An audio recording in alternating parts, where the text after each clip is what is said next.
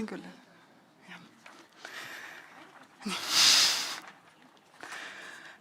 Tere tulemast konverentsile Koloniaalkeelest rahvuskeeleks. Meil korraldajatena on tõeliselt hea meel näha siin kuulamas ja teada, et veebis kuulab veel väga palju inimesi ja selline tõeliselt mitmekesine kultuurihuviliste seltskond. Väga suur rõõm on teiega kõigiga tähistada niimoodi Eesti Raamatu juubeliaastat. Ja konverentsi avasõnad ütleb haridus- ja teadusminister Kristina Kallas. To begin, I would like to invite the Minister of Education and Research of the Republic of Estonia, Kristina Kallas, to deliver the opening remarks.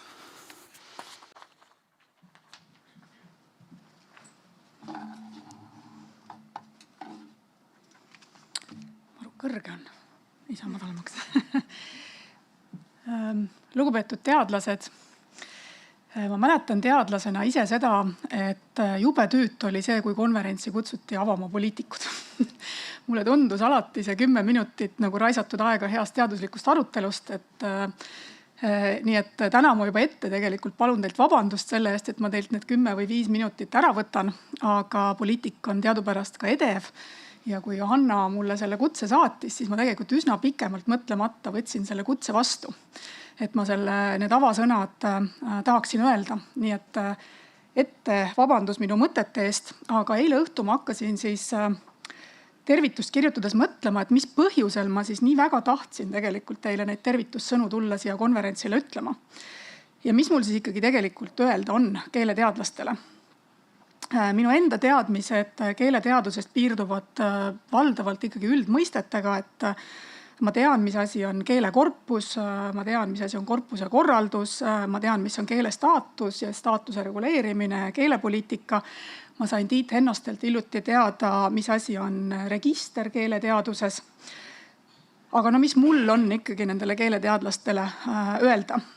Seda, et eesti keel on tähtis, ma arvan, et see on väga triviaalne. Seda, et Eesti riik väärtustab väga keeleteadlaste tööd ja panust eesti keele arendamisesse täpselt samamoodi väga triviaalne. Aga miks ma selle kutse siis ikkagi üldse vastu võtsin? Ja keele teema alati liigutab minus isiklikult väga sügavamaid kihte kui vaid need, kuhu on mu teadmised talletatud. Keel on iga inimese sügavalt isiklik teema. Vähemalt ma arvan nii ja vähemalt minu jaoks on keel väga isiklik teema. Ma tunnen tihti, et ma olen see, mis on mu keel. Ma olen ise kasvanud 2 keele kokkupuute alal, alati enda käest küsinud, kas ma olen see või teine. Pikalt otsinud vastust sellele küsimusele, sest osalt ja kohati on mu käest eeldatud, et mul on vastus, kas ma olen see või teine keele mõttes. Ja need küsimused, mis mul peas on alati olnud noorena, aga ka täiskasvanuna, on see, et kas ma olen kuidagi poolik sellepärast, et mul on ühe keele asemel 2. Kas 2 on tegelikult kummastki ainult pool? Kas minu sõnad, mida ma lausun ühes või teises keeles, on kuidagi nõrgemad, kui ma suudaksin neid lausuda neid ainult ühes keeles, aga lause iseenesest ei tule kokku ju mitte sõnadest, vaid lause tuleb kokku mõttest, mis selles lauses on. Aga mis keeles on siis minu mõte, kui ma neid sõnu lausun? Ja ma arvan, et Eestis on täna väga palju inimesi, eriti kui me mõtleme eestikeelsele õppele üleminekul, kes ka neid küsimusi enda käest küsivad. Kas keelekasutuse ajaloost on võimalik leida vastuseid nende inimeste jaoks nendele küsimustele? Tänastes ettekannetes te arutlete päris palju eesti keele eri vormide üle ka erinevatel ajastutel ja erinevates registrites. Kuidas kujunes Eestimaal ja Liivimaal oma külakeelt rääkivast talupojast eesti kirjakeele oskaja, mis juhtus tema mõtlemisega iseendast, kui ta tegelikult nii-öelda vahetas keelt või muutis seda keelt. Kas ta mõtles läbi eesti kirja või eestikeelse kirjakeele omandamise endaga eestlaseks? Ehk siis, kas talupojast läbi kirjakeele omandamise sai eestlane? Parafraseerides võib-olla ajaloolast Eugene Weberit, kes kirjutas loo kunagi, kuidas Languedoci, Provence'i ja Bretagne talupoegadest tehti prantslased. Maarahvas mõtles enda eestlaseks läbi eesti kirjakeele ja selle kirjakeele said nad koolist. Eesti rahva kujunemine ja selle rajal on oma unikaalsus. Lätlaste ja soomlastega võib-olla sarnaselt. Ja see seisneb selles, et kõigepealt oli eestikeelne kiri, Eesti raamat, siis oli Eesti kool, siis oli Eesti koolmeister ja siis nemad kõik koos tegelikult olid need, kes Eesti riigi lõid. Ehk siis Eesti haridussüsteem ja Eesti kirjakeel on oluliselt vanemad, kui on Eesti riik. Ja Eesti riigi rajasid koolmeistrid, õpetajad, ajakirjanikud ja kirjamehed. Need, kes tegelikult töötasid keelega ja kirjaga. Ja nende tööriist selle riigile ajamisel oli tegelikult eesti keel. Ja selle peitliga, selle eesti keele peitliga tahuti rahvast, ühest rahvagrupist tegelikult rahvus oma enda arusaamise ja mõtlemisega. Ja see lugu, kuidas talupoegadest said eestlased, vajab pidevat jutustamist, ümberjutustamist ja uuesti jutustamist. Seda lugu vormite aga väga paljuski teie. Selle loo nüansse kujundate teie läbi keele ajaloo ja keeleteaduse uurimise. Aga selles suures loos on sees tegelikult ka igaühe oma lugu. Mõnel on ta sirgjoonelisem, mõnel on rohkem siksakkidega ja nüanssidega, nagu näiteks minu keeleloos. Ja võib-olla ongi lõpuks nii, nagu Krista Aru ütles. Eesti keel ja kultuurimälu on meile kõigile tuttavad ja omased sõnad. Igaüks mõistab neid omal moel siiski. Ja alati see mõistmine on õige. Just nii, nagu sellele inimesele vaja on. Ühtlasi sisaldavad need sõnad ka kõike seda, mis lubab meil üksteisest aru saada, oma kultuuri edasi kanda, seda mitmel erineval moel tõlgendada ja uueks luua. Mäletame sind, Krista, nende mõtete juures ja tunneme kaotuse kurbust. Ma väga tänan Eesti Keele Instituuti, keelt ja kirjandust ja Tartu Ülikooli Eesti Raamatu 500. sünniaastal olulise konverentsi korraldamise eest.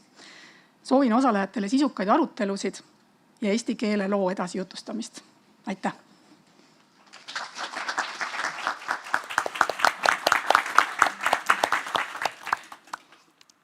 Järgmisena palun võõrustajana tervitama Eesti Keele Instituudi direktori Arvi Tavasti. On behalf of our host institution, now the director of the Institute of Estonian Language will deliver a word of welcome. Head inimesed, kes te olete siia keeleajaloo konverentsile kogunenud. Tere tulemast ka minu poolt. Dear guests, welcome. I hope we can manage in Estonian. Thank you. Eesti Keele Instituudis uuritakse keele ajalugu juba ammu ja selle kohta on kogu aeg mõeldud, et see on ühtlasi see meetod, kuidas me saame infot tuleviku kohta. Et kui ajalugu uurime, siis saame teada ka seda, et mis praegu toimub, mis hakkab tulevikus toimuma. Aga seda on harva juhtunud, et need paralleelid nii otsesed oleks nagu just praegu. Kui 500 aastat tagasi tuli üks tehniline uuendus, kui hakati trükkima raamatuid, siis see tekitas ühiskonnas päris põhjalikke muutusi. Ühest küljest sai info paremini kättesaadavaks väga paljudele, kellele ta varem ei olnud kättesaadav. Haridus muutus kättesaadavamaks, kui ta oli varem olnud. Aga sel ajal või varsti pärast seda surid välja paljud Euroopa väikekeeled. Sellepärast, et nemad ei olnud läbinud seda filtrit, et kes saab raamatusse ja kes ei saa. Eesti keel tol ajal sai. Eesti keel oli tolles tehnilises muutuses võitjate poolel. Teine huvitav paralleel on see, et kes seda eesti keelt tol ajal tegid. Need olid, kes ja milleks. Need olid saksa pastorid, kes seda tegid oma ametiülesannete osana ja eesmärgiga levitada oma ideoloogiat, mis meile tol ajal oli võõras ideoloogia.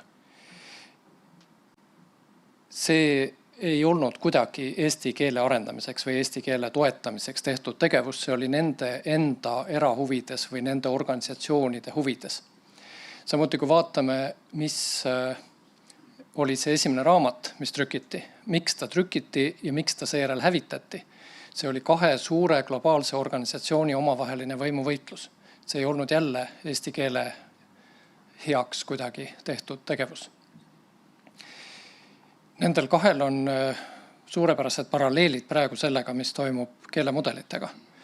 Kas me praegu läbime selle filtri, et millised keeled saavad mudelisse ja millised ei saa?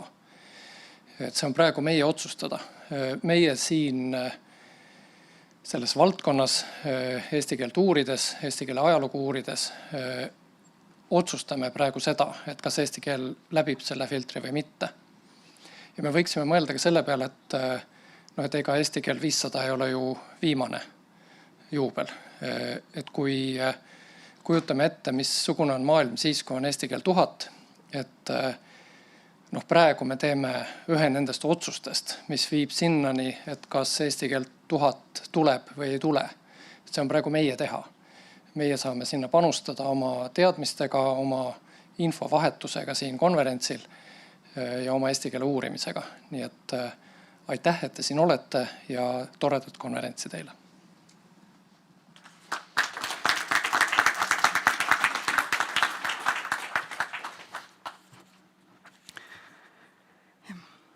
Mina olen Annika Viht ja esindan konverentsi korraldusmeeskonda, mis koosneb Keele ja kirjanduse Eesti Keele Instituudi ja Tartu Ülikooli kolleegidest. Ning minu poolt paar sõna konverentsi korralduse kohta. Ettekandjatele on võimalik esitada küsimusi, juhul kui selleks jääb ajakavas aega. Ajakavast hoia meil justi kinni. Pärast plenaarettekandeid küll pole küsimuste vastuste aega kavandatud, aga kui seda peaks siiski ootamatult tekkima, saame seda ära kasutada. Küsimusi saab esitada nii saalist kui ka veebis Slido keskkonnas. Slido ülekande lingi leiab Eesti Keele Instituudi kodulehelt kohe konverentsi lehe ülaosast. Seal samas saab soovi korral ka anda lihtsalt üritusele tagasisidet, kui te võib-olla midagi küsida ei soovigi.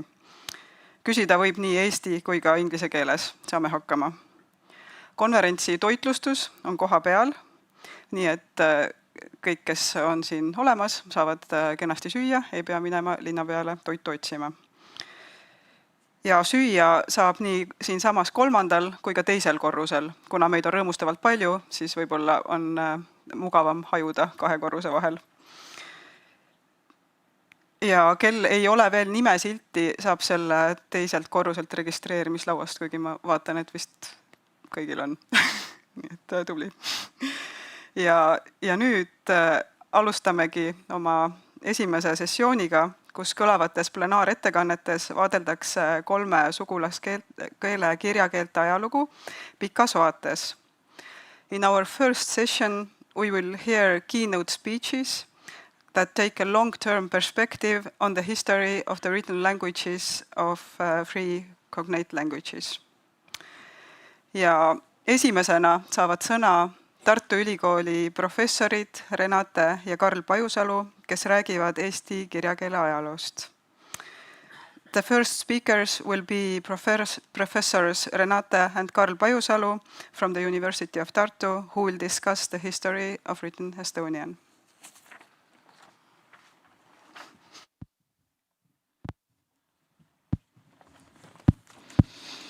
Tere kõigile! Me mõtlesime, et kuna meile anti see austav kutse pidada avaettekanne sellel konverentsil, mis on eesti kirjakeele 500. aastal Eesti raamatu 500. aastale pühendatud ja kogu raamatu aastaga üks tähtsamaid ettevõtmisi, et siis me püüame nagu alustada natukene laiema perspektiiviga, kiiresti jõuda välja tänapäeva eesti kirjaga ja siis tagasivaatalt kokkuvõtlikult tänapäevast sinna 500 aasta tagusesse aega uuesti ettekande lõpul. Ja me siis mõlemad räägime, aga jah, et üsna palju siiski meie jutust on ka pühendatud tänapäeva eesti keelele ja me arvame, et see on siiski ka ajaloo mõistmiseks relevantne. Aga juba need tervitavad sõnavõtud siin alguses andsid väga hea sellise laiema perspektiivi, et sellest me siis jätkaksime ja siis Renate, palun. Ja head kuulajad, Ma hakkan nagu sellistest üldisematest asjadest peale. Nimelt siis püüdes natukene arutleda ja mõtelda keele, kirja ja kultuuri seoste üle. Üsna üldiselt ja lühidalt muidugi, aga võib-olla siis alustades sellest, et juba 60ndatel aastatel Del Heims on kirjutanud, et keelelise relatiivsuse teooria Seiperi ja Worfi mõttes, mida me keeleinimestena ju kõik teame ja mis on võib-olla kõige populaarsem selline suur keeleteaduslik teooria üldse, et kas siis keel mõjutab mõtlemist ja kuidas ta seda mõtlemist mõjutab, kuivõrd ja mis viisil. Aga kui Seiper ja Worf eelkõige mõtlesid grammatika mõjutuste peale ja kategoriseerimise mõjutamiste peale, siis Del Heims ütleb, et see on sekundaarne selline relatiivsus, ja primaarne keeleline relatiivsus seisneb sotsiolingvistilises relatiivsuses, selles, kuidas keel on kasutusel argielus. Ja inimesed kasutavad siis keelt eri olukordades eri viisil ja muidugi Del Heims üldiselt rääkis rohkem argikõnest ja suulisest kõnest, aga ta räägib ka kirja olulisusest, kirja kui just nagu selle suhtluskanali mõttes. Aga nüüd palju hilisem, suhteliselt värske vabalt tõlgitud tsitaat tuleb Philip Boyesilt raamatust Script and Society. Raamat tegelikult on ugariti keele vanadest mälestistest, aga ta teeb seal minu arvates väga kena sissejuhatuse sellesse, mis kirjutamine üldse on. Kirjutamine on siis sotsiaalne praktika, mis läheb samasse kategooriasse nagu toidu valmistamine, igapäevased harjumuslikud tegevused või jumaluste austamine. See on asi, mis inimesed teevad vastavalt sellele, millised mustrid nad on sotsialiseerimise kaudu omandanud või millised mustrid nad on ise loonud. Ehk siis ta toob nagu välja nii selle, et me saame kirjutamise kui sotsiaalse praktika mustrid sotsialiseerumise käigus, õppimise käigus, kultuurilt, aga me võime neid ka ise luua. Et siin on alati kaks poolt. Ja kirjutamine muidugi ei ole üksikpraktika, vaid kuulub siis suhtluspraktikate hulka, isegi kui see suhtluspartner on kujutletav. Et võib-olla teda polegi olemas, aga me võime ikkagi niimoodi mõista kirja. Ja kirjutamise praktika on tihedalt põimunud materiaalse kultuuri ning uskumuste ja ideoloogiatega, on alatiselt muutuv ja ühiskonnas siis läbi räägitav või mis see parem sõna siin oleks. See negotiated ingliskeelne sõna on mõnikord natuke raske eesti keeles öelda. Et see siis üldisemalt, kui vaadata veel, kuidas etnoloogias on kultuure liigitatud just et jõuda kirja olulisuse juurde, siis varasemad liigitused on olnud siis näiteks Lucien Levibrühl on siis primitiivseteks ja tsiviliseeritud kultuurideks liigitanud kultuure, siis Claude Lévi-Strauss hiljem 60. aastatel konkreetse ja abstraktse teaduse kultuurideks, aga nüüd meile on vast oluline siin kirja ja kirjutatud keele konverentsil Jack Goody 77. aastast pärit raamat The Domestication of the Savage Mind ehk siis metslase mõtteviisi tsiviliseerimine ja Goody ütleb, et pärast keele teket on järgmine oluline samm kultuuri arengus kõne transformeerimine kirjaks. Ja see muidugi ei juhtu üleöö, vaid pika arengu tulemusel. Ja ta siis ütleb, et kiri on intellekti tehnoloogia ja muudab väga oluliselt seda, kuidas siis mingisugune ühiskond ennast tunnetab ja muudab väga palju kultuuri. Näiteks toob siis Vana-Kreeka filosoofia sünni, et see ilma kirjata ei oleks tema arvates võimalik. Sellele on vastu vaieldud, et siin on meil lihtsalt nagu mõtlemisainet, et mis on oluline. Kuuldu ununeb, kirjutatu säilib ja on näiliselt objektiivne, näiliselt. Võib-olla alati ei ole, aga tundub vähemalt. Kirjutamise kaudu asendub müüt kroonikaga. Loetu interpreteerimine arendab kriitilist mõtlemist, arutlemist ja loogikat, viib grammatika ja leksikograafia arenemisele. Ja siis ka just nagu võib-olla minu arvates huvitav mõte, et erinevate kirjalike versioonide võrdlemine loob niisuguse kriitilise mõtlemise, et kui me räägime, siis niikuinii me räägime muidugi erinevalt iga kord natukene või ka eri inimesed räägivad, aga see ei ole sellisel viisil kõrvuti pandav ja selle üle ei ole nii kerge arutleda. Mismoodi kiri siis mõjutab? Kirjalik kõne saab vähem loota vastuvõtja kooperatiivsusele selles mõttes, et suhtlejatel on oluliselt vähem ühist konteksti. Ja siit natukene hiljem David Olson ongi tulnud nagu välja ka sellise mõttega, et kirjakeel mitte ainult ei toonud kaasa siis nagu intellekti teistsuguse töömeetodi, vaid muutis inimest kognitiivselt, et kuni selleni, et lugedes kirjutatud teksti viib see inimese nii-öelda looduse raamatu lugemiseni loogiliste ja korrastatud representatsioonidena. Võib-olla natukene uhke järeldus, aga võib mõelda, et kuidas me siis loodust loeme nagu raamatut. Ja kiri muidugi muudab ka sotsiaalseid olusid, muuhulgas siis koolihariduse võimaluse toob vähemalt oluliselt paremini, võimaldab kooliharidust, mida siin ka minister just äsja mainis. Eksisteerib siis siiski ka kirjakultuure, mis ei vii koolihariduseni ja klassikalise loogi kasutuseni mõtlemises, aga üldiselt me oleme harjunud sellise maailmaga, kus kool tuleb siis kirja juurde või kuidas nüüd, kiri tuleb kooli juurde, saavad kokku üldiselt. Kiri siis dekontekstualiseerib keele, ehk siis kui me suuliselt räägime, meil on alati oluline, kes, kus, mida, miks, mis tingimustel, mis kellaajal ütles.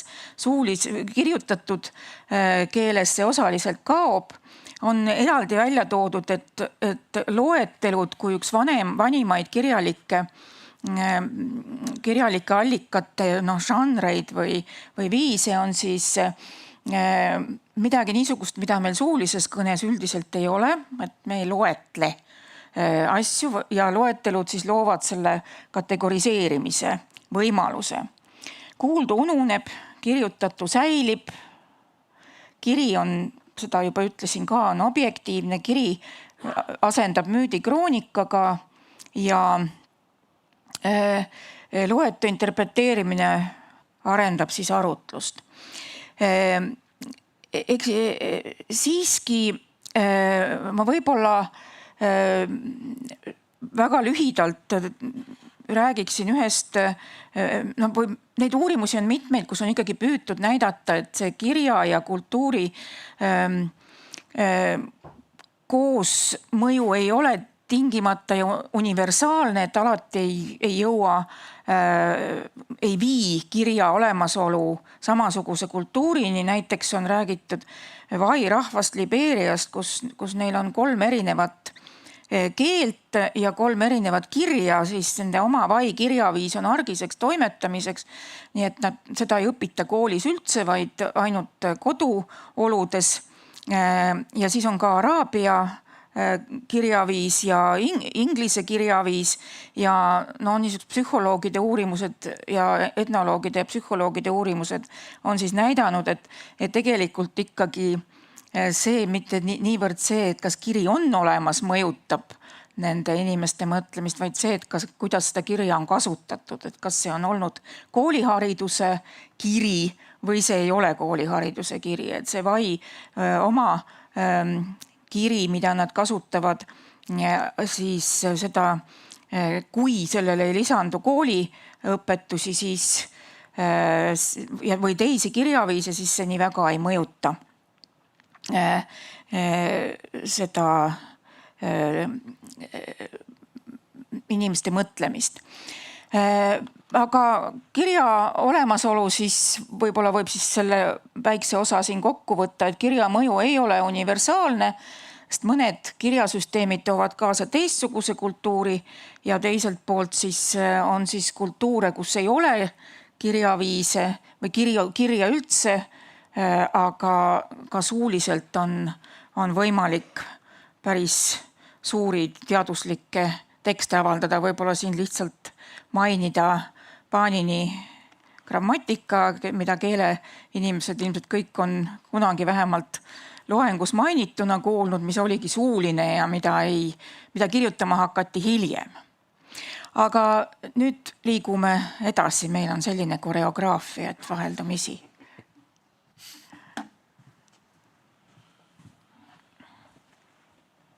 Kiri on ka nagu liikumine ja tants, et seda on vaja natukene siis ikka visualiseerida, et kiri tähendab nägemismeele ärakasutamist.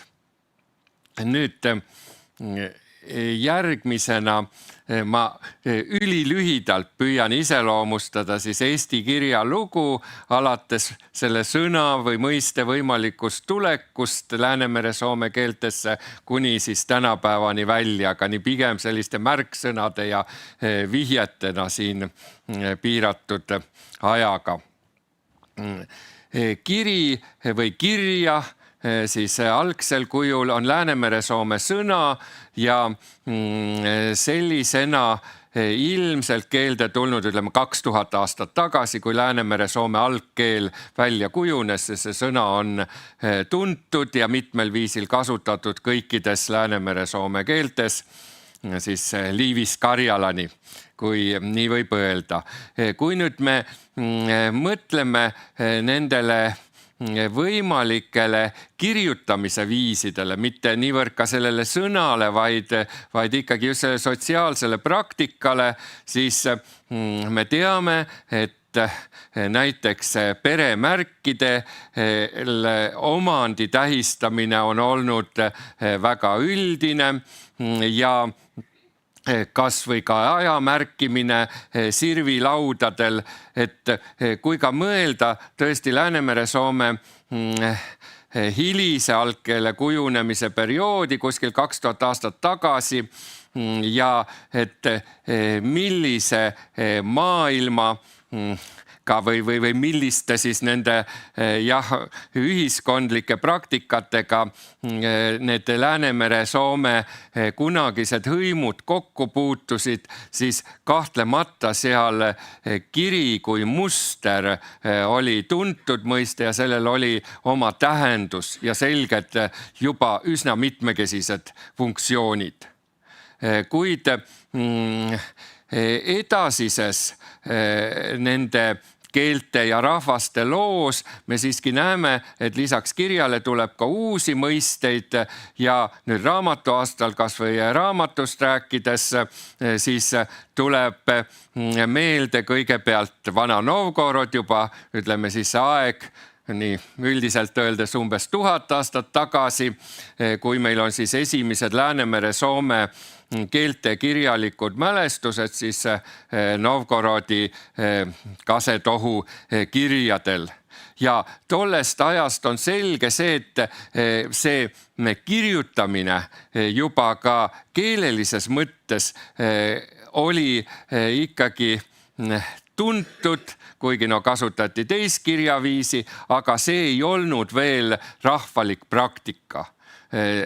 Ja oli vaja uusi mõisteid ja vaat siin seesama raamat Grammata tulebki, mis ju jõudis tõenäoliselt keelde meilt ikkagi siis bütsantsi kultuuri idakristluse levikuga ja siis slaavi või ka võib-olla lõunapoolsete Balti rahvaste vahendusel. Aga kui me nüüd räägime eesti keele kirja panemisest juba nii, nagu see ladina traditsioonis on, et täht vastab siis häälikule mingile, foneem on muidugi hilisem mõiste, aga tähenduslikule keele hääldusüksusele, et siis selliseid märke, me leiame ka juba sellest 1000 aasta tagusest ajast ja me võime ka ette kujutada, et ükskõik kus need eestlased ka ei elanud, ikkagi selles uues ühiskondlikus arengus, ka siis, kui nad veel kirjutada ja lugeda ei osanud, oli neil üsna selge, mida see kiri tähendas ja see hakkas ikkagi ka omandama selliseid, ütleme siis väärtust loovaid uusi siis funktsioone ja tähtsust. Ja võib-olla raamatu puhulgi, kui me mõtleme sellele, et mis see raamat siis oli kõige vanemal ajal, siis kui trükikunsti veel ei olnudki, enne seda, et see oli selline väärtuslik kirjalik tekst või siis raamatu ja teksti vahele ehk võiks tõmmata võrdlusmärgi. Ja seda me näeme ka kõige vanemast eesti kirjakeele ajaloost, kas või kirjast Moderile, et seal ju juttu oli Rootsi kuninga raamatust, aga mis oli mingit moodi kiri või kinnituskiri siis tänapäeva sõnaga üteldes. Et ikkagi kiri loob väärtusi, korrastab ühiskondlikke suhteid ja kui kirjakultuur kujuneb, siis selles kirjakultuuris me võiksime öelda, et osalised on kogu ühiskond, kuigi erineval viisil. On muidugi aktiivsed osalejad ja siis sellised marginaalsed, passiivsemad osalejad, aga et need ühiskondlikud suhted hakkavad ka muutuma. Nüüd 13. sajandist alates me siis näeme eesti keele kirjapanekuid ladina viisil, selle kõrvale võiks kohe mõelda ka teiste kirjaviiside peale, nagu kas või siis selle vanema anburi või võimalikult Pärsia kirjaviisi tähtsus soome-ugri rahvastele on väga huvitav, siis see kogemus kirillitsas kirjutades, aga need jäävad ikkagi kõrvale ja see kujunemine on hüppeline, aga siiski järjepidev ka eesti kirjakeeleni. Kuigi kirjakeelest nagu eesti mõistes nii sõnana kui ka tänapäevases tähenduses me saame rääkida alles siis järgmisel perioodil, aga see pikk aeg ikkagi on selline eesti kirjakultuuri kujunemine siis koloniaalses kirjakeele raamistikus ja mida nüüd on näidatud ka mitmes üsna uues uurimuses viimasel ajal, et seda siis koloniaalse mõtlemisega seotud teatud siis suuremate ideoloogiliste eeskujude jäljendamist ja selle raamidesse asetamist tegelikult ka esimesed Eesti haritlased veel 19. sajandil tegid ja seda on ka nende kirjutatud keelest ka siis Eesti ühiskeele perioodil näha, aga ka 20. sajandi olustikus räägitakse ju veel enese koloniseerimisest ja võib-olla 21. sajandil see sõna veel siis saab uusi tähendusi juurde, et need minevikuprotsessid muidugi teisenedes, aga jah, see minevik tuleb meiega paratamatult kaasa. 18. sajandil siis kirjutamine saab juba eestlaste, ütleme siis aktiivseks praktikaks ja kirjutada on juba vaja selleks ka, et lugeda. Levib lugemisoskus, jutukirjandus ja keelekasutus ka kirjalikult muutub järjest laialdasemaks, kuid see pietismi periood on siiski nagu eellugu Eesti kirjakeele traditsioonide kinnistumisele, mis siis 19. sajandil toimuvad ja kus siis ka sellelt varasemalt saksapäraselt kirjaviisilt, mida on siis jah, nagu me teame ka mitu korda kohendatud ja lõpuks siis vana kirjaviisina 18. sajandil kasutusel, et 19. sajandil siis see vahetub uue kirjaviisi vastu ja seda on nimetatud ka soome kirjaviisiks alguses ja see on ka huvitav, et kus siis ütleme jah, need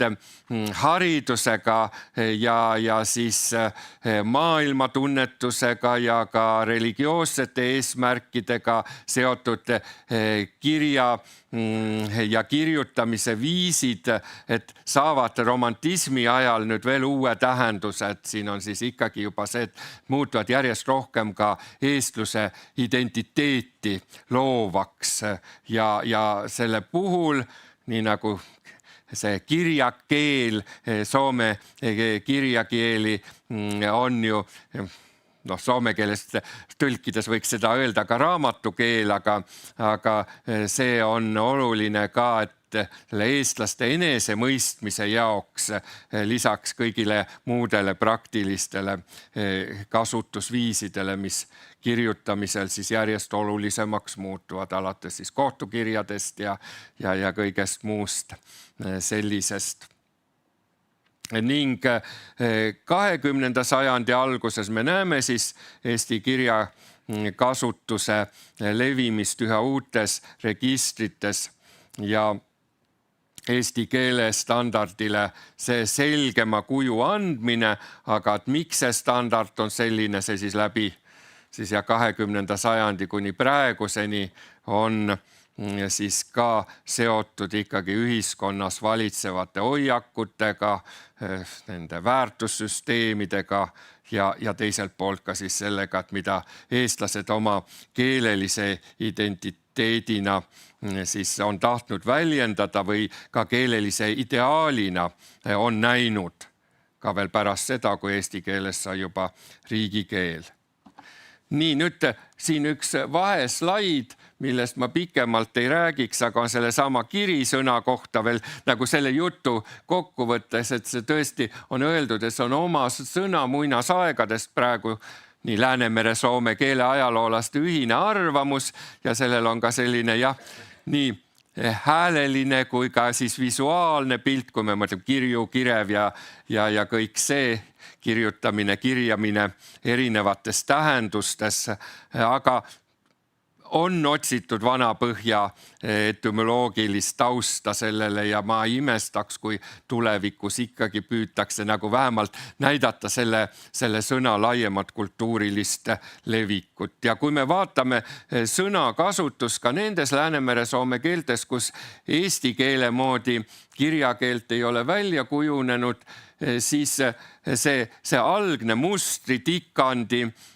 märgi, ütleme siis kompleksse märgi tähendus on kõikides Läänemere soome keeltes ja ka soome murretes jäänud, kuigi tänapäeva soome keeles kirja siis tähendab Eesti raamatut.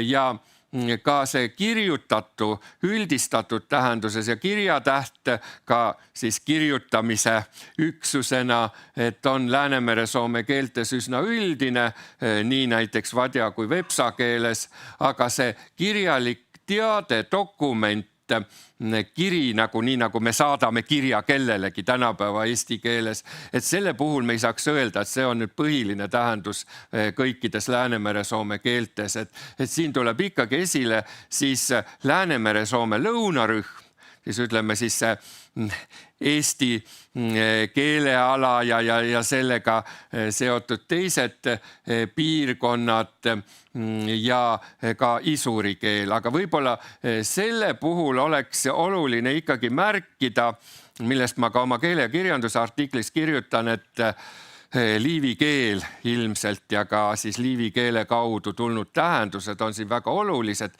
et liivi keeles on see tähendus samasugune, kui millegipärast etümoloogilistes sõnaraamatutes näiteks seda Liivimaa liivi keele raamt ja raant ja neid teisi kujusid, mis on üldse ei esitata, ma ei tea, aga noh, eks iga raamat on piiratud mingis mõttes, tuuakse ainult siis roontes tänapäeva liivi kirjakeele vaste, aga sõnaraamat on liivi keeles juba ka ammu kasutusel ja väga erinevates tähendustes ja selle põhitähendused ikkagi kattuvad päris hästi eesti keelega ja mitte niivõrd läti keelega. Et siin me näeme sellist nagu ikkagi Lõuna-Läänemere Soome kultuuripiirkonna üsna varajast arengut ja noh, see ma arvan läheb kaugemale kui 500 aastat tagasi.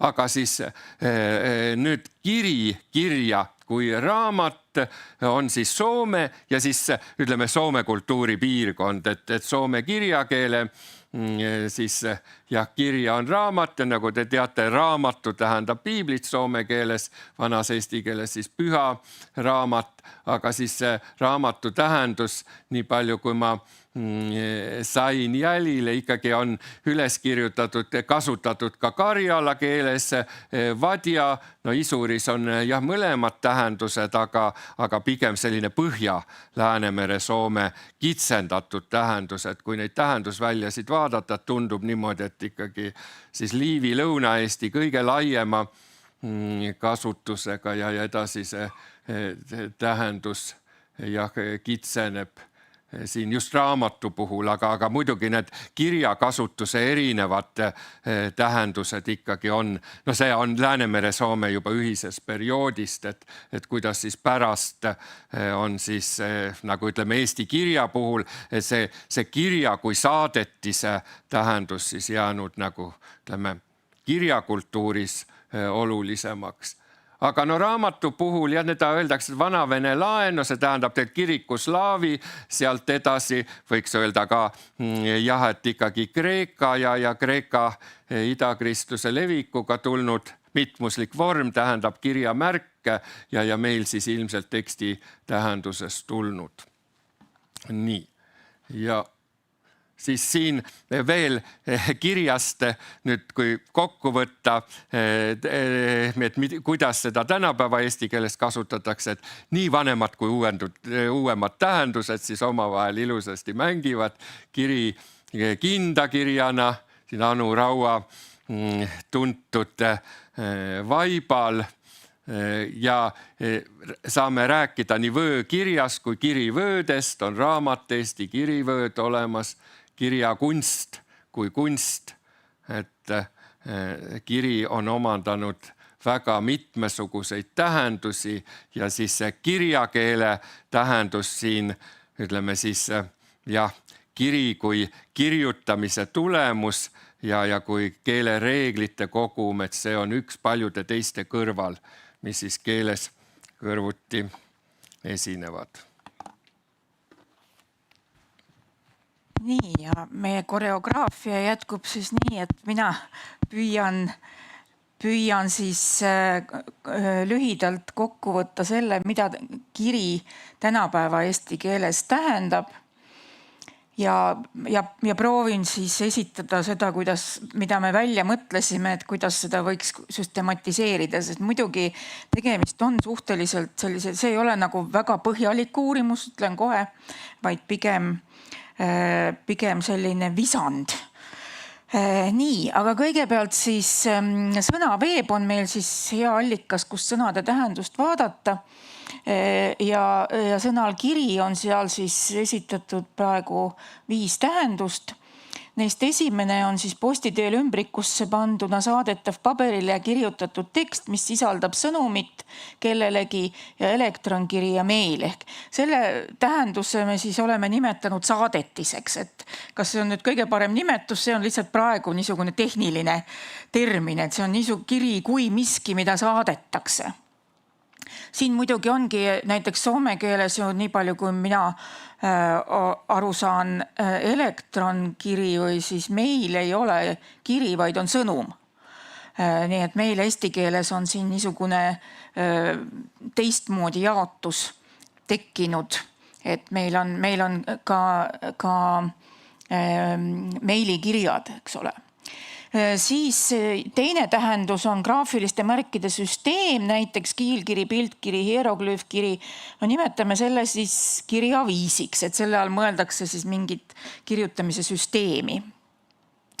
Nüüd alltähendused, trükikirja liik või laad, kraad võib-olla. Vabandust, kui see on valesti. Tähtede graafiline kunstipärane kuju, no see on siis see šrift nii-öelda, aga ma usun, et selle võib selleks kirjaviisiks taandada, et natuke vähem oleks neid tähendusi. Siis kirjamärkidest koosnev tekst, näiteks hauaplaadil oli kiri, panin siia näite ka sellepärast, et see oleks nagu selge, mida selle all mõeldakse, et ta on küll kiri, eks ole, nagu, aga ta on natuke teises mõttes kiri kui see, mida saadetakse paberil või elektronkirjana. See on mingi tekstirida. Nimetasime selle täheriviks. No ta päris paljas täherivi ei ole muidugi, tal on tähendus ja kõik, aga et eristada sellest saadetisest, et see on selline, mida nagu üldiselt ei saadeta. Võib-olla saadetakse ka, hauaplaate vist mitte. Ja siis ka niisugune üldine tähendus, kirjutamine, kirjaoskus, kirjatarkus, kirjasõna, see on siis abstraktne tähendus kirjutamisest. Kolmas eraldi tähendus on siis see mündi pool, millel on kull ja kiri, aga me selle praegu jätsime välja oma skeemist, sest see on ka natuke haruldane, ütleme nii, ja üldiselt esile ei tule. Siis kaunistav muster, ornamentika, riidel ja puuesemetel, no see ongi see muster, siia on jäänud see lisamata sinna see nimetus, aga see ongi muster meie skeemis. Ja siis ka vananenud väidab siis sõnaveebi kirjeldus pühaks peetav raamat. Need on siis eelkõige teoloogilistes tekstides, aga esineb raamatu tähenduses just niisugustes ka piibli osade nimetustena päris sageli tegelikult praegu eesti keele korpuses. Et see on siis nagu need tähendused, aga siis veel üks eraldi tähendus, mis on siis, mis ta siis on, väljendverb kirja panema või kuidas me nagu seda kirja siin üldse iseloomustame, et kas on tegemist määrsõnaga või nimisõnaga, eks siin on kindlasti võimalik ühte ja teistpidi otsustada, aga igal juhul nad moodustavad siis terviku koos verbiga, on siis kirja panema või kirjas olema ja seisma, et siis näiteks pannakse kedagi kuhugi kirja või midagi kuhugi kirja muidugi ja siis seal kirjas on ja seisab.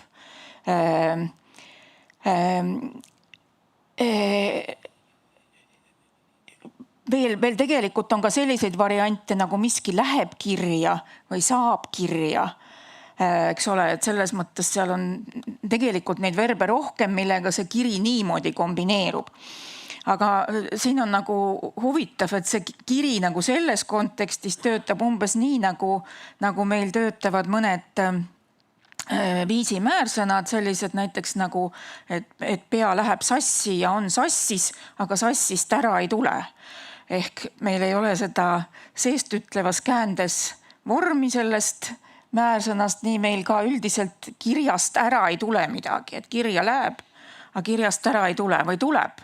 Ma jäin päris mõtlema, ega see on, kui sa hakkad nagu mõtlema mingisuguste lausete peal, siis lõpuks on kõik võimalik.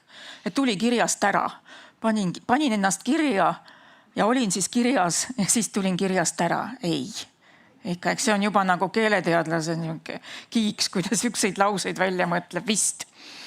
Ja muidugi siis on veel selline metafoorne laiendus heas või halvas kirjas olema, et siit lähevad need tähendused edasi. No vot, ja niisuguse väikse lihtsa skeemikese proovisime siis välja mõelda nendest tähendustest, et kuidas nad võiks omavahel seostuda ja kindlasti saaks seda teha. No esiteks üldse see võiks olla 3-mõõtmeline ja kus nad täpselt kõik paiknevad, aga et üksikmärgist kõik algab, see ots siin oleks meil nagu diakrooniline, eks ole, või ajalooline, et algab üksikmärgist nagu peremärgid, nii nagu Karl rääkis näiteks, ja siis muster. Ja nüüd see muster on ka tänapäeva keeles muidugi olemas. Siis kirjaviis äkki on seal kuidagi keskel ja sealt tuleb see abstraktne baastähendus, kirjaoskus. Jälle küsimus, kas abstraktne peaks olema ülespoole või allapoole. Kognitiivsed keeleteadlased vahel arutlevad niisuguste asjade üle. Aga praegu sai ta sinna allapoole ja siis sellest kirjaviisist äkki siis see muster kirjaviisiks, selle vist võime ütelda, et see on metafooriline laieldus, eks ole, et see muster on nagu kiri.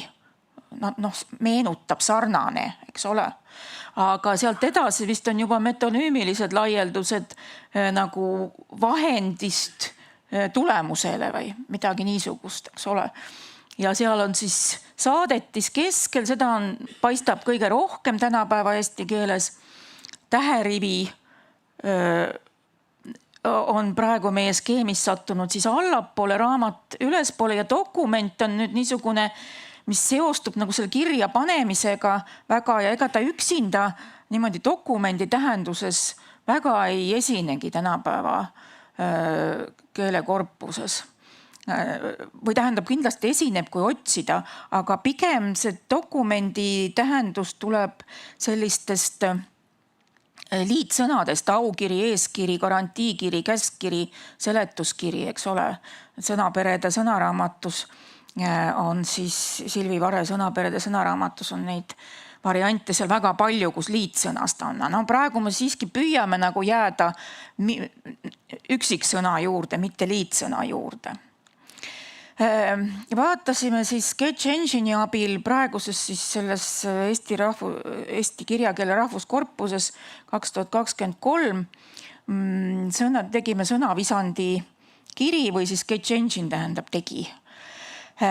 Siin on lihtsalt pilt, millest muidugi ei ole midagi võimalik näha.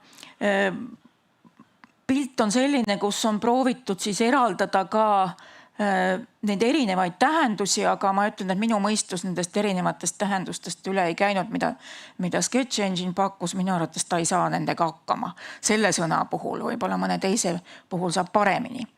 Ja selle tööriistaga siis saame korpusest pärida koos esinemisi eelkõige, eks ole, milliste sõnadega koos sõna kiri esineb ja selle järgi on siis võimalik oletada, mis tähendusest ta siis kõige sagedamini esineb, sest see koos esinemus näitab meile selle sõna tähendust. Ja nüüd me proovisime natukene niisugustesse lihtsamatesse tabelitesse panna mõned osa sellest Sketch Engine'i loodud väga suurest.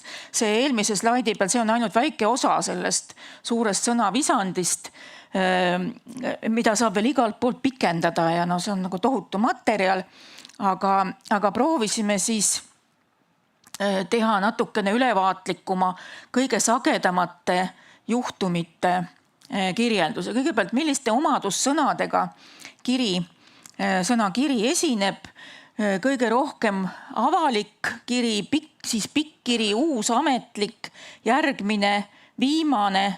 Ja ma arvan, et te olete nõus, et need on enam-vähem kõik selles saadetise tähenduses on ju, eks ole. Et sellepärast, et avalik kiri, see on midagi, see ei ole täherivi, see ei ole muster, eks ole, see on ikkagi mingi tähendusega saadetis. Ja nüüd esimene omadussõna, mis viitab pigem täherivile, on siis suurkiri. Suures kirjas midagi või siis see on pigem siis see šrift, et kuidas me seda interpreteerime. Muidugi Sketch Engine'i abil tehtud sõnavisandist on võimalik need näited kõik läbi vaadata ja süstematiseerida. Seda me ei ole jõudnud teha. See on niisugune aga peale vaatasime neile, et mis sealt hakkab nagu tulema, nii et me loodame, et need tähendused siin ikkagi on ka õiged ja me näemegi, et eelkõige on siis saadetise tähenduses näitab omadussõna näitamise kaudu võiksime öelda, et on siis põhiliselt saadetise tähendus ja natukene täherivi, et seal on ka need väikekiri ja suurkiri ja oli ka kuldne kiri ja valge ja must ja need värvid ka, neid hakkas ka tulema sealt altpoolt. Sagedaimad tegusõnad subjektiga kiri, ehk nüüd me siis räägime sellest, kui kiri on lauses alus ehk subjekt, et mis ta siis teeb, siis ta tuleb, jõuab, läheb, saabub, ilmub, sisaldab, jääb, ütleb, seisab. Ehk põhiliselt siis on ta ikka saadetis, kui ta midagi teeb, eks ole, ise, siis ta liigub ühest kohast teise, et see on tema põhiline tähendus. Tuleb või jõuab või läheb või saabub, aga kiri ilmub kuhugi, siis see võib küll eelkõige olla tähenduses täherivi, eks ole, et selles mõttes või niisugune mitte niivõrd saadetis kui mingi tekst. Siit ma olen nagu korrektsuse mõttes pannud slaidi alla selle, mis me välja jätsime, sest paistab, et natukene mõnda asja analüüsib valesti, et siis jätsime need verbid vahele. Sagedaimad tegusõnad objektiga kiri, ehk kui kiri on sihitis, siis mida temaga tehakse? Teda saadetakse, saadakse, kirjutatakse, oodatakse, loetakse, vahetatakse, avaldatakse. Et need on kõik vist saadetise tähenduses eelkõige, aga ka nähakse ja kantakse. Et siin on siis sellised tähendused olemas. Samuti siis kirja omastavas käändes pluss mingi teine nimisõna, ehk nüüd on ta siis omastavaline atribuut või genitiivatribuut, kirja sisu, kirja autor, kirja saatmine, kirja lõpp, saatja kirjutamine ja nii edasi, aga ikka enamasti see saadetis. Nii et näeme, et nendest niisugustest analüüsidest see kirja kui saadetise tähendus lööb ikkagi väga tugevalt läbi, et see on kõige sagedam. Nüüd, kas ta üldse esineb tähenduses muster? Esineb kindlasti kuskil, eriti liitsõnades küll. Võtsime eraldi need liitsõnad nagu kindakiri, vöökiri, sokikiri ja käisekiri. Aga huvitav võib-olla on see, et tähenduses muster siis paistab, et nagu see kirja tähendus muster hakkab inimestel kas hägustuma või midagi, sest miks peab ütlema, et sümpaatsed on sillutises kasutatud vöökirja muster. Et ta võikski siis ju vöökiri olla, kui ta oleks lihtsalt muster, eks ole, aga on vaja seda mustrit sinna juurde lisada või sõba, mida ehib pühalepa tanukirja muster, need on siis korpuse laused siin. Aga leidub küll näiteks nagu see viimane näide, nende kinnaste kirjad ma maha võtsin ja oma leherohelistesse kinnastesse kudusin, ehk nagu päris kadunud see kiri üksinda mustri tähenduses küll ei ole kindlasti. Ja nüüd paistab, et ta ongi ka viimasel ajal niisuguse identiteedimärgina või just niisuguste liitsõnades eriti, et meil on kirikindad ja kirivööd. See kirivöö on meil konkreetsest hiljutisest kogemusest üks väga kena käsitööline, kes tegi selle sama häädemeeste vöö, ütles, et ma tegin teile kirivöö. Ta ise suuliselt ütles, et see oli kirivöö, mille ta tegi. Nii, ja meie aeg ongi enam-vähem läbi või päris läbi.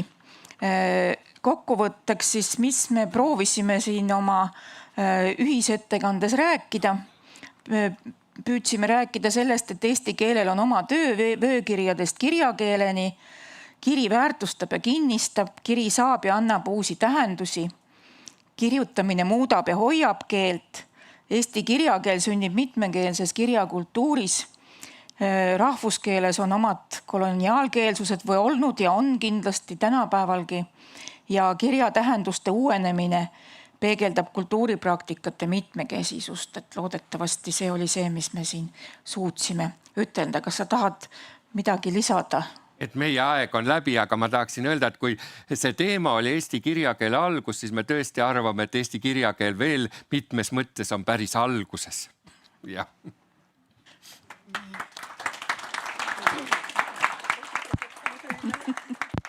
Nii, aitäh. Aitäh. Aitäh selle väga sisuka, laiahaardelise sissejuhatuse eest sellele konverentsile. Nii et siin tõesti kuulsime laiemast taustast, kuulsime sugulaskeeltega ühisest pärandist. Aitäh. Ja järgmisena kõneleb Turu ülikooli emeriitprofessor Kaisa Häkkinen soome kirjakeele ajaloost. Next, Professor Kaisa Häkkinen from the University of Turku will speak of the history of written Finnish.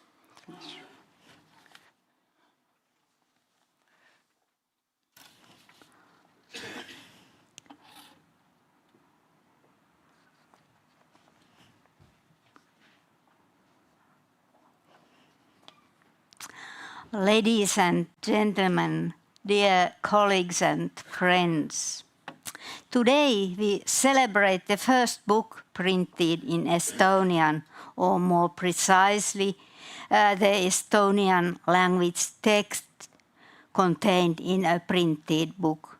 Unfortunately, not a single copy of this book has survived to this day. Other oldest printed products written in Estonian have also been poorly preserved. From the 16th century, only some catechism fragments are available. The principles of the Protestant Reformation included that everyone should be able to hear and read God's word in their own language.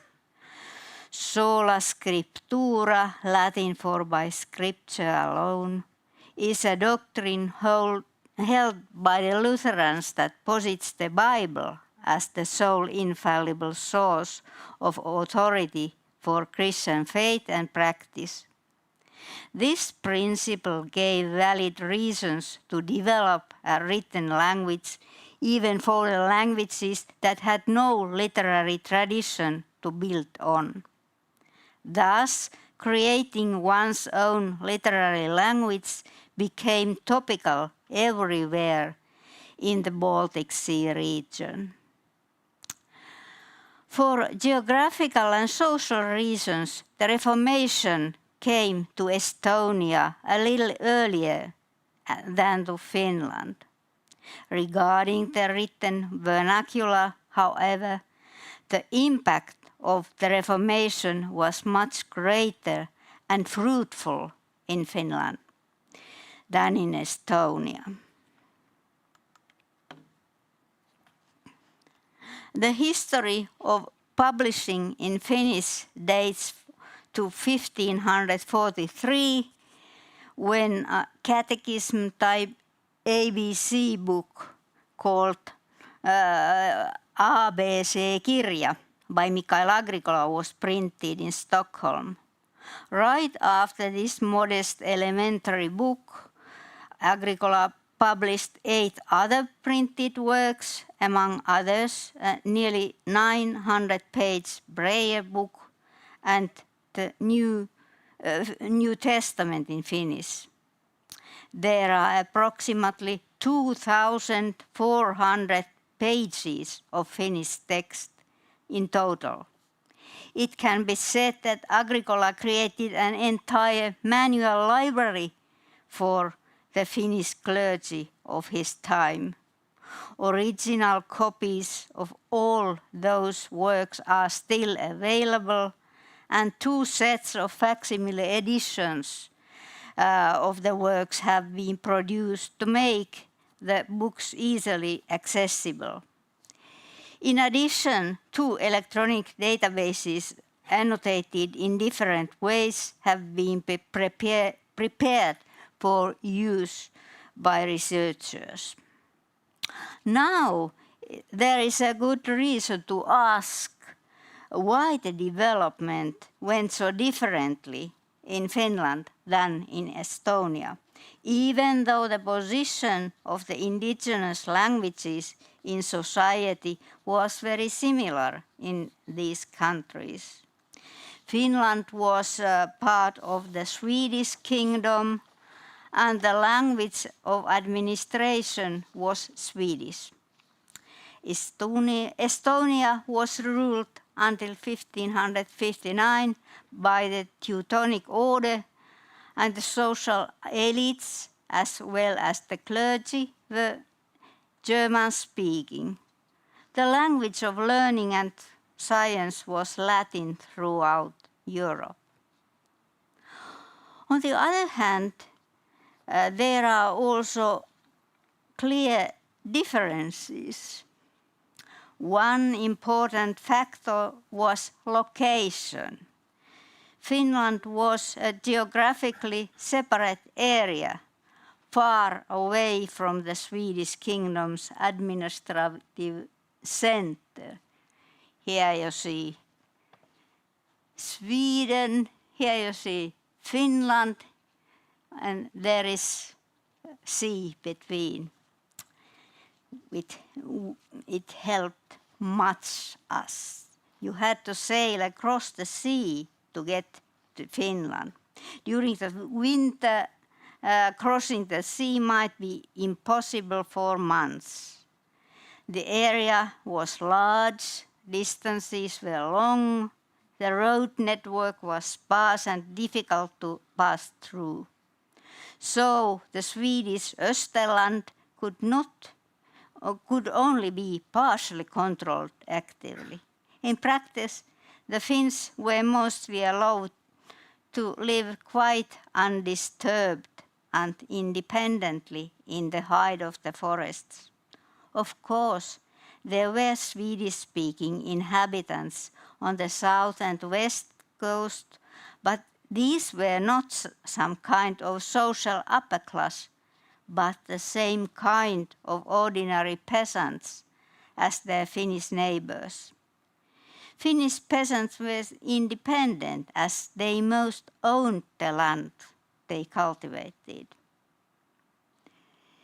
In Estonia, the German-speaking population was a minority, but it was permanently present throughout the country as the dominating force in the society of Estonia, both as traders and the urban middle class in the towns and as landowners in the countryside. The clergy was also German-speaking. The most influential organization of the Middle Ages was the Catholic Church. Finland was a distinct region in terms of ecclesiastical organization. The whole of Finland peninsula formed a single large diocese in the Church of Sweden. In the first phase, the center of the Finnish diocese was in Nousiainen. Then it was moved to Koroinen on the east side of Turku, and finally in the late 13th century to Turku town.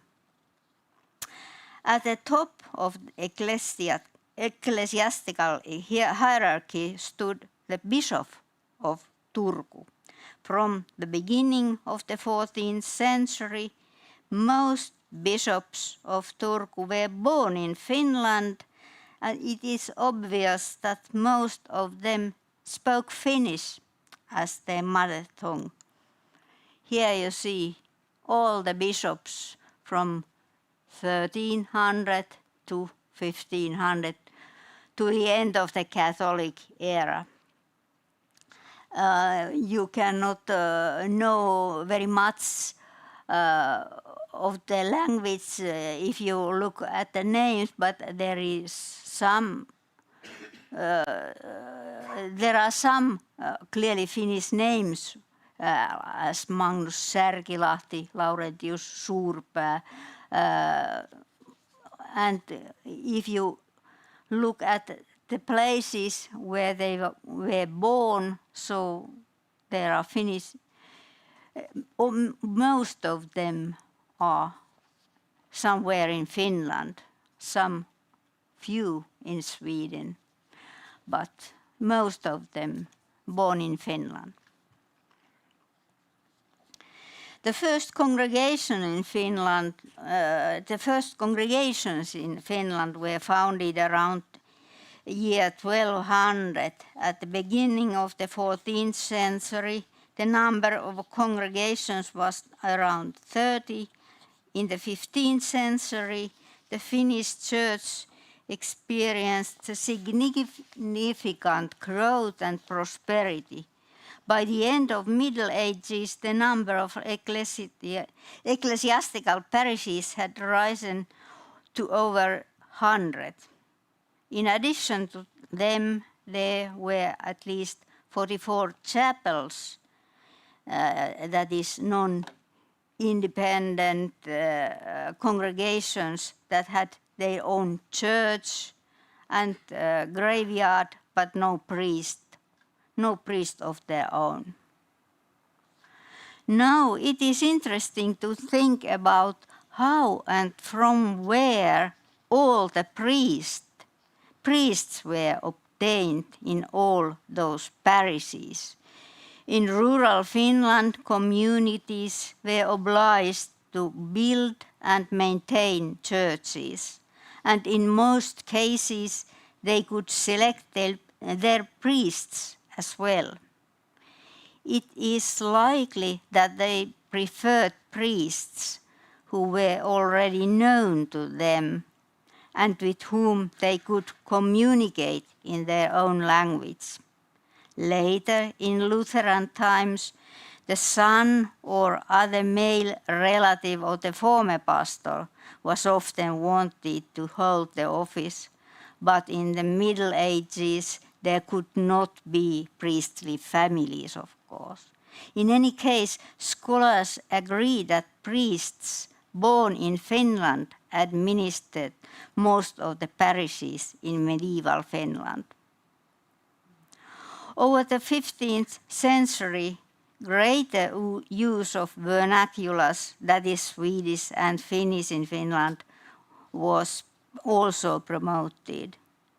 A provincial synod in 1441 required priests throughout the Swedish kingdom to read 3 prayers and the creed in the vernacular, and this order was renewed in 1492 by Bishop Magnus Särkilahti.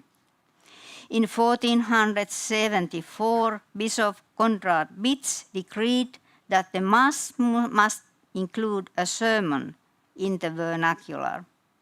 Latin was used if only clergymen were present. In other respects, too, the 15th century was a good time in Finland. There were no major wars or no known fatal disease epidemics. The economy grew and wealth increased. This favorable development can still be seen when looking at Finnish churches. Before the year 1400, 9 stone churches had been built, or at least started to be built in Finland. At the end of the Catholic era, there were a total of 94 stone churches. Also 94, a great difference. Judging by everything, the parishioners were satisfied and proud of their churches. During the Reformation, there was no opposition and rebellion against the church and clergy in Finland. Conflicts arose mainly with officials representing the king who wanted to confiscate church property for the use of the crown. In medieval Finland, Catholic Church was the only organization to provide formal education. but the resources were limited.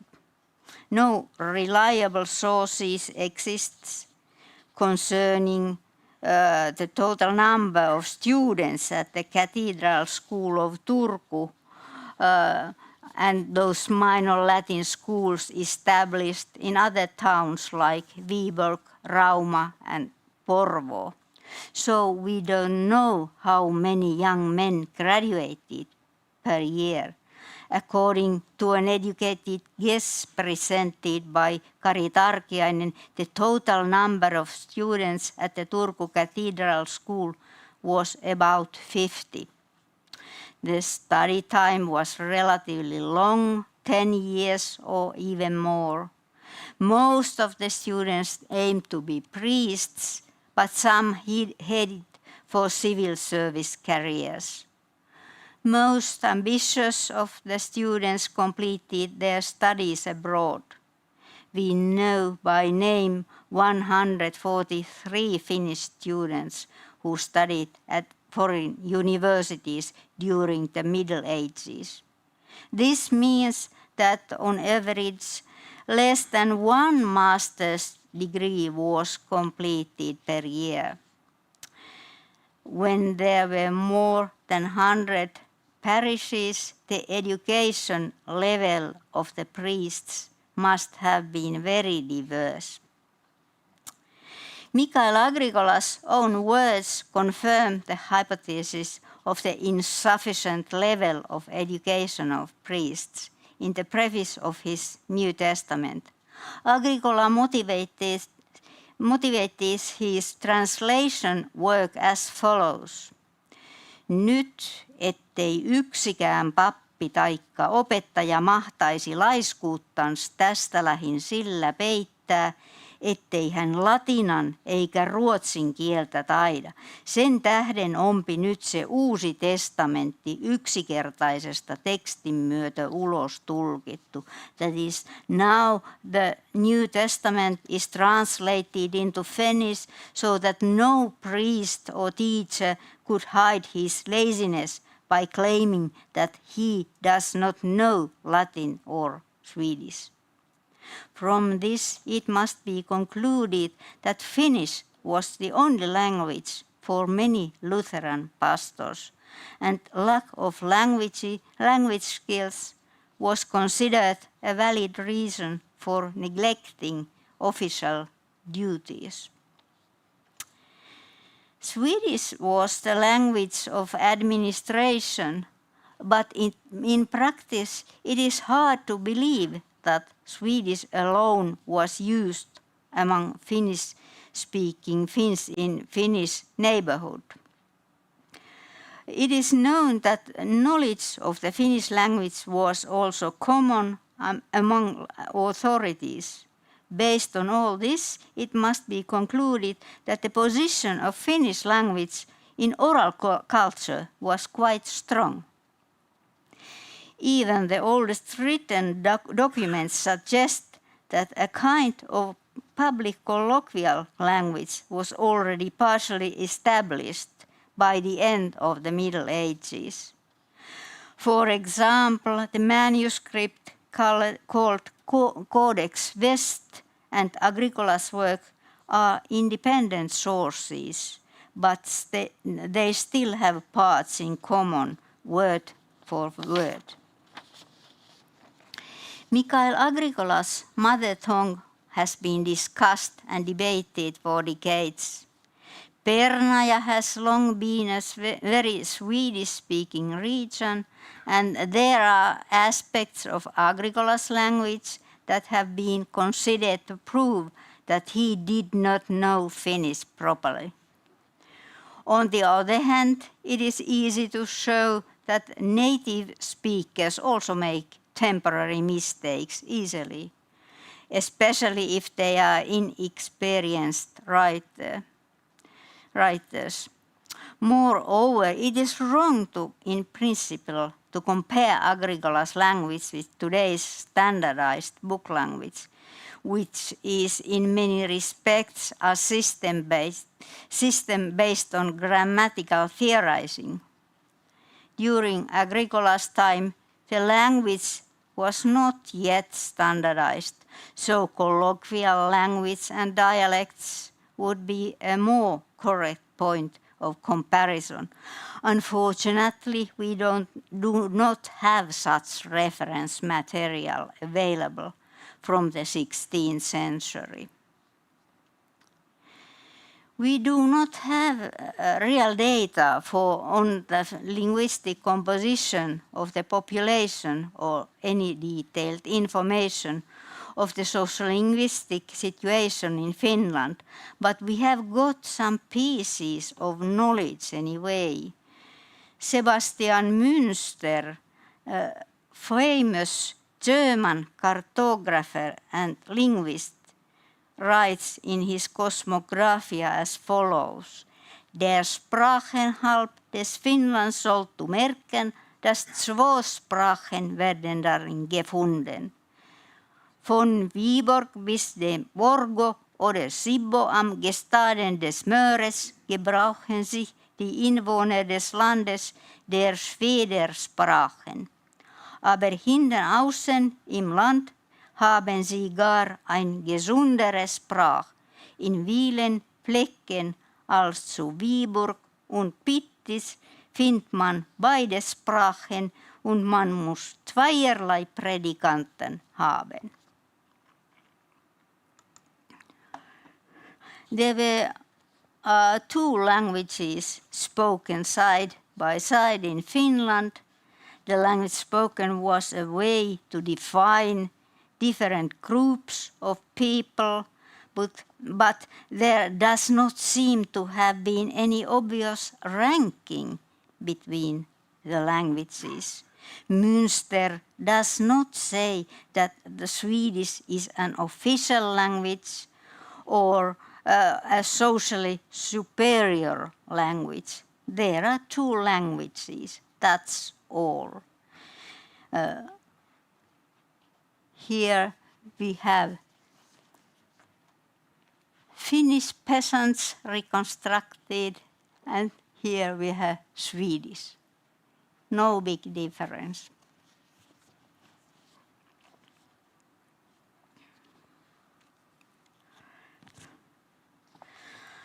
Based on other sources, it is known that, for example, merchants considered learning the local language important because then you could make good deals with producers of goods without intermediaries. During Agricola's time, there were also several other clergymen who could very well have translated the necessary texts into Finnish. We know that Agricola had in Wittenberg two associates, Martinus Tate and Seymour Viborgensis, with whom he translated New Testament into Finnish. It is known for sure that Agricola did not hold the first Mass in Finnish because he was studying in Wittenberg during that time, so it must have been somebody else.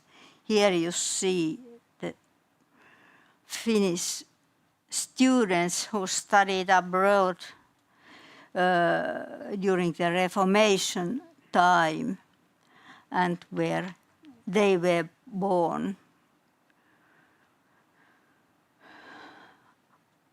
There are 3 young men from Pernaja which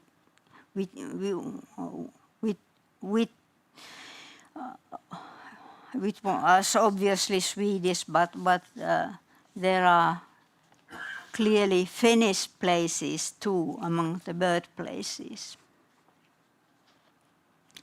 So there were many others who could have translated if it had not been Agricola, so somebody else had done it. In summary, it can be stated that the conditions for the creation of the Finnish written language were quite good. The common goal of both the church and secular power was to carry out the Lutheran Reformation in moderation and in good order. It included the use of the vernacular as an essential part. A sufficient number of Finnish-speaking clergymen were available to implement the project. The religious language had a strong oral tradition, even though Finnish had not previously been used as a written language. The use of printing technology offered an opportunity to create a linguistic standard that could be used all over the country. Considering this background, it is perhaps not so surprising that Mikael Agricola managed to publish 9 books within 10 years. After this, it is time to take a look at what the old literary Finnish was like in practice. Almost everything that was written in Finnish during the Reformation was a translation from other languages, such as Latin, German, and Swedish. These are all Indo-European languages and clearly different from Finnish as the linguistic structure is concerned. Translating a religious text was not always easy. The content of the text reflected a culture that was strange and exotic to ordinary Finns. Many texts were abstract and conceptual. The number of available aids, such as dictionaries and encyclopedias, was small, and Finnish was not included. Translators did not necessarily have a perfect knowledge of the language they had to work with. They may not have understood all the words, structures, and idioms. In most cases, they wanted to translate the text of the Bible verbatim, word by word, so that the meaning would not change. Thus, the result was often a foreign language with Finnish words. And here we have 2 examples. Agricola probably had many model texts when he translated, but the German text was important because Luther wrote in German.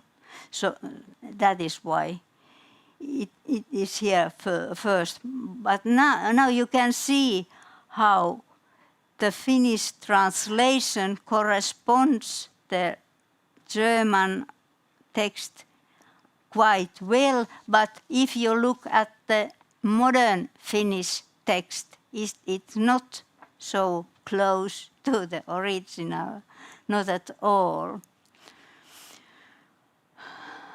The Estonian text is only to illustrate the meaning. So here we have Agricola's Finnish and modern Finnish. It is quite different. There are in the old literary Finnish many passive constructions which do not exist in modern Finnish anymore. Another example here it seems that Agricola has had at least 2 model texts at the same time, and here you can see what he has taken from where about, but here you see the difference, idiomatic translation and Agricolas translation. It's quite different in structure too. And if you translate piece by piece, word by word, so it can happen that you create forms and structures which are not existing in the target language. As here, Agricola has sinuous U in partitive form. It is not in use anymore in Finnish, and passive in infinitive in passive form, it voitetta, to be overcome. It does not exist anymore either. So it is like foreign language with Finnish words. In this way, when translating word by word, new forms and sentence structures emerged in the language that did not exist before. The old literary Finnish was not a colonized language in the usual sense of the word. It was conquered, as it were, from within, and it was done by the Finns themselves.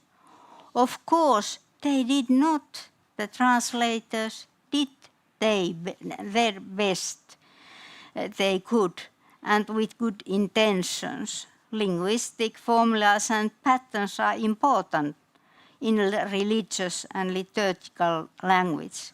That is why it seemed like the right solution to also force one's own mother tongue into the mold known from other languages. Swedish-speaking churchmen or administrators did not interfere much with how Finns used the Finnish language.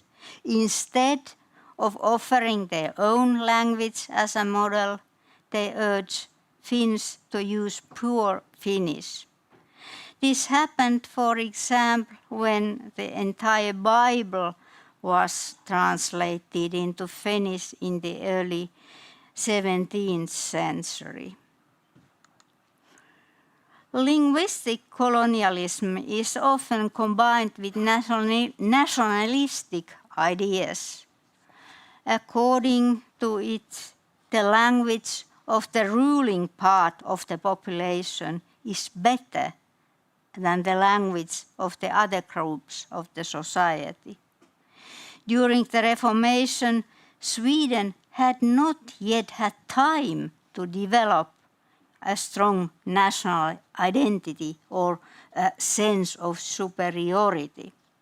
The national sentiment was just taking shape and emerging in the beginning of the 16th century. Sweden became an independent kingdom as Gustav Vasa seized power and was elected king in 1523. Before this, the country had been part of a union with Norway and Denmark, the Kalmar Union. Sweden was not yet a powerful nation state that would have been able to force other language groups living in its territory to act according to the orders of the central government. The time for it came only later. There was a determined attempt to Swedishize Finland in the 18th century, but then the social conditions were overall confused and process stopped when Finland became an autonomous Grand Duchy of Russia, 1809. At the very beginning of autonomy, Finns had to realize that the written language was completely different from the real Finnish language spoken by the people. It resulted in a national awakening and the development of Finnish culture, science, art, and social life. Finnish literary language was thoroughly reformed, both in terms of vocabulary and grammar. And here you see some highlights of the 18th century. Elias Lönnrot and Kalevala, August Ahlqvist, the first linguistic purist, and Alexis Kivi, the first novel writer in Finnish. So, when Finland became independent in 1917, the position of Finnish language was quite strong. It improved further when the entire nation was brought up with an effective education system and institutions were established to develop and maintain the language.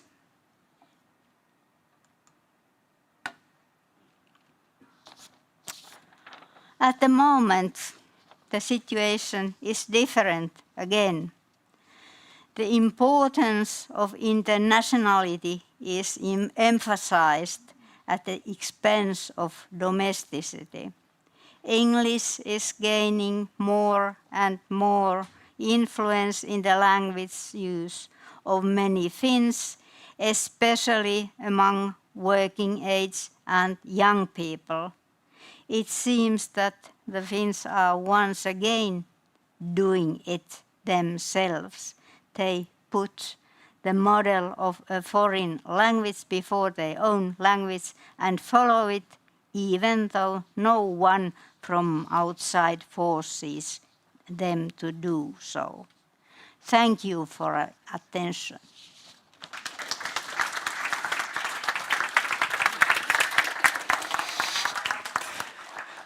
Kiitos.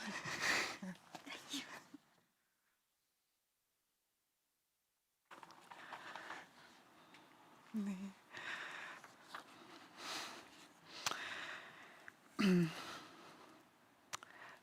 Meil tegelikult jäi paar minutit aega üle, kui kellelgi on küsimusi, siis nii, siin otseselt küsimusi ei ole, aga mõned väga toredad kommentaarid. Suurepärane ettekanne, väga huvitav. Ja Ave Matteus ütleb, üks kirja kui mustri tähendusi 18. sajandi meditsiinistes tekstises on ka menstruatsioon ehk kuukiri.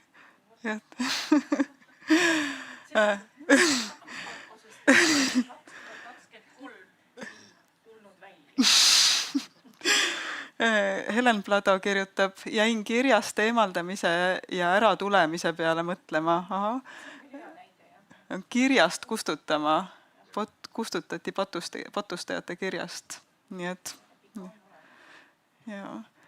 Helin Puksand küsib, kas valge kiri ei võiks olla pigem ikkagi valge muster, näiteks kinnastel on valge kiri.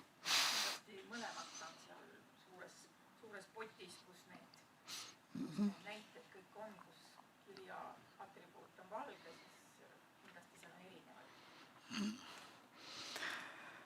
Jah. Nii. Aitäh.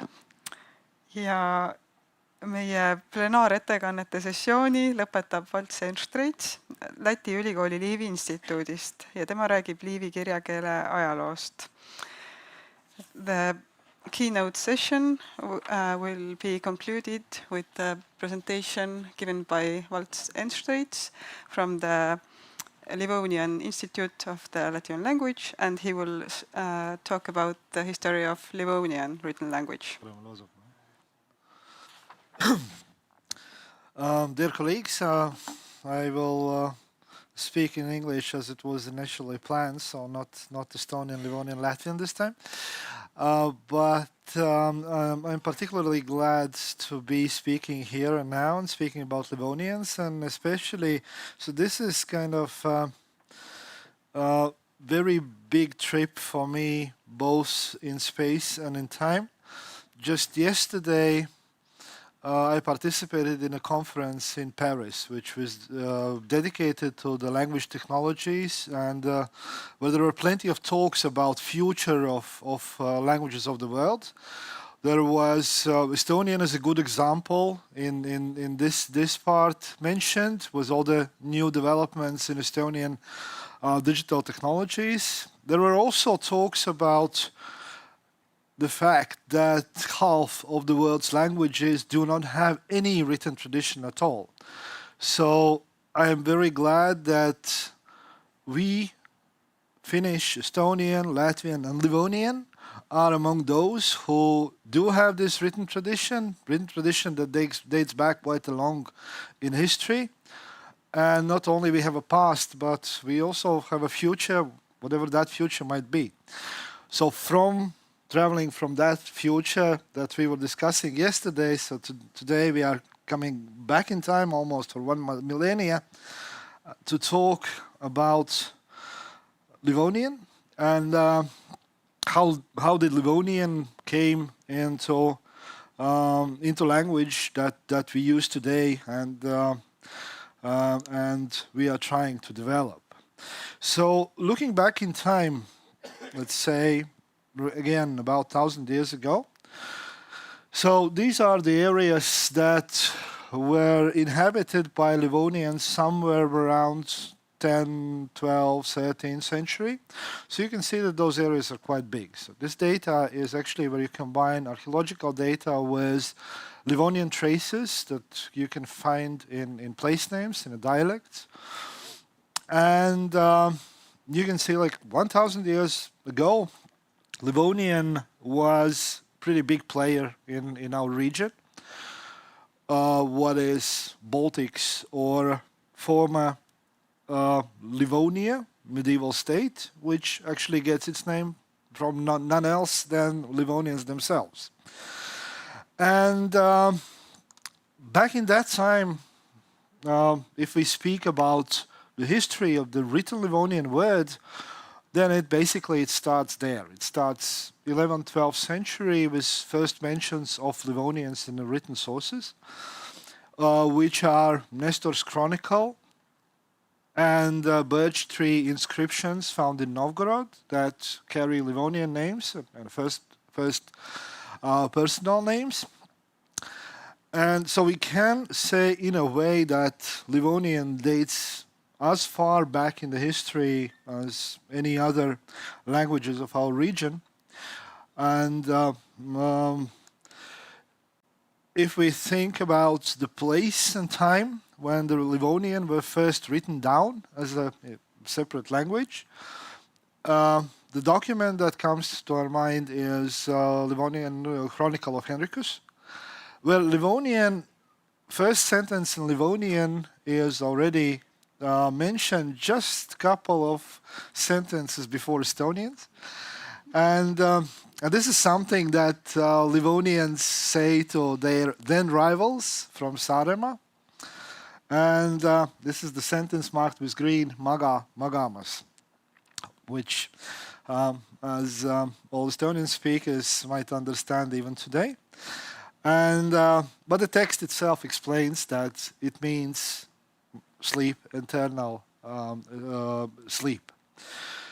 So the Livonian in this written form actually starts from the Chronicle, and if I look at the Chronicle of Henricus from the perspective of Livonians and Livonian history, then it is a very important document, because what it is basically a story about Christianization of Livonians and their neighbors afterwards. Because the point of the all events and the center of all events is this, and establishing of medieval Livonian state is where the core Livonian areas are, around Daugava River, or Väina in Estonian, around Gauja River.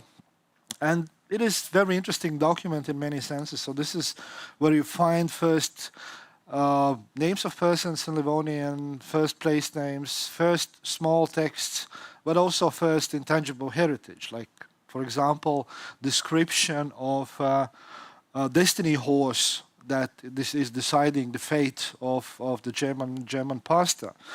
So in this sense, we can really see this Livonian tradition and written word starting to take first shape there. However, maybe what's the problem with Chronicle of Henricus and actually many later sources up until the 19th century is that they did not get their work properly done. They could have paid more attention in describing ethnical situation in medieval Livonia, and it would be much easier for us today. However, they didn't. And this is what comes to this. So today, and this is, I really enjoy being here at this conference dedicated to Estonian Book 500. And this is a very big year for Estonia, but also for Latvia, because like both of our nations are celebrating this 500 years since the first book, which unfortunately has not been found, but there's this evidence about first book being published.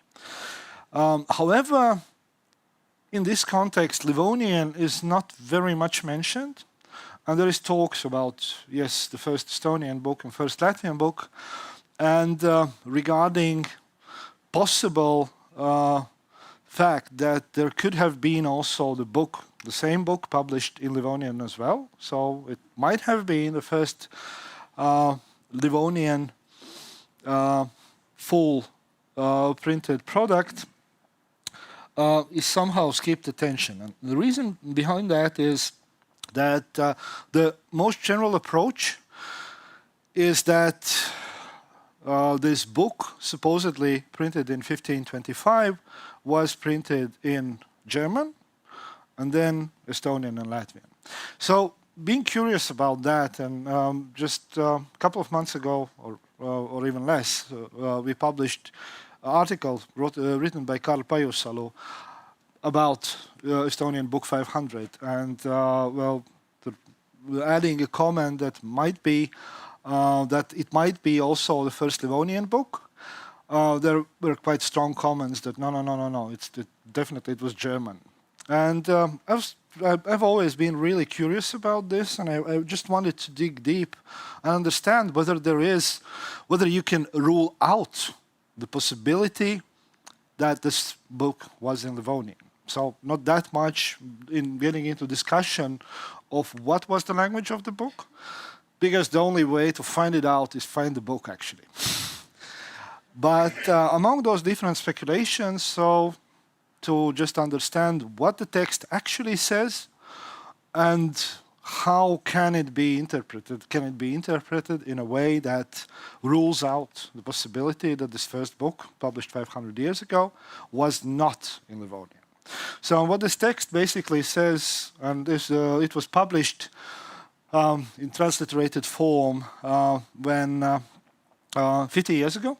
So when basically where 450 jubilee was celebrated, and it says that this book was in vulgari livonico letico ac estonico. So the question is, like, what does the first language here says? And looking like from perspective of today, from just reading text of what it has, so my first impression is that, well, it basically talks about Livonian. And I do understand that there can be this approach that this vulgari livonico would mean German, local German used in areas of Livonia at that time. But then again, so thinking about it a little bit, there is confusion to this interpretation because basically what was the language of that time was Mid-Low German. It was basically the main language of Hanseatic Union, the very same language that was spoken by the person in Lübeck. And well, I'm curious, the reasoning behind like giving a different name or marking separately the same language for the particular region. Which can be, but does it rule out the fact that it may be just Livonian? Actually, not exactly. So another issue is like in the morning, Arvi said about this technological breakthrough that occurred at that time. So the publishing of the book or starting of printing of books. And then from that perspective, it is also like quite interesting because at that time, the publishing of the book is extremely expensive and time-consuming effort. And let's presume that the special effort was made to publish book for one particular area instead of taking book that is already existing and just making additional copies for local German use. With all of that, the third actually argument, and if we look from the perspective, is that there have been a little bit this perception among historians that, well, Livonian history ends with 13th century, so 13th century, all the chronicles, and everything is fine, Livonians are there, and then suddenly Livonians disappear, and then they reappear in 19th century. So, like, in the middle there were no Livonians, and that was, like, we don't talk about this at all. So, like there was none of Livonians. And from this perspective, and this is kind of a key argument for me, that in taking into account, so these territories that you see in 13th century, taking into account what happens today, and if we look at the Latvian dialects, we can quite clearly see that Livonian impact is still there. So, and actually even very big Livonian impact, like in those Livonian-like dialects. And if we look at the map which shows us different places in Latvia with Finnic impact, so there are those three parts that are connected with Livonians. So this along Daugava River, and these two. And what we can see that this change is actually quite recent. And even at the time, in beginning of 16th century, if you look at beer carrier lists of Riga city, you can still see Livonian presence there.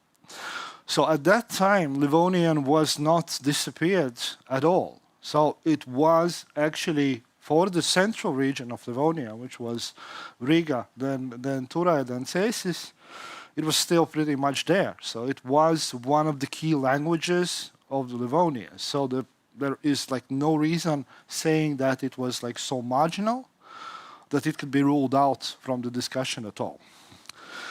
So whatever it is, we will find it out when the book is found. But until then, let's say it is quite possible that the third language or the first language mentioned in the list could have been Livonian. So now, if we come to the development of Livonian literary language, which is kind of a newer process, but not that new at all. So the first full text was published in 1789, actually in Cēsis, in Latvian town, or Võrno, as it's known in Estonia. But the real development of the Livonian literary language started with first major documentation efforts of mid-19th century. And it is like very important to a very important moment when this documentation started, and there are two persons who play a key role here, which is one from Finland and second from Estonia. Andres Johan Sjögren, a Finnish scholar who came to document Livonians both in Vidzeme and in Kurzeme at that time, and Ferdinand Johan Wiedemann, who continued his work and actually contributed pretty much to what is development of the contemporary Livonian literary language, continuing work that Andres Johan Sjögren was doing, because after his passing away. So those two came several times to visit Livonians and document Livonian language. And as a result of that, the book started or collected by Andres Johan Sjögren and then formed by Ferdinand Johan Wiedemann was published in 1861. So why this book is especially important is that this kind of represents documentation and of Livonian language in general in mid-19th century, and this is basically one of the key sources for Salatse Livonian, for example, because they were almost last to document, or Sjögren was the last to document Salatse Livonian variation. But it not only serves as a lexicography source, but it also serves as a source of different cultural texts, folklore, and also of contemporary literature. So basically, this book is the first where you can see first examples of Livonian contemporary literatures. This is since 1861 is when this Livonian literary tradition starts. So to jump a little bit back, we can jump to Livonian coast. So this is like what contemporary Livonian is based on. And Livonian coast is always been split in two parts. So these you can see, these are those coastal villages which in 19th century and up until the mid of the 20th century were Livonian speaking. And then you have eastern part controlled by one manor from somewhere from here, and the border is Irbe River, or Ira in Livonian, and then western part, which also determines dialectal varieties. So and actually Livonian literary tradition, or the first book, started with representing both varieties of Kurland in general. So why we need to talk about this is that the key persons Sjögren and Wiedemann were using for compiling book previously mentioned, German, Livonian German dictionary, and Livonian examples and grammar, was that they used two key informants, one for Western Livonian and the second for Eastern Livonian. And I would like to start with Jan Prince on a picture, who was the key informant for Western Livonian. And in many senses, he was the first to contribute significantly to development of Livonian literary tradition. Before even Sjögren came to visit Livonians and Livonian coast and started his documentation work, Jan Prince was already involved in developing culture.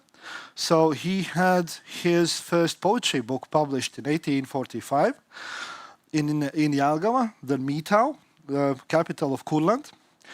And it is a very interesting book in a sense that it's in Latvian, but it was the second original poetry collection written by a local person.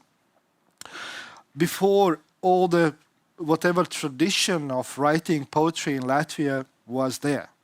So this was completely from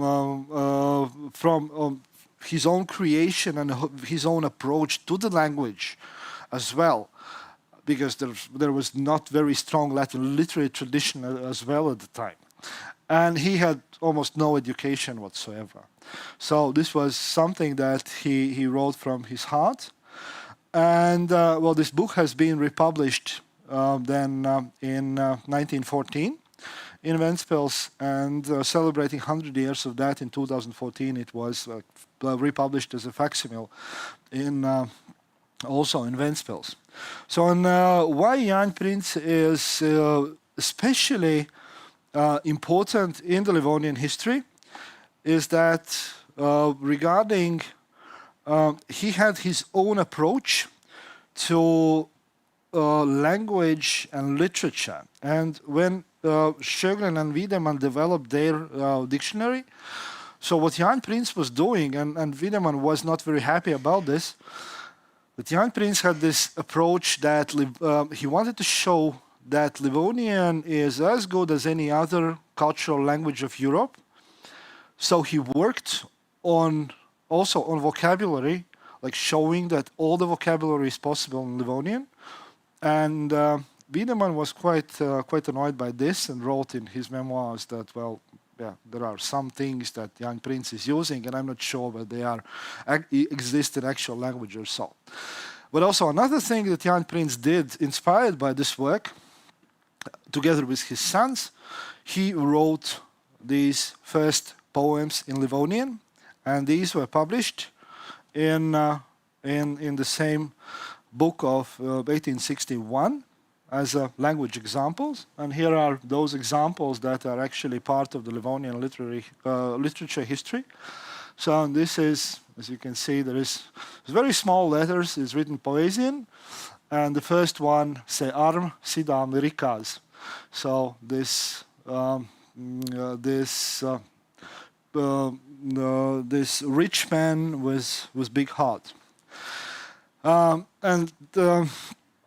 So in that sense, the work that went in mid-19th century, where there were actually no tradition and there's very small community at that time, was way ahead its time, and it has left its imprint even on today. So because some of those words created by Prince have actually entered modern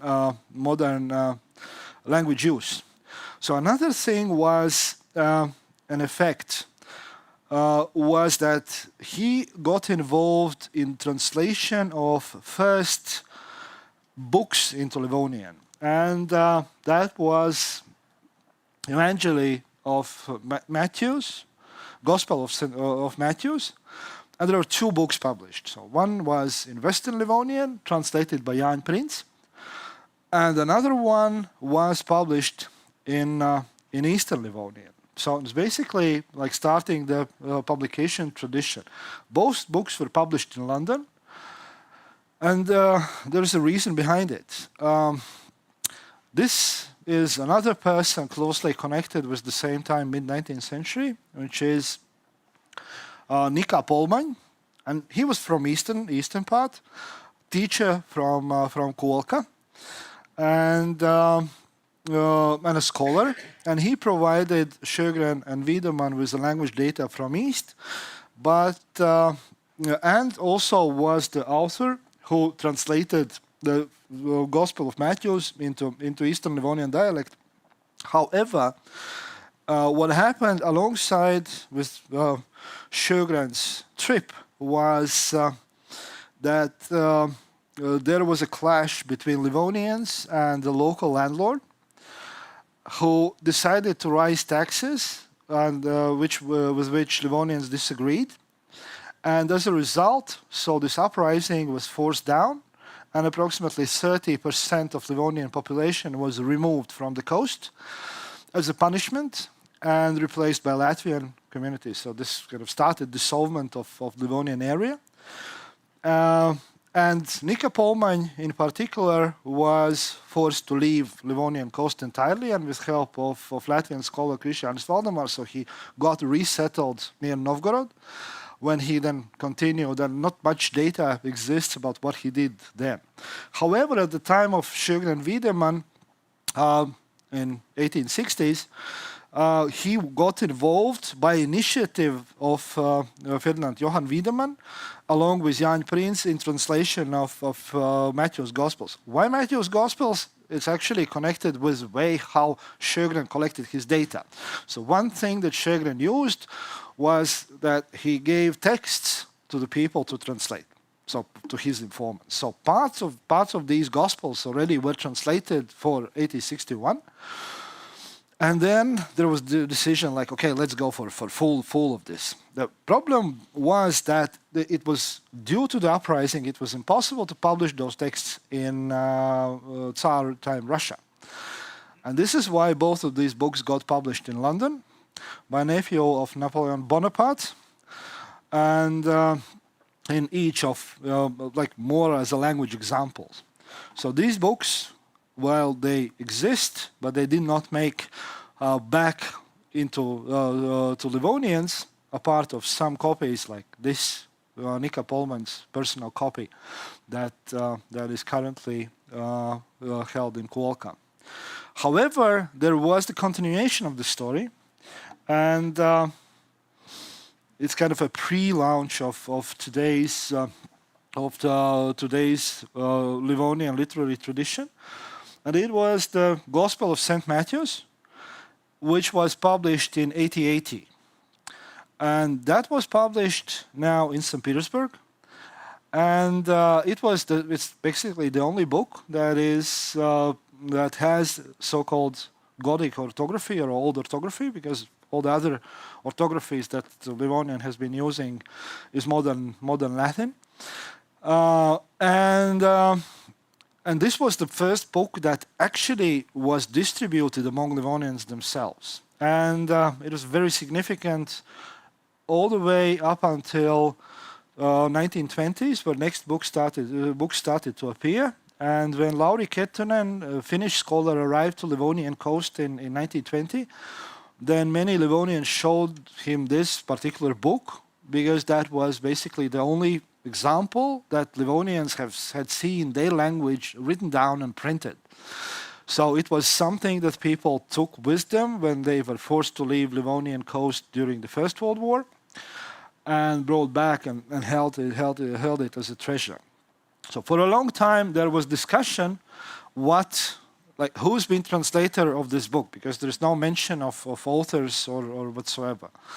And there had been lots of speculations whether it's like a new translation of Eastern Livonian or new translation of Western Livonian, or completely new translation in so-called mid Livonian, which is like eastern part of the Western dialect. But it actually, in 2010, I made a study, a textual comparison between three sources. So the first one, as you can see, is St. Matthew's Gospel 1880, and then those two versions, Western and Eastern.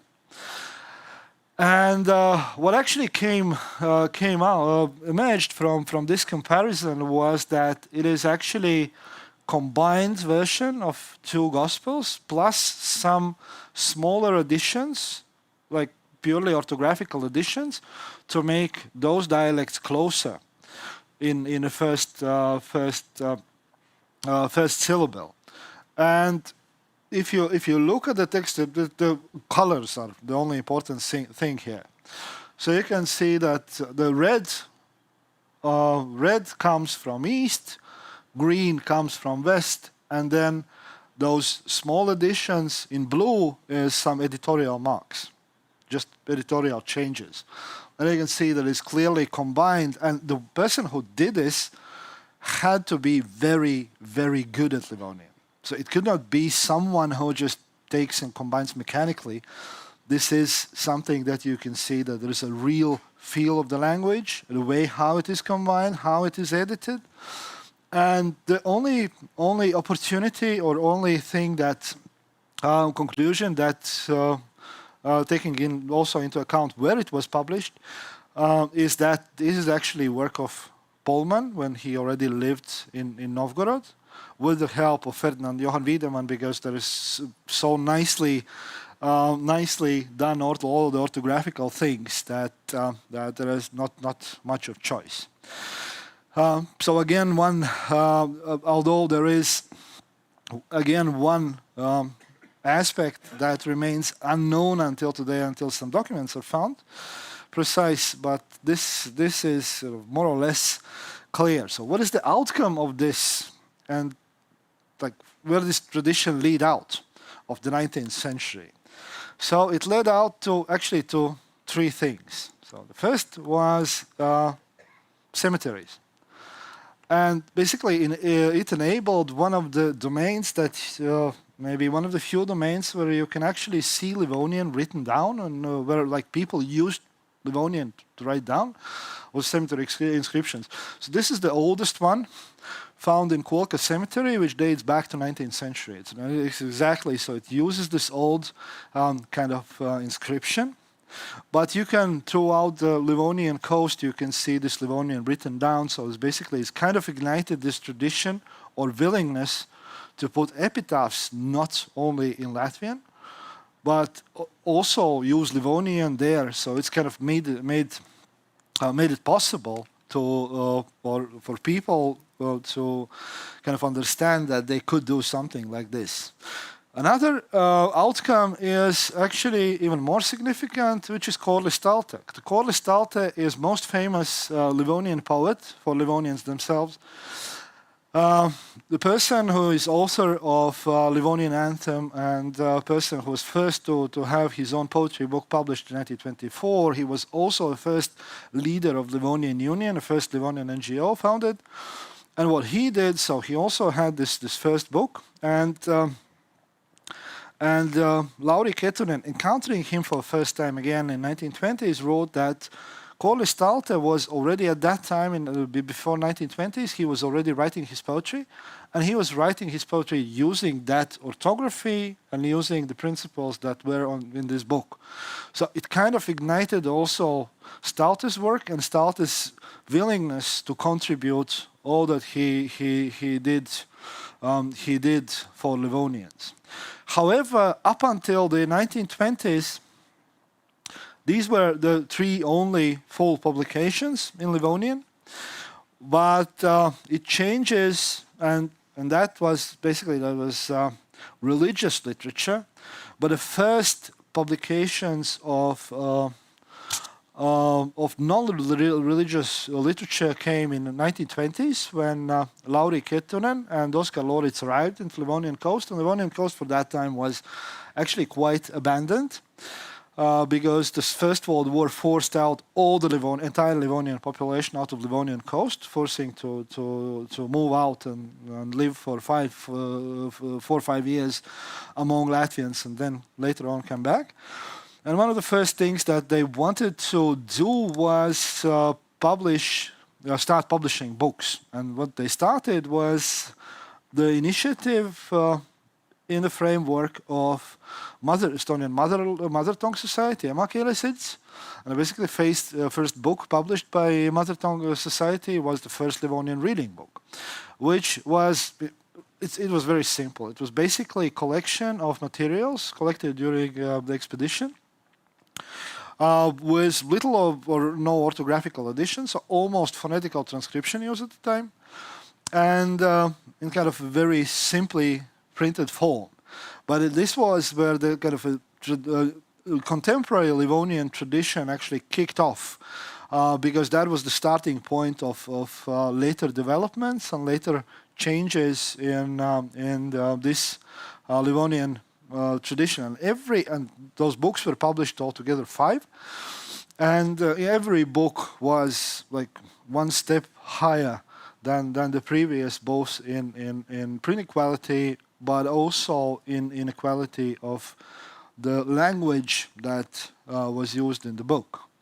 So there were other needs that were tackled at that time. There were needs for songs, and those were published in Finland. There were needs for having Livonian teaching as a teaching language in schools, teaching what was actually introduced already in 1920, supported by the Latvian government. And it was voluntarily subject once in a week with problems with teachers. But it was kind of a new domain, and there were developed manuscripts to support this teaching of Livonian and to get this to push this into this new everyday domain. And where all this led out was that there was more and more Livonian used not only in the oral communication but in this written form, in visual form, and which strengthened pretty much this Livonian community, which between 2 world wars was some 1,000 to 1,500 speakers, which is really, really small. Another person connected with this time in particular, and the later times as well, is Peter Damberg, Livonian scholar, who has actually been working also for this very institute of Estonian language. There are collections of Peter Damberg found here. And in 30s, he was a student, and he was a Livonian activist, language activist, also language developer and researcher, also a poet and informant, and like person doing very multiple things. And one of the first things he has been connected with is publishing of a newspaper, Lively, which the publication of this started in 1931 and continued all the way to 1939. So it was monthly paper, and this changed a lot the landscape of Livonian language at that time, and also meant significant change in Livonian language standardization, because now if you have monthly, it means that you need to think much more about language, what goes in. You cover much more subjects, so it's not anymore poetry or religious texts. You talk about daily life, you talk about international relations, and you have to handle somehow all this. So, and this boosted very strongly this Livonian language development, and also literary language development and use of literary language. So basically the majority of Livonians have altogether like 40 plus poets that have written in Livonian, and majority of them have been publishing their work here back in 20s, 30s. And it also like kind of enabled further developments. So 20s, 30s was very vibrant time, and you had school books, manuscripts, you had a full translation of New Testament, you had like lots of things going on and going uphill. And of course there were some kind of deviations, interesting deviations. There was also like competitors for in the field of development of the Livonian literary language. So that what was previously was like ignited much by Estonian and Finnish scholars and Livonian community. And then there was the publication of two books with completely different orthography, created by actually Latvian scholars who decided that this would be better. But these are still very interesting books, especially in terms of that you rarely see an advertisement of cigarettes in Livonian, but here you can find them. But the 30s, as I said, was very dynamic time, which ended, unfortunately, with Second World War, with occupation and with establishing of border zone in Livonian coast, which meant that Livonian community, for third time during the 100 years period, had to leave the coast again, and it left, and the Livonian community got scattered all across the Latvia. And actually, there is no difference who won the war, because there were plans by the German army, in case they won war, to establish a military polygon in the Livonian coast and to remove all Livonians from the Livonian coast. So there were expeditions that went out. Gustav Rank from Estonia, with Julius Magister from Latvian Museum of History. There were expeditions out on documenting Livonians. But the plan was that Livonians would be removed from the Livonian coast, whether by Germans or by Soviets, as it happened afterwards. However, despite the fact that the Livonian community was dispersed all across the Latvia, it's still kind of the development of literary Livonian did not stop. There is one interesting moment in time in 50s when there was this idea of like it would be impossible of getting printed Livonian materials out in Livonian only, probably in Livonian and Latvian also, maybe not, but Esperanto could be a good carrier for this. So there's a number of manuscripts, Esperanto, Livonian, Latvian. So the most popular of them, that is in 6 copies, this Liva, which is Esperanto, Livonian, Latvian kind of colloquial dictionary with some information about Livonians. And there's peculiar one that we just got our hands on last year, which is phytotherapy, exists in only one copy at the Institute, which is phytotherapy. And this is Esperanto, Livonian, Latvian, and it contains 800 names of plants with their names in Esperanto, Latvian, and Livonian, if such name exists. So very, very strange things and very strange approach, but people tried. But these were not only elements, so there were also reading books compiled, poetry collections, but they stayed in this manuscript version. So basically the only book published during the Soviet times in Livonian was that very small book published by University of Latvia, Livonian Folk Songs, a compilation for students representing Livonian songs.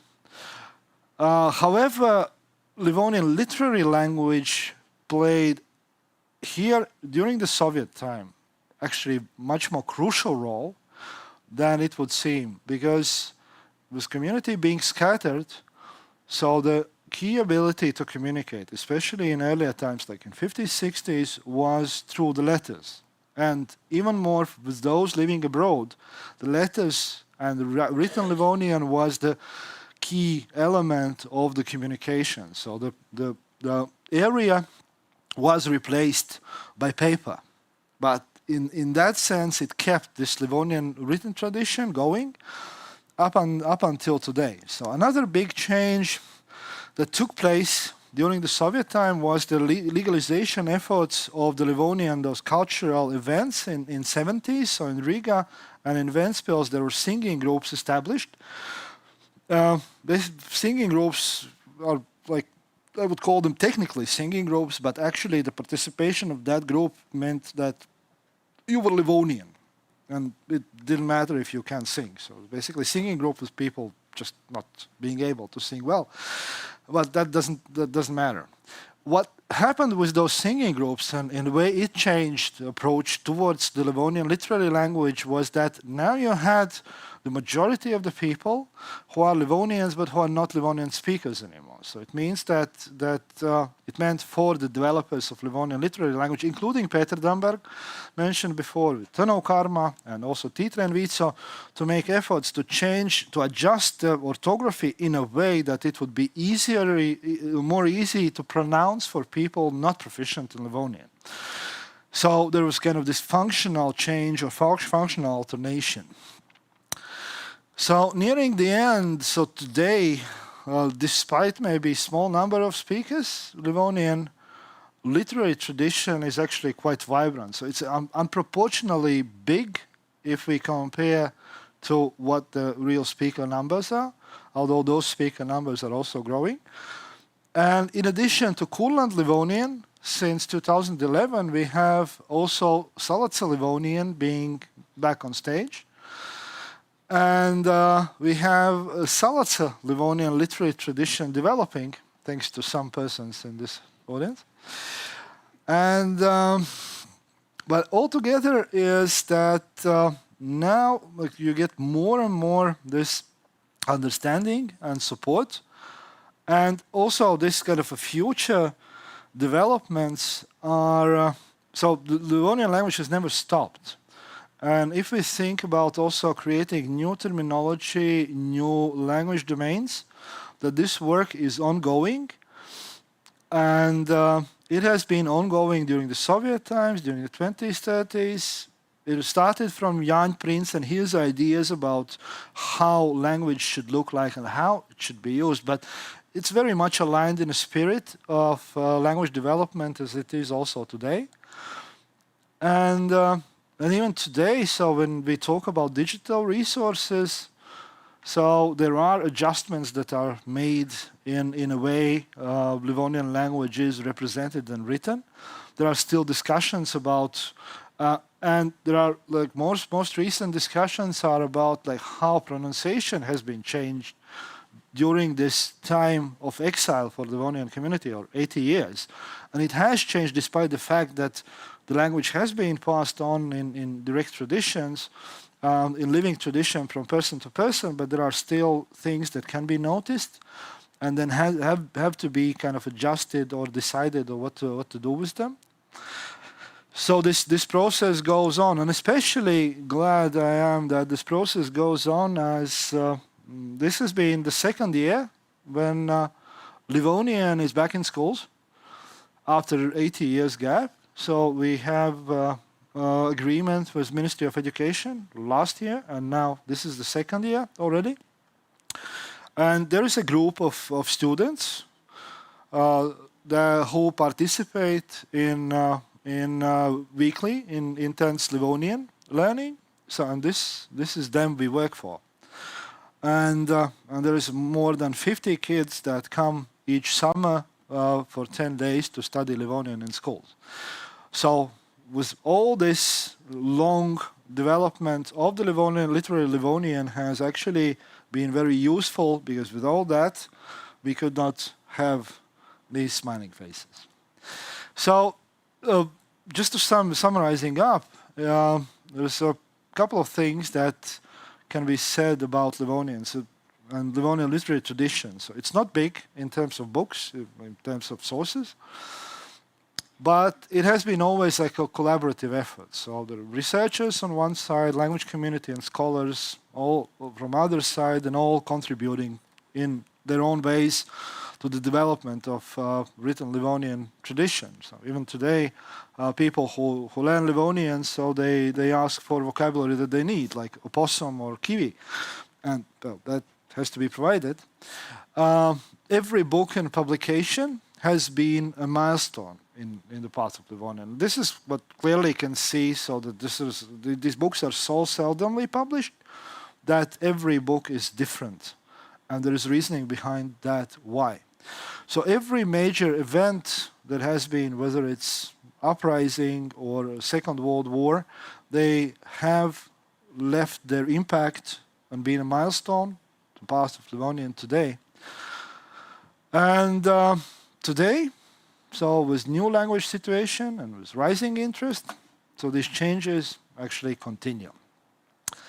TNO, thank you, and once again, thanks for organizers for being able to present.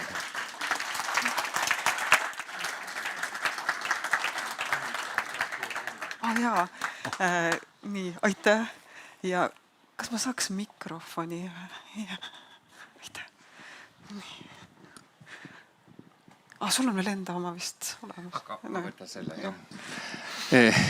Suur tänu Valdile väga hea ettekande eest Kuramaa liivi keele kohta. Ma räägin eesti keeles kiiremini, sest see on suunatud eestlastele. Aga meil ei ole tõesti seda teksti 1525, aga on sellest ajast mõned teised tekstid. Ja miks need on nii liivipärased, tahaks ma küsida. Miks näiteks Kullamaa käsikirja algab isa mede, mis on normaalne liivi keel, aga mitte meie isa ja nii edasi. Ja kui see kõige vanemat eesti kirjakeelt vaadata, siis mõnigi kord on mul selline tunne, et mõne teksti eeskujuks on olnud mingi vanem lõuna poolt pärit tekst. Jah. Aitäh. Nii.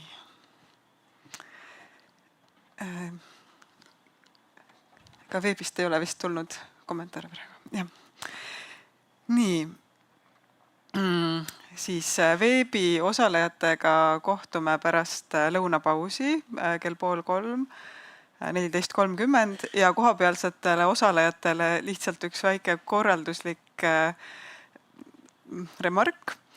Nimelt, kes ei ole veel saanud neid eestikeelseid kokkuvõtteid, mis aitavad ettekannet mõista, aga sooviksid neid, võivad neid saada teiselt korruselt registreerimislaualt, kus on need nimesildid, või kui sealt juhtub, et on otsa saanud, siis võite mulle teada anda, küsida. Aga lihtsalt huvi pärast võite praegu käega märku anda, kui paljud tahaksid ja on ilma 1, 2, ühesõnaga 10 on puudu. Ma vaatan siis, kas on nii palju olemas seal.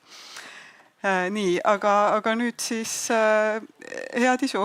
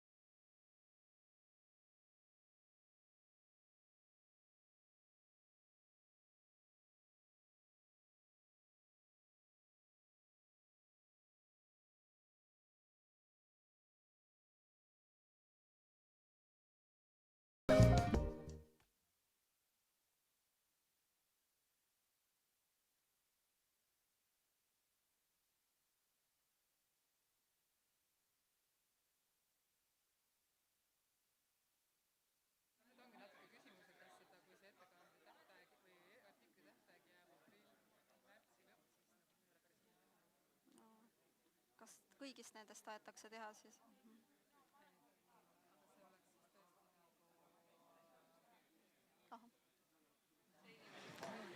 Head kuulajad, palun nüüd istet võtta, selleks, et me saaksime oma konverentsiga edasi minna ja püsiksime ajakavas.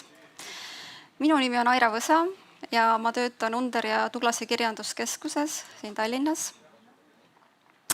Ning mul on ütlemata hea meel järgmist sessiooni, konverentsi sessiooni juhatada. Selle sessiooni pealkiri on Hernuutlased ja keel. Teatavasti mõjutasid hernuutlased vägagi eesti kirjakeele kujunemist. Ja meie järgmised ettekanded tegelevadki siis peamiselt keeleliste aspektidega vennaste koguduse eesti ja lätikeelsetes käsikirjades. Esimesena saab sõna Peeter Isvanaks, kes töötab Läti ja Stockholmi ülikoolis balti keelte professorina. Professor Vanaks on uurinud põhjalikult läti keele arengut ja spetsiifiliselt saksa keele mõju läti varasele kirjakeelele. Täna räägib ta teemal hernuutlaste käsikirjade ja läti keelest 18. sajandil, 19. sajandi alguses, kirjaliku traditsiooni ja kohaliku murde mõjud. Ma ütlen paar sõna ka inglise keeles. Good afternoon, everyone. We will continue with our conference. My name is Aira Võsa and I work at the Under and Douglas Literature Center in Tallinn. Our first speaker is Peeter Isvanaks, professor of Baltic languages at Stockholm University and the University of Latvia.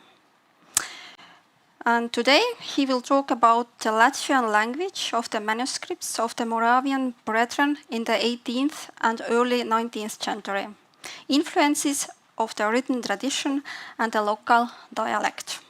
Professor Vanaks, the floor is yours. Thank you very much for presenting me, and thank you, dear colleagues, for inviting me to this nicely organized conference here in Tallinn.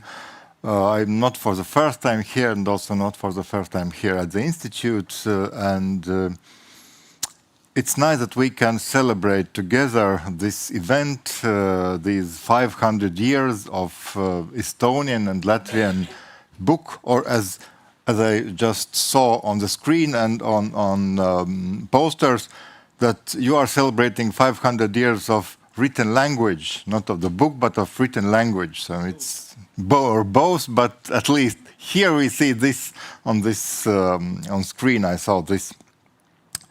And if you go back, and you were first who started to celebrate it or included it in your history of language, this date, because it was very strange.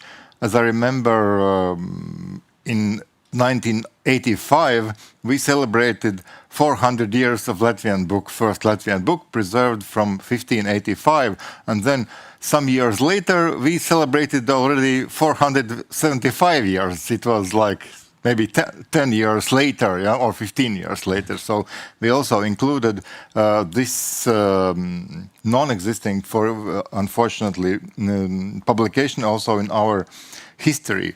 My topic today is the 18th century, the language of manuscripts of Moravian brethren, but I first have to remind you of the earlier history of Latvian, written Latvian, for you who are maybe not acquainted with it.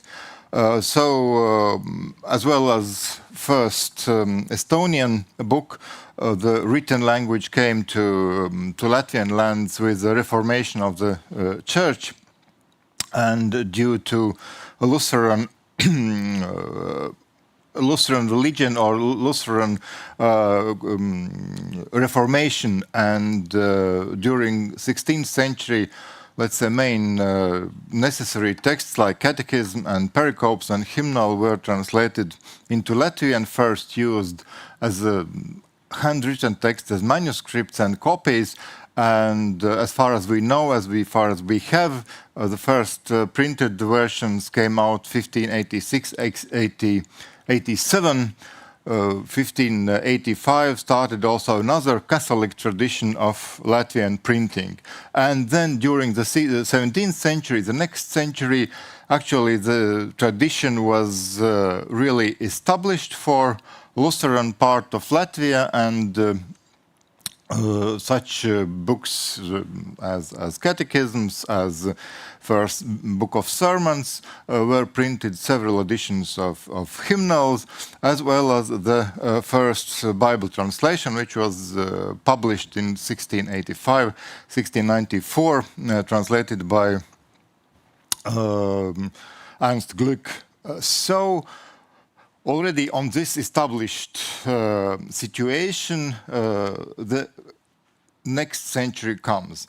One more thing I have to add, that during the 16th and early 17th century, also the tradition of language, tradition of Latvian orthography, had very different variants, so very different, several different varieties of writing. But at the end of the 17th century, especially with the publication of Bible, so there were kind of unification of the orthography, and there was a kind of already of standard in early 18th century. So this is important to know when we move into this this event.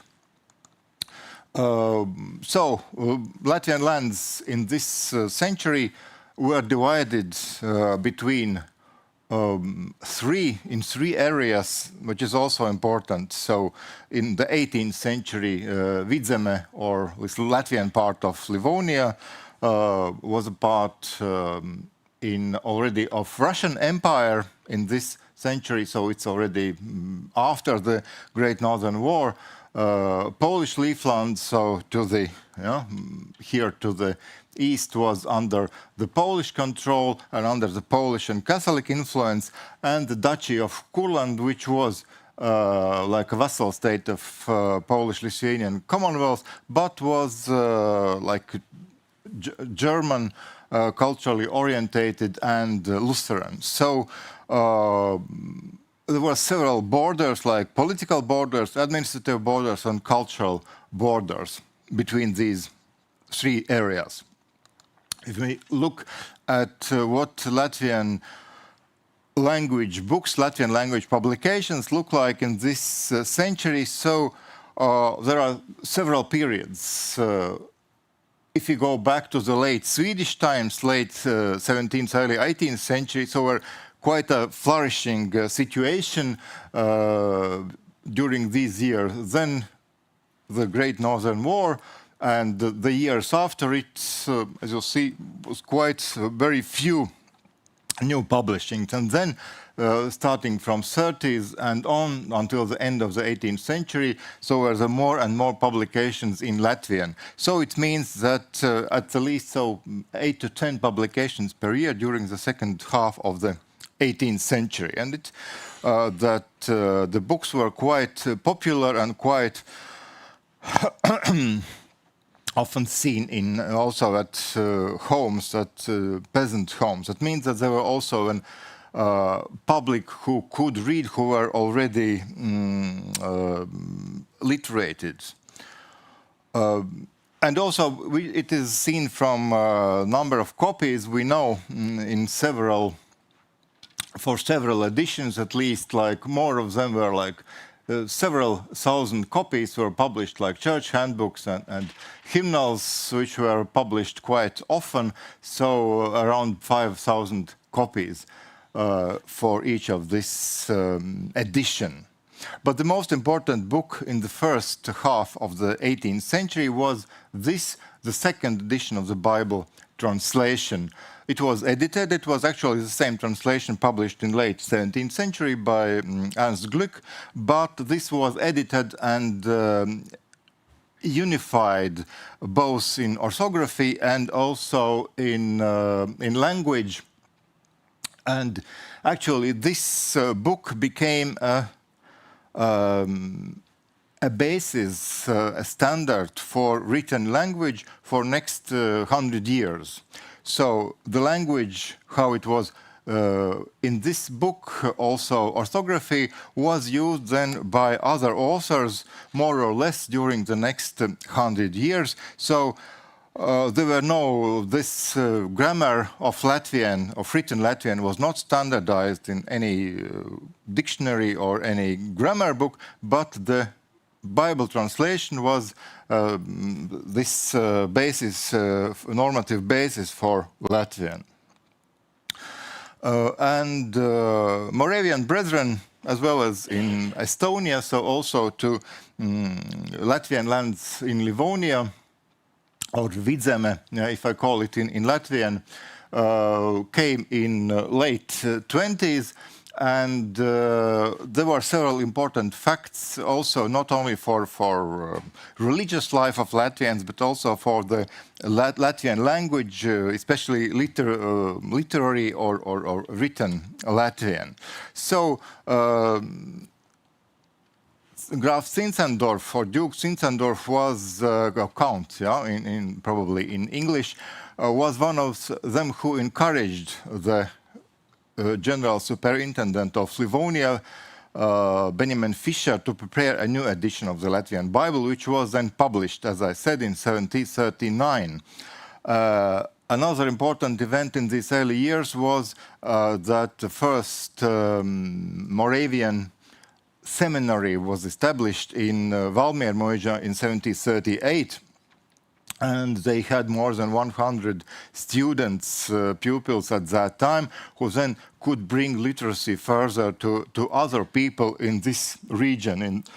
And also important that the number of brethren and sisters then rose, and in mid-18th century there were like up 3,000, and by the late 18th century there were approximately 10,000 congregation members in Vidzeme. Even though there were these was banned by Empress Elizabeth in 1743, and during this slow movement, they operated illegally, but still the number of members rose during this time. So it was important, and here we also see the areas in Latvian part of Livonia and Vidzeme where these large areas of Moravian brethren were. So it's quite a mid around. Here we see Cēsis and Valmiera, here two larger towns in the area around this. And what was the importance of this? Several important things, it's according to Professor Guido Straube, but for us the most important are these two, that Moravian Brethren movement encouraged the increase of literacy and writing skills, and also created a unique tradition of both printed and manuscript literature. So, and I'm then looking on these manuscript literature a bit. One more thing important, that there are several types of manuscripts which are preserved in Latvia, in Latvian from the 18th century. There are some manuscripts of later publications, manuscripts for public use, and also private documents. But from Moravian Brethren we have these for public use manuscripts like some sermons, songs, hymns, biographies, and some other texts, and also private or public letters. I looked at several types of texts. First is texts from the 18th century and early 19th century of this collection of Brāļu draudzes rokraksti, digitized collection at the National Library of Latvia. Then also letters of brethren which are preserved in Unity Archives of the Evangelical Moravian Church in Herrnhut.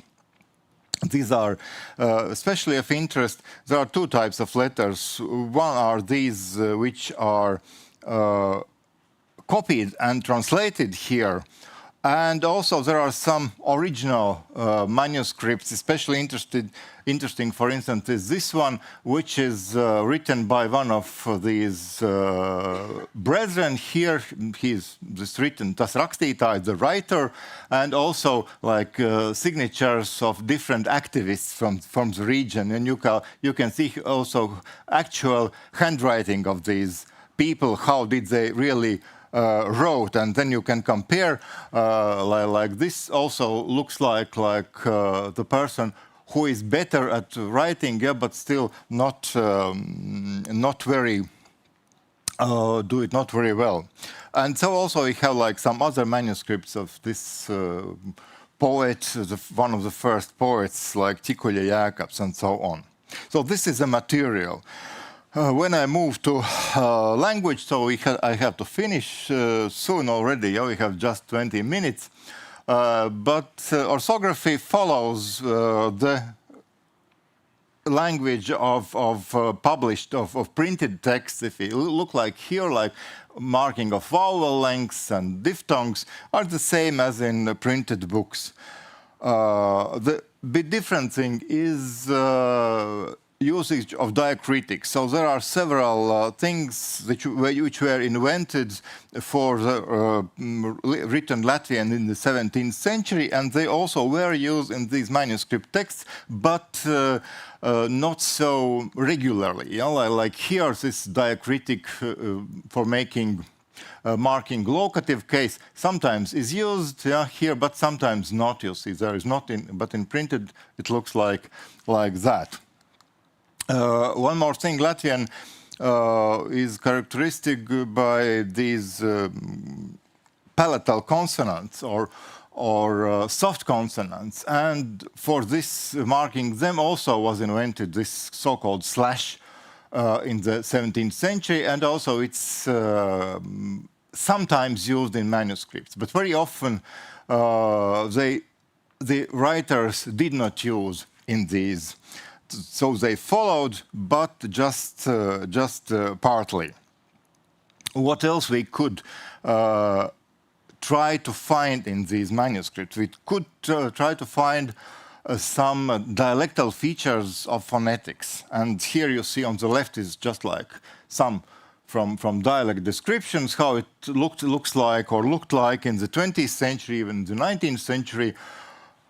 And you see that just some of them are really found in these manuscripts of brethren. In other cases, so they use forms of written language, not of the dialects.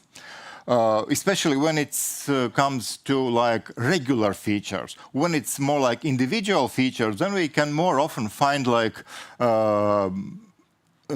forms which are closer to dialect, not to written language. You know, like here, child, bērns in standard Latvian. So with the consonant loss, bērs, you know, so it's very often written in this way.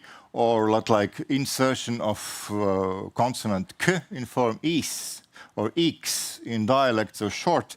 It's also short that they sometimes wrote this is with this phonetical feature of dialects.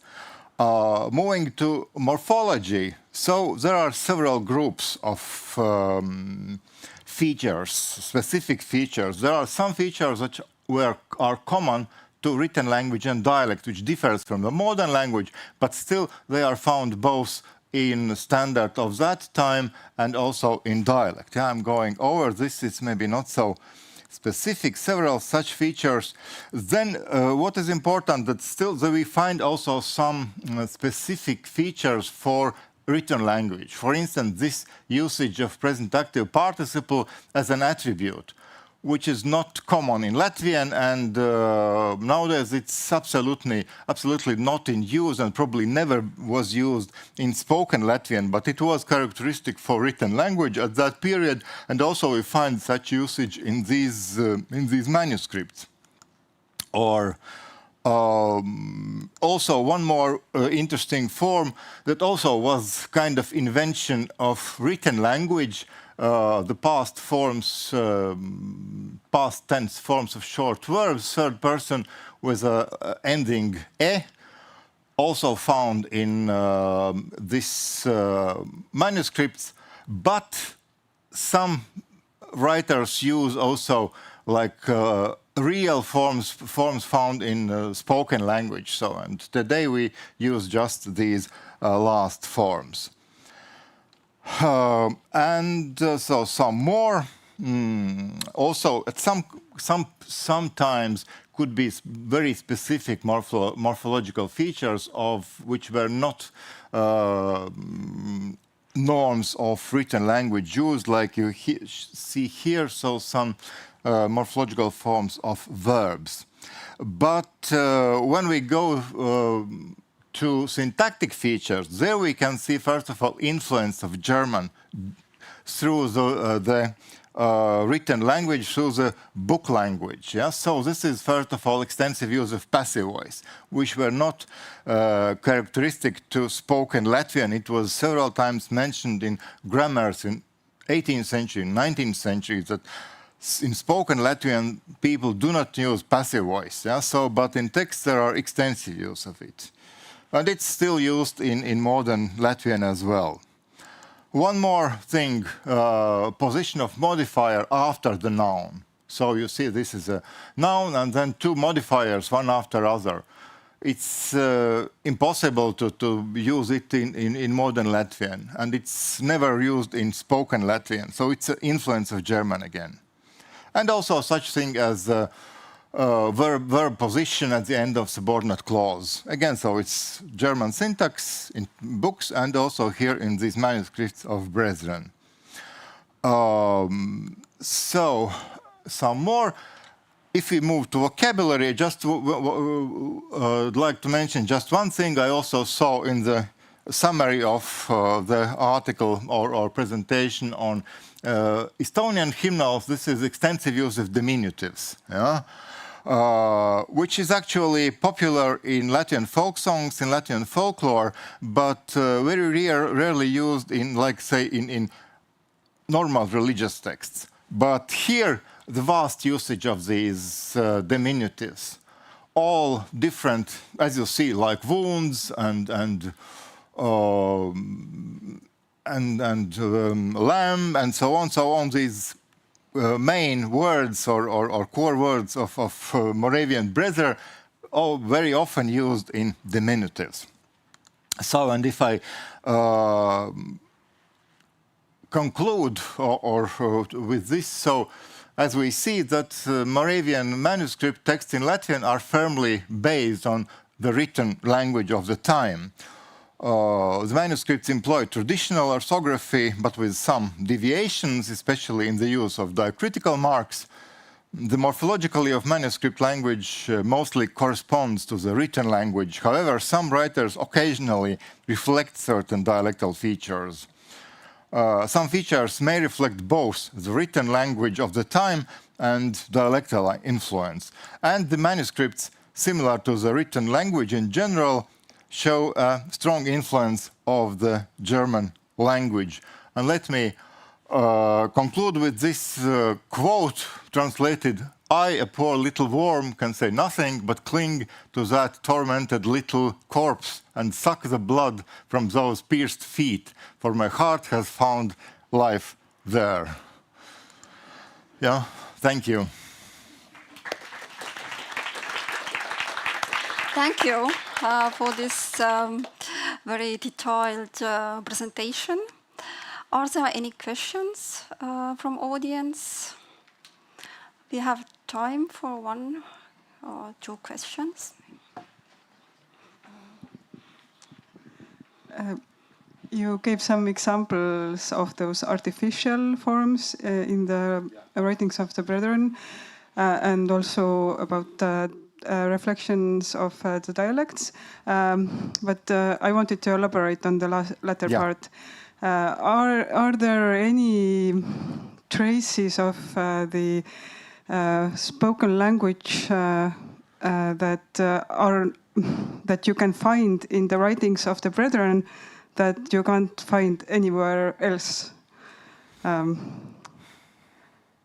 It's difficult to say. We do not have so vast knowledge about the the whole material, the whole corpus of Latvian of that time. So then it's like you should analyze the corpus. Yeah? I can't say that something very specific that is not found at all, yeah? in morphology or in syntax or in vocabulary. Yeah?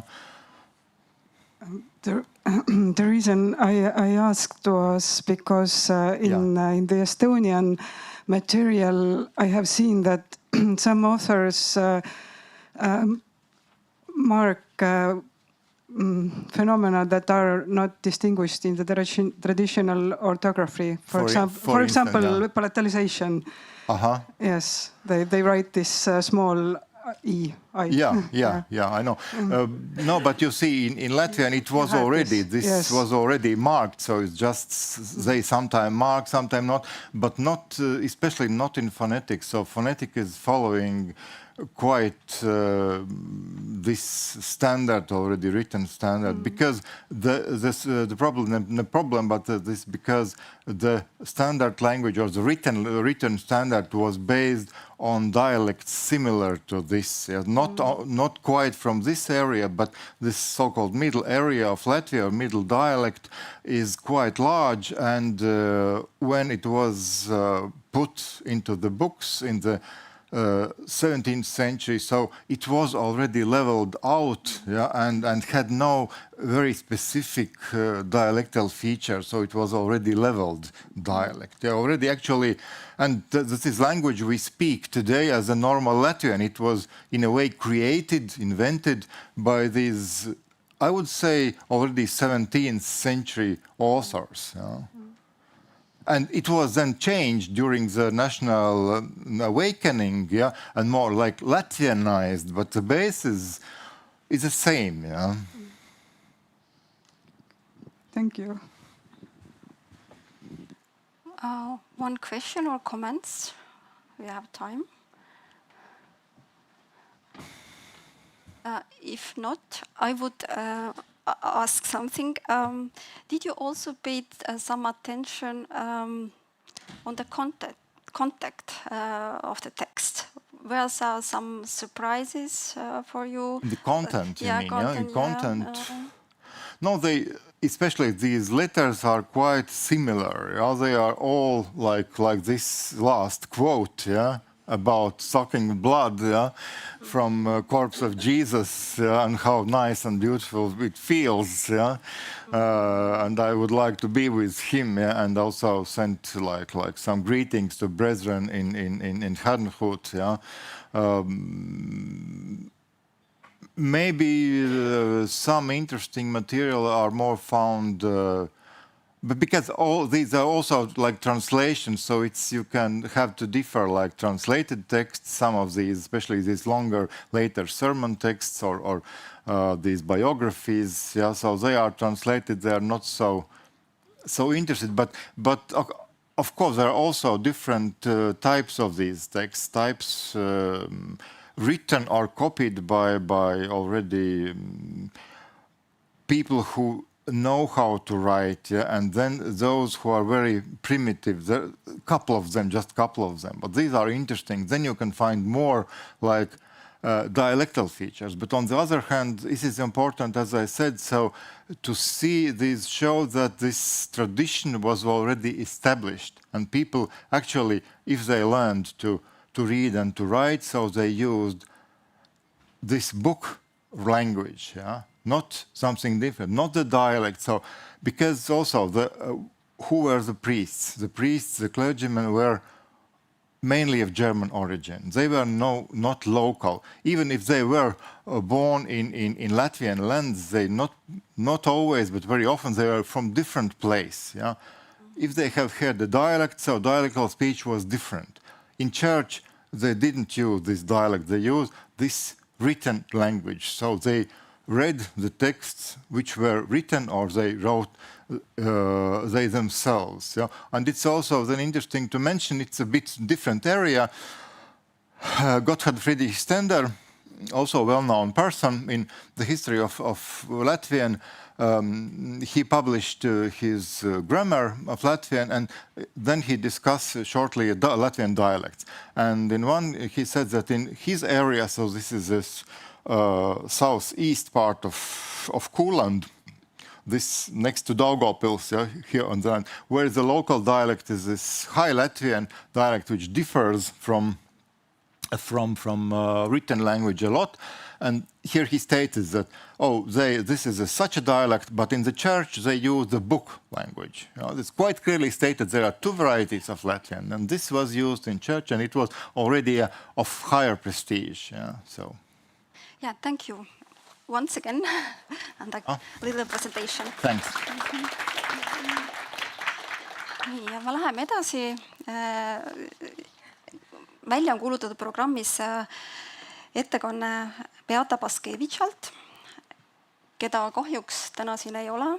Tal oli väike õnnetus ja ta ei saa ise siin füüsiliselt kohal olla, aga ta on saatnud meile oma ettekande teksti. Ma ütlen ka paar sõna Beata Paskevitša kohta. Tegemist on germanistiga, kes töötab Läti rahvusraamatukogus vanemteadurina.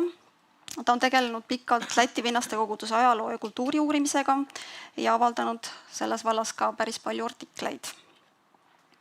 Ja Beata tänase ettekande teemaks on mitmekeelsus hernutlaste käsikirjades. Tänuväärselt loeb selle ette Tiina-Erika Friedenthal.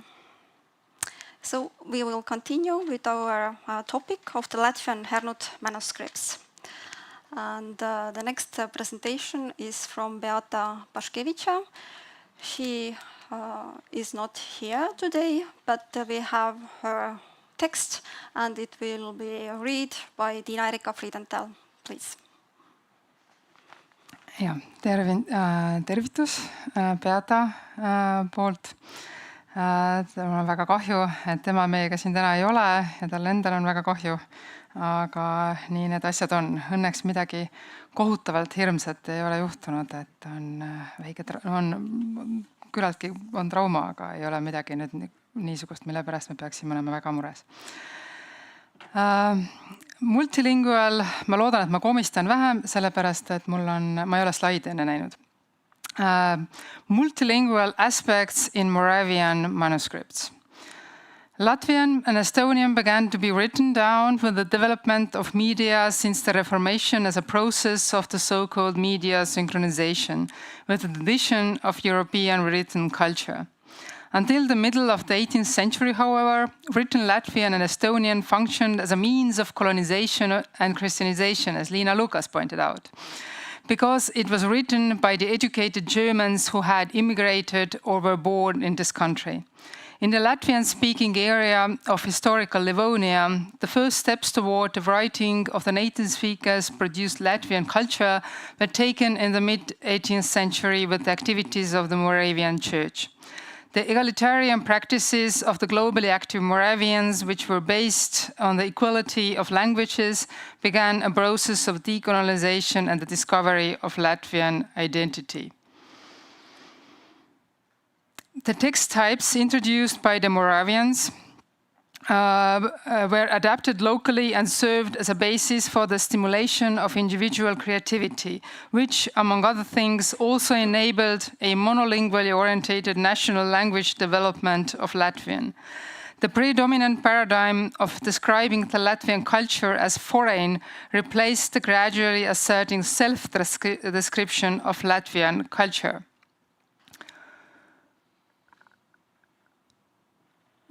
So friendly conversation of German, wearing hat and blue dress, and Latvian without hat and wearing pastlad or bastschuhe. The German holds his arm on the shoulder of the Latvian. Yeah, Lindenhof is one of the most Moravian influenced places. Yeah. So the picture of Johann Christoph Protze. Now I want to point out some multilingual manifestations in habits and vocabulary within the everyday practices in the Herrnhutian influenced areas of the Latvian-speaking part of Livonia. I suppose quite the same we can notice in the Estonian-speaking part. So I have divided my speech in 2 parts. I want to begin with the first. First, lexical formation of an imagined decolonized space within the Livonian Moravian Church. It is paradoxical that the Church of Brethren, which saw itself as a transnational religious community, had set in motion a process of national emancipation in the Latvian-speaking part of historical Livonia, with reciprocal language contact and cultural transfer processes mediated by the language. The first, I would like to speak about parallel and congruent use of Latvian and German. The bilingual approach to communication with the Latvian craftsmen and farmers, which the Herrnhutians took for granted, not only awakened them to the Christian faith, which was the goal of Herrnhut missionary activity and diaspora work, but also to their own creativity, especially in language. In the chronicle written around 1772 by the first official director of the Archive of the Unity of Brethren, Erich von Rantzau. This chronicle was compiled from many documents and diaries sent to Herrnhut from Livonia. The impression of parallel actions and rituals for the Latvian and German group. It has the impression of parallel action and rituals.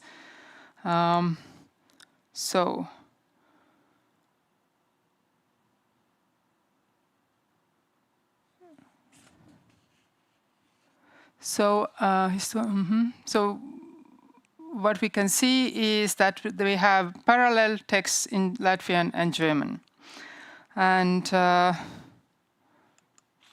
I understand that several slides are about that.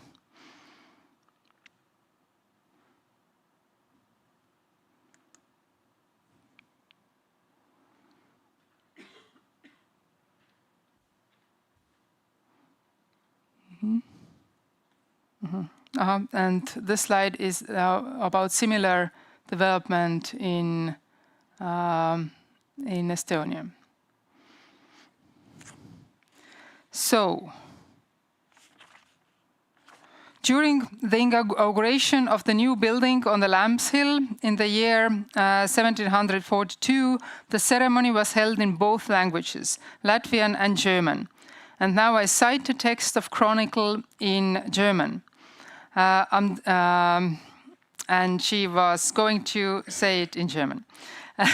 Am 10. November des solemnen Einweihung des neuen und vergrößerten Gemeinhauses auf dem Lammesberg mit beizuwohnen, welche von Bruder Bunterbart, der Lettisch, und Bruder Bifa, der Deutsch, betete, unter einem nächtlichen Gnadenwesen verrichtet worden.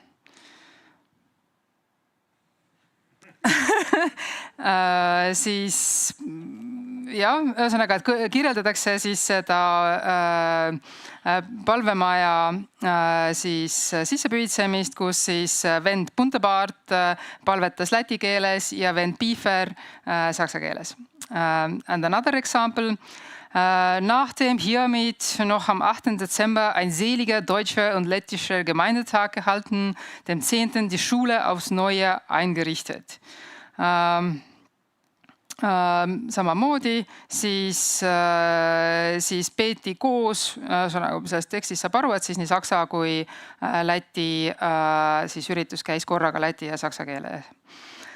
Especially in its initial phase, the Brethren Church also had many improvisation elements in the form of impromptu poetry, translations of popular devotional literature, which Latvian sympathizers of the Brethren Church creatively adopted into their own cultural system.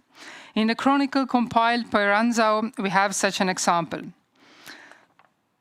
Desgleichen hielten sie in der Marterwoche, ungeachtet die Kommission schon da war, ihre Fest- und Gemeingelegenheiten ungehindert fort und hatten insonderheit am großen Sabbat eine ausgezeichnet solemne Nachtwache, bei welcher sie zum Schluss außen auf dem Platz in einem geschlossenen Kreis ein auf die damalige Umstände gemachtes und zupassendes Lied, chorweise, das ist lettisch und deutsch absungen, worin es unter anderem heißt: Ühesõnaga siis lühike tõlge, et siis jälle järjekordselt siis Märterwoche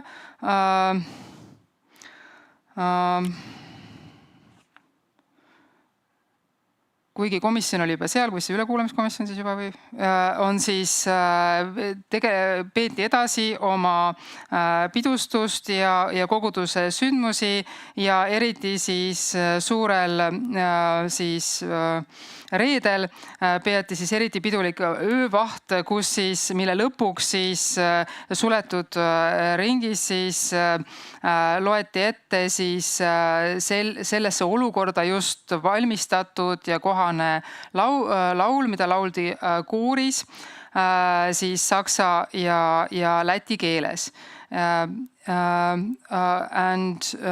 Ja siis edasi järgneb saksa keeles siis luuletus, mis on olnud siis mõlemas keeles. Ma loen selle saksa keeles ette. Was will die Welt uns tun? Sie ist besiegt, der arme Feind muss ruhen. Der itzo kriegt, weiß Lamm die Wund in seiner Seit und Hand, so wird der Liebesbund gar bald bekannt. Du armes, blindes Volk, was willst du tun an einem Zeugenvolk? Du musst doch ruhen, warum? Der Herrscher aller Welt beschützt seine Leute, gewiss ihm bleibt das Feld, wir sind erfreut. Lühidalt öeldes on siis tegemist luuletusega, kus jutt on sellest, et see, kes siis praegu nagu on võitlemas, ehk siis saatan, sellele siis tal on nii-öelda juba osutab oma haavale oma küljes ja oma kätes ja annab teada siis selle uue liidu sõlmimisest ja kinnitatakse siis, et kõikide maailmade valitseja siis kaitseb oma rahvast ja võidab lõpuks selle võitluse saatanaga. As we have seen in the diaspora work, the use of both languages was self-evident. Now I want to highlight another aspect I have noticed in the specific Moravian use of self and other referential terms. And this synchronous accent for national and global in vocabulary used by the Moravians. I'm a bit confused about slides.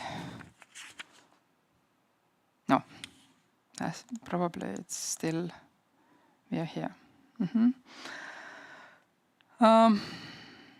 A synchronous accent for national and global in vocabulary used by the Moravians. It was not only the text handed down by the Moravians, which could be introduced into Latvian, but also the vocabulary used by the Moravians in the German language to refer to the others, the Latvians, that played an important role in the development of feelings of emancipation and togetherness. In the written text associated with the Moravian Church, whether in private correspondence or in diaries and reports written for global Moravian Church, the territory inhabited by Latvians was referred to as Latvia, Letland. As a matter of course, and the indigenous members of the community were called Latvian brothers and Latvian sisters, a phenomenon that can hardly be found in other texts of the time. Moravians were interested in the history of these territories, and on the first page of Chronicle of Ranzau, we have the reminiscence of old times of Latvian national history. Diese Lieven sollen nach den Nachrichten, welche die Geschwister in Livland von ihnen gehört und darauf weiter mitgeteilt haben, in den ältesten Zeiten, ehe die Deutschen ins Land gekommen, die angesehensten unter der Letten gewesen und aus ihnen die Fürsten der alten lettischen Nation hergekommen sein, von welchen noch 3 leibliche Schwestern unter den Letten, nämlich die neuhofische Katja, die Trine im Gut und die Barbara, gegenwärtige Arbeiterin der ledigen Schwestern in Neuhof, abstammen. See on siis, jutt käib siis 3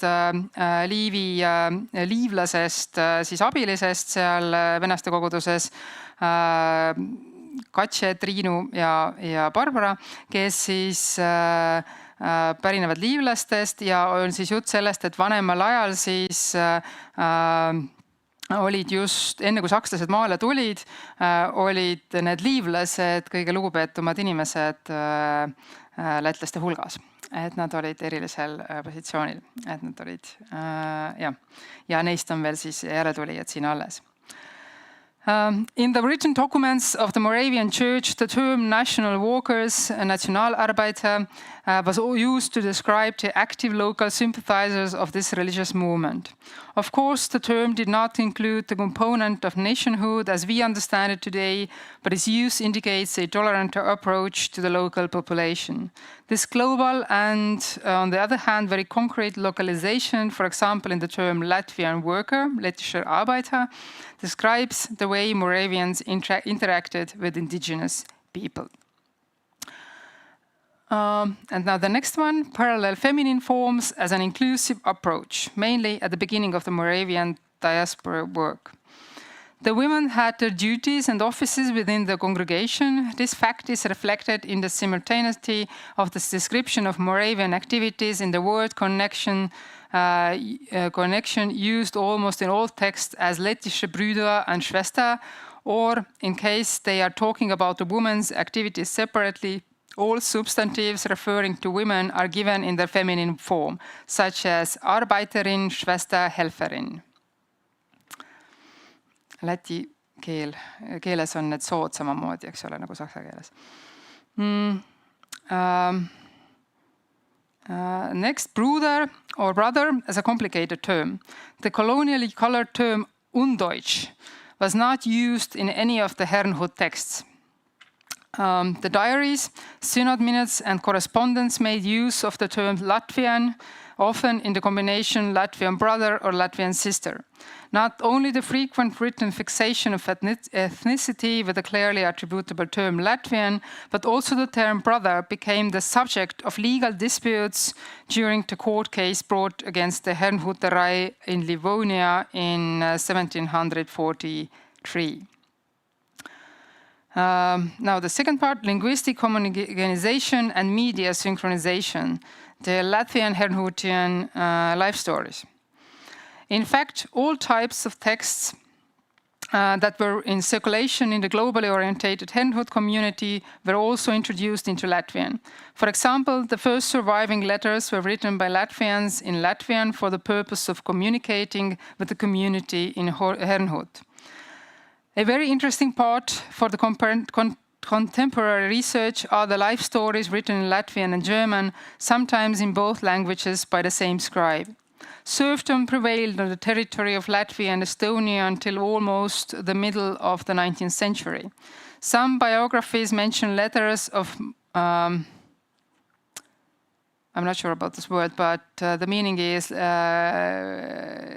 letting free, written by the lordship as a reward for good service. The Herrnhutian life stories are highly interesting texts with many possible interpretations and classification in the most diverse fields of interest and research in today's branches of knowledge, including communication research and literary and linguistic studies. Parallel versions of some of the life stories have been preserved in German and Latvian. It is not always clear which of the two was the original version. As the biographies were usually completed after the person's death, the question of authorship is even more difficult to answer.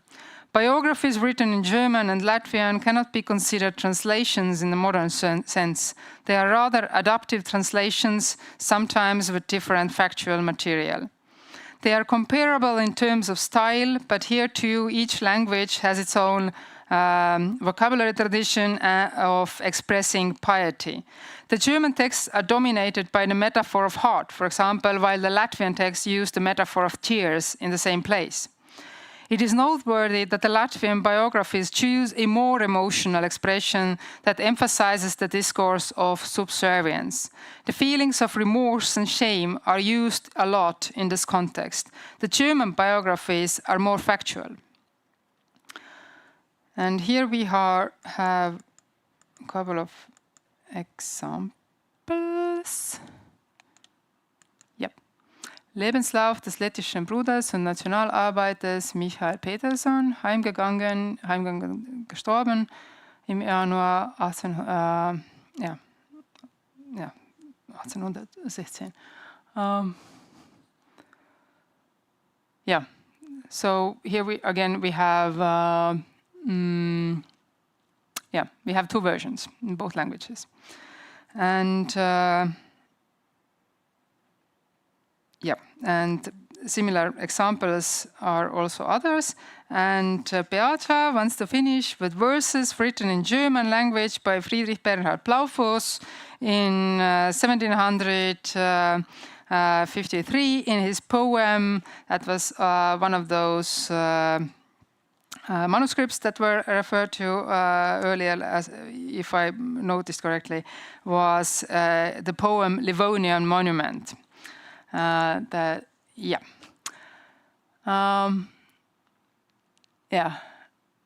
Ich lese zuerst, ma loen siis kõigepealt selle teksti siin, et see Livländisches Denkmal on see bestehend in einem Ruhm des Werkes Gottes, welches sich siis ühesõnaga Liivimaa monument, eks ole, mis on siis Jumala töö kiituseks aastal 1738, siis Eesti ja Läti talupoegade äratamiseks Liivimaal, nende pöördumiseks ja nende südame õndsuseks ja elu muutmiseks siis maailmale kuulutatud nende kohta et siis millega ta astub vastu siis nende kohta levitatud ebatõdede ja kuulujutude vastu. See on siis pikk poeem ja siit on üks katke siis Herr Jesu diger Bürt, der Rühm in aller Ehre, befördere dein Werk und allem Bösen wehre. Erhalt die Obrigkeit in stetem Wohlergehen, lass Est- und Lettlands Volk bei dir in Gnaden stehen. On vaja tõlkida? Kuidas? Et issand Jeesus, sulle kuulub au ja austus, kogu au, siis edenda oma tee oma tööd ja kaitse meid kurja eest ja hoia siis ülemaid, siis nagu, et neil hästi läheks ja lase Eesti ja Läti rahval olla nagu sinu ees siis armu leida. Ja. Et Beata ütles mulle, et ta tahtis seda just sinna lõppu sinna tuua just seda, et näidata, et siin on see Eesti ja Läti rahvas koos. Et just sellepärast tahtis ta seda siin praegu välja tuua. So that Estonians and Latvians are kind of together here, presented here together. Ja. Beata tänab tähelepanu eest. Ja meie täname ka. Täname siis Beatat ja Liina Erikat. Kahjuks küsimusi me ei saa täna esitada. Aga väga huvitavad allikad ja hästi huvitav oleks siin näha ka paralleelselt vaadata Eesti, eks ju, venaste koguduse tekste ja kas seal on samasugused iseärasused tuvastatavad. Nii et me saame natukene nüüd varem minna kolmanda ettekande juurde ja kolmandaks ettekandeks selles sektsioonis saab sõna doktor Jürgen Baier Tartust, kes on avaldanud arvukalt artikleid ja uurimusi raamatuajaloo folkloristika alalt. Ja ta on muuseas tegelenud ka Eesti venaste koguduse kirjaliku pärandiga. Sellise isikliku remargina võin öelda, et Jürgen Baier oli minu doktoritöö üks oponentidest 20 aastat tagasi. Ja me tunneme ennast üksteist juba päris ammusest ajast. So the third and final lecture in this section will be given by Dr. Jürgen Baier from Tartu. He has published numerous studies in the field of book history and folklore and has also worked on the written heritage of the Estonian Brethren congregations. So, and the title of the presentation will give today in German ist Markus Heinrich Windegildes estnischer Bericht über seine Reise nach Wilstrup-Schleswig und Hernut im Jahre 1838. Ja, yes. Aitäh. Im Jahr 1838 war der Leiter der Dorpater Brüdergemeinde, Markus Heinrich Windelkilde, nach Wilstrup im Herzogtum Schleswig gereist und hat auch das nahegelegene Christiansfeld, ein Gemeinort der Brüdergemeinde, besucht. Die Rückfahrt ging über Herrnhut. Über seine Reise fertigte er einen Bericht in dörptestnischer Sprache an, der nicht lange nach der Rückkehr verfasst worden sein wird, doch ein genaues Datum lässt sich nicht bestimmen. Von dem Reisebericht ist nur eine Abschrift bekannt, die sich heute im Estnischen Literaturmuseum befindet. Die Geschichte der Ethnographie hat die Berichte und Sammlungen herrnhutischer Missionare in Übersee seit langem entdeckt. Auch bei Windelkildes Reisebericht haben wir es mit einer Ethnographie zu tun, und zwar mit einer mehrfach gebrochenen. Ein Schleswiger schreibt über eine Reise in seine Heimat und versucht, das Erlebte mit den Augen der dörptestnischen Brüder zu sehen, ohne allerdings seinen belehrenden Anspruch als deutsch gebildete Führungskraft aufzugeben. Das Herzogtum Schleswig, das sollte ich vielleicht erklären, umfasste Gebiete auf beiden Seiten der heutigen deutsch-dänischen Grenze, die aus dem Jahr 1920 stammt. Markus Heinrich Windelkilde wurde 1792 in Saatrup geboren, einem Kirchspiel im Sundewitt, der Halbinsel nördlich der Flensburger Förde, also direkt im südlichsten Festlandteil von Dänemark. Windelkildes Vater war der lutherische Geistliche Jens Peter Windelkilde. Schon der Großvater und der Urgroßvater waren Pastoren gewesen, der Urgroßvater allerdings im Königreich Dänemark nördlich von Kopenhagen. Der Vater wurde im Jahr 1800 als Pastor nach Fjelstrup in der Nähe von Christiansfeld berufen. Windelkilde und seine Geschwister wurden von einem Hauslehrer unterrichtet, doch den Unterricht in den alten Sprachen übernahm der Vater. Windelkilde schreibt in seinem Lebenslauf: In der Erwählung meines Lebensberufes gestatteten meine lieben Eltern mir vollkommene Freiheit, nur wünschte mein lieber Vater nicht, dass ich studieren sollte, weil das ganze Schulwesen dieser Zeit und besonders in Dänemark und den Herzogtümern Schleswig und Holstein dem Rationalismus huldigte, unter dessen Druck auch er seufzte. Da meine Verwandten mütterlicherseits meist Seeleute waren, so wählte ich diesen Lebensberuf und besuchte eine Navigationsschule in Appenrade. Sein Berufsziel war damals also Steuermann oder Kapitän. Wer mit den Verhältnissen im nördlichen Schleswig vertraut ist, wird aus diesen Angaben schließen können, welche Sprachen Windelkilde mindestens beherrschte. Nämlich Hochdeutsch und den dänischen Dialekt Sønderjysk. Reichsdänisch mit Sicherheit passiv, aber nicht unbedingt aktiv. Außerdem wird er Latein gelernt und über gewisse Kenntnisse im Altgriechischen und vielleicht auch im Hebräischen verfügt haben. Windelkildes Nachname ist dänisch, aber ich nehme an, dass er später in Dorpat nicht dänisch, sondern deutsch ausgesprochen wurde. Das heißt, die beiden D wurden ausgesprochen und der Stoßton verschwand. Im Oktober 1808 wurde Windelkilde schwer krank. Nach seiner Genesung beschloss er, ein Mitglied der Brüdergemeinde zu werden. Die Eltern willigten gern ein. Im Dezember 1808 begann er in der Tischlerei des Christiansfelder Brüderhauses und blieb fast 5 Jahre lang in Christiansfeld. Von 1813 bis 1816 war Windelkilde in Niesky.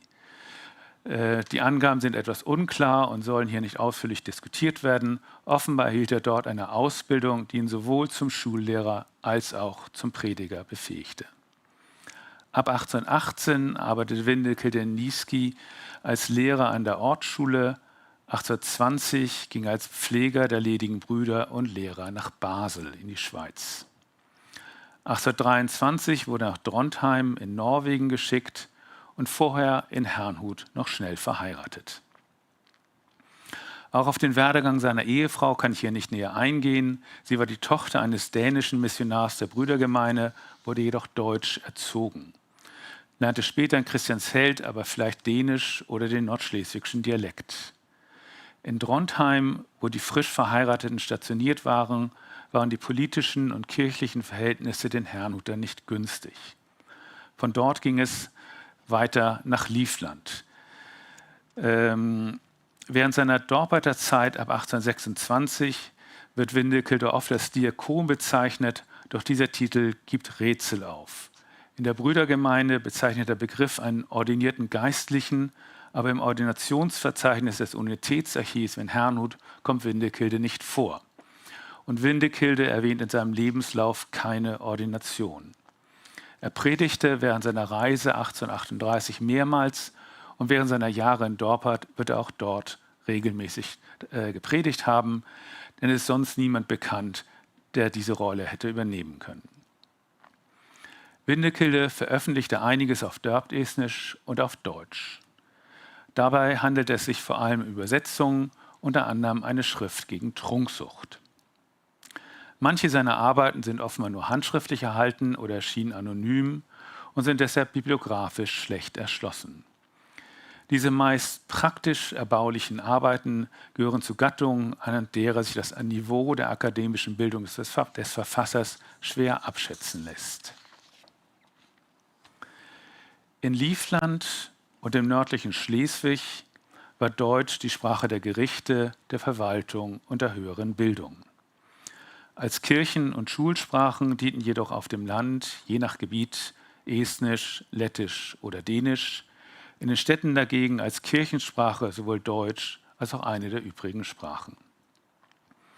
Die Lage des Dänischen in Schleswig unterschied sich jedoch von der des Estnischen und Lettischen dadurch, dass es, wie es in der heutigen Minderheitenforschung heißt, einen Kin-State gab, nämlich das Königreich Dänemark, in dem Dänisch Staatssprache und voll ausgebildete Kultursprache war und in dem man die dänischsprachige Universität Kopenhagen besuchen konnte.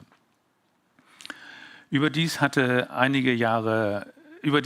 dieser Kin-State großen politischen Einfluss auf Schleswig, der sich dann einige Jahre nach Windekildes Besuch auch in der Sprachenfrage geltend machen sollte. Anlass der Reise war das 50-jährige Amtsjubiläum von Windekildes Vater als Pastor. Dieser Vater war 1817 von Fjellstrup nach Wilstrup berufen worden. Wie seine vorherigen Dienstorte liegt Wilstrup im dänischsprachigen nördlichen Teil des Herzogtums Schleswig, nämlich etwas südlich von Hadersleben, das seinerseits etwas südlich von Christiansfeld liegt. Die Geschichte Schleswig-Holsteins ist bekanntlich ziemlich kompliziert. Nur so viel.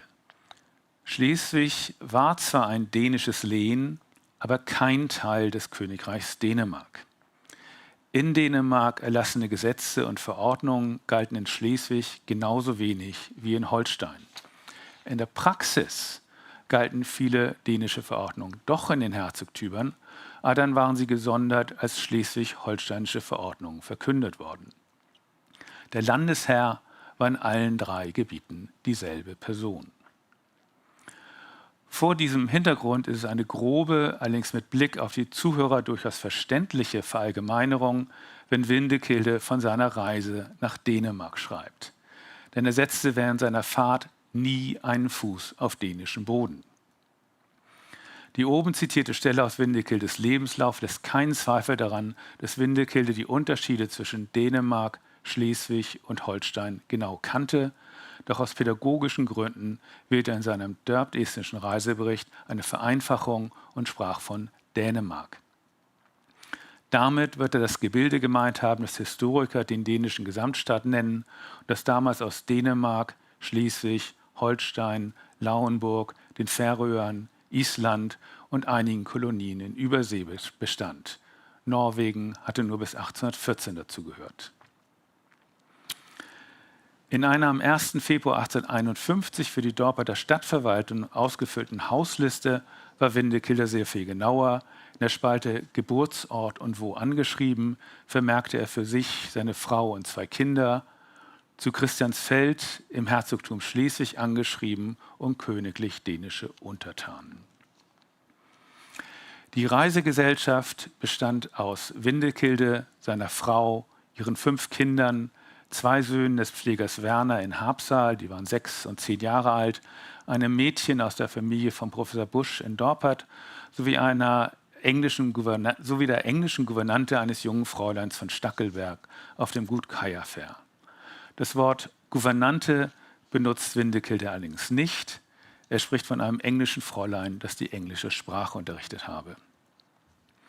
Friedrich Busch, von 1824 bis 1849 Professor für Kirchengeschichte an der Universität Dorpat, vertrat pietistische Ansichten. Windekilde hatte auch in dessen erbaulicher Zeitschrift publiziert. Zu diesen 11 Passagieren kam natürlich noch ein Kutscher. Am 10. Mai erreichte die Reisegruppe Neuwelke. Damit hatte sie das dörp-estnische Sprachgebiet verlassen und war im lettischen Sprachgebiet angekommen. Windekilde spricht sogar, wie wir das eben auch gehört haben, von Lettland, Lettimaa. Allerdings benutzt er nicht die lettischen Ortsnamen, sondern die deutschen, eventuell mit Anpassung an die dörp-estnische Rechtschreibung und Aussprache. Die nordschleswigschen Ortsnamen im Reiserecht basieren wieder mit Anpassungen auf den deutschen Formen der Ortsnamen, nicht auf den dänischen. Es ist zu vermuten, dass es echte dörp-estnische Exonyme für Orte im Grenzgebiet und sonst nur für die allergrößten Städte gab. Für Ortsnamen im estnischen Sprachgebiet benutzt Windekilde natürlich die dörp-estnischen Formen. Nach Erledigung der Pass- und Zollformalitäten in Riga konnte die Reise am 18. Mai um die Mittagszeit weitergehen. Auf einer Chaussee, Windekilde spricht von einem festgemachten Weg, Kövers-Tettu-Tee, ging es über Mitau, durch Kurland und Litauen bis zur russischen Grenze, wo das Land des preußischen Königs beginne. Chausseen waren damals, abgesehen von der Eisenbahn, die noch lange nicht den Weg nach Livland finden sollte, die jüngste Innovation der Verkehrsinfrastruktur. Am 20. Mai erreichten die Reisenden die Grenzstadt. Dort wurde ihr Gepäck durchsucht und die Pässe erhielten Sichtvermerke. Windekilde sagt, sie seien unterschrieben worden. Am Pfingstsonnabend, 21. Mai, erlitten sie einige Kilometer vor Königsberg einen Achsenbruch. Der Wagen fiel um, der Postknecht geriet unter den Wagen und alle schrien durcheinander. Windekilde krabbelte aus dem Wagen heraus und half als erstes, den Postknecht unter dem Wagen hervorzuziehen. Nach und nach wurde den Reisenden herausgeholfen. Als das englische Fräulein draußen war, fiel es sofort in Ohnmacht. Windekilde hatte Mühe, es festzuhalten. Einige Schritte von ihnen entfernt standen 5 Personen, die über den Unfall lachten und nicht bereit waren zu helfen, obwohl sie darum gebeten wurden. Ein paar Kutschen fuhren vorbei, doch nur eine hielt an. Ein Herr stieg aus und brachte eine Flasche Branntwein. Mit dem Branntwein wischte Windekilde das Gesicht des in Ohnmacht gefallenen Fräuleins ab, gab jedem Kind einen Mund voll zu trinken und überließ dann die Flasche mit dem Rest des Branntweins dem Postknecht. Für Herrnhuter und für Windekilde als Übersetzer einer Schrift gegen Trunksucht war das ein recht pragmatischer Umgang mit diesem Elixier. Der Postknecht lief ins nächste Dorf, um eine Notachse zu holen und veranlasste, dass ein Wagen das Gepäck abholte. Die Reisenden mussten einige Kilometer zu Fuß zur Poststation gehen. Dort erhielten sie einen neuen Wagen. So gelangten sie schließlich nach Königsberg. Am Abend kam dann der mittlerweile reparierte eigene Wagen hinterher. Weil Windekilde in Königsberg niemanden kannte, mussten sie in einem Gasthof absteigen. Windekilde drückt sich so aus: Wir mussten Quartier in einem solchen Haus nehmen, das Reisende aufnimmt. Der Unfall schlug ein großes Loch in die Reisekasse, 60 Rubel, aber Windekilde dankte Gott, dass alle die Sache mit heilen Gliedern überstanden hätten. Leider reicht die Zeit nicht, um heute über weitere Stationen der Reise, unter anderem Berlin und Hamburg, zu berichten. Die Reisegruppe kam am 10. Juni bei Windekildes Vater an. Windekilde schreibt zu den dortigen Bauernhäusern: Ihre häuslichen Verhältnisse sind so schön und sauber, wie sie hierzulande allein nur bei einem Deutschen oder bei einem Herren sein können, also Ötte, Saxa, Manu. Kann sowohl Deutsche als auch Herren bedeuten. Windekilde erklärt, dass es im ganzen Land keine Gutshöfe gebe und dass jeder Bauer auf seinem Land lebe. Das stimmt zwar für das Herzogtum Wilstrup, für das Kirchspiel Wilstrup, Entschuldigung, das über guten Boden für Ackerbau verfügte, doch waren im Osten Schleswigs und Holsteins durchaus Güter zu finden. Nur hatten die Verkoppelung und die Aufhebung der Leibeigenschaft in den Herzogtümern die Hufner zu Hofbesitzern gemacht, während die liefenländischen Bauern zwar persönlich frei geworden waren, aber kein eigenes Land erhalten hatten. Windekilde lobt das Kirchspiel seines Vaters auch in sittlicher Hinsicht. Weil dort so lange erbaulich gepredigt worden sei, gebe es dort kein Wirtshaus und keine Lustbarkeiten. Alkoholmissbrauch oder uneheliche Geburten kämen kaum vor, die Leute seien fleißig und die Kinder gingen zur Schule.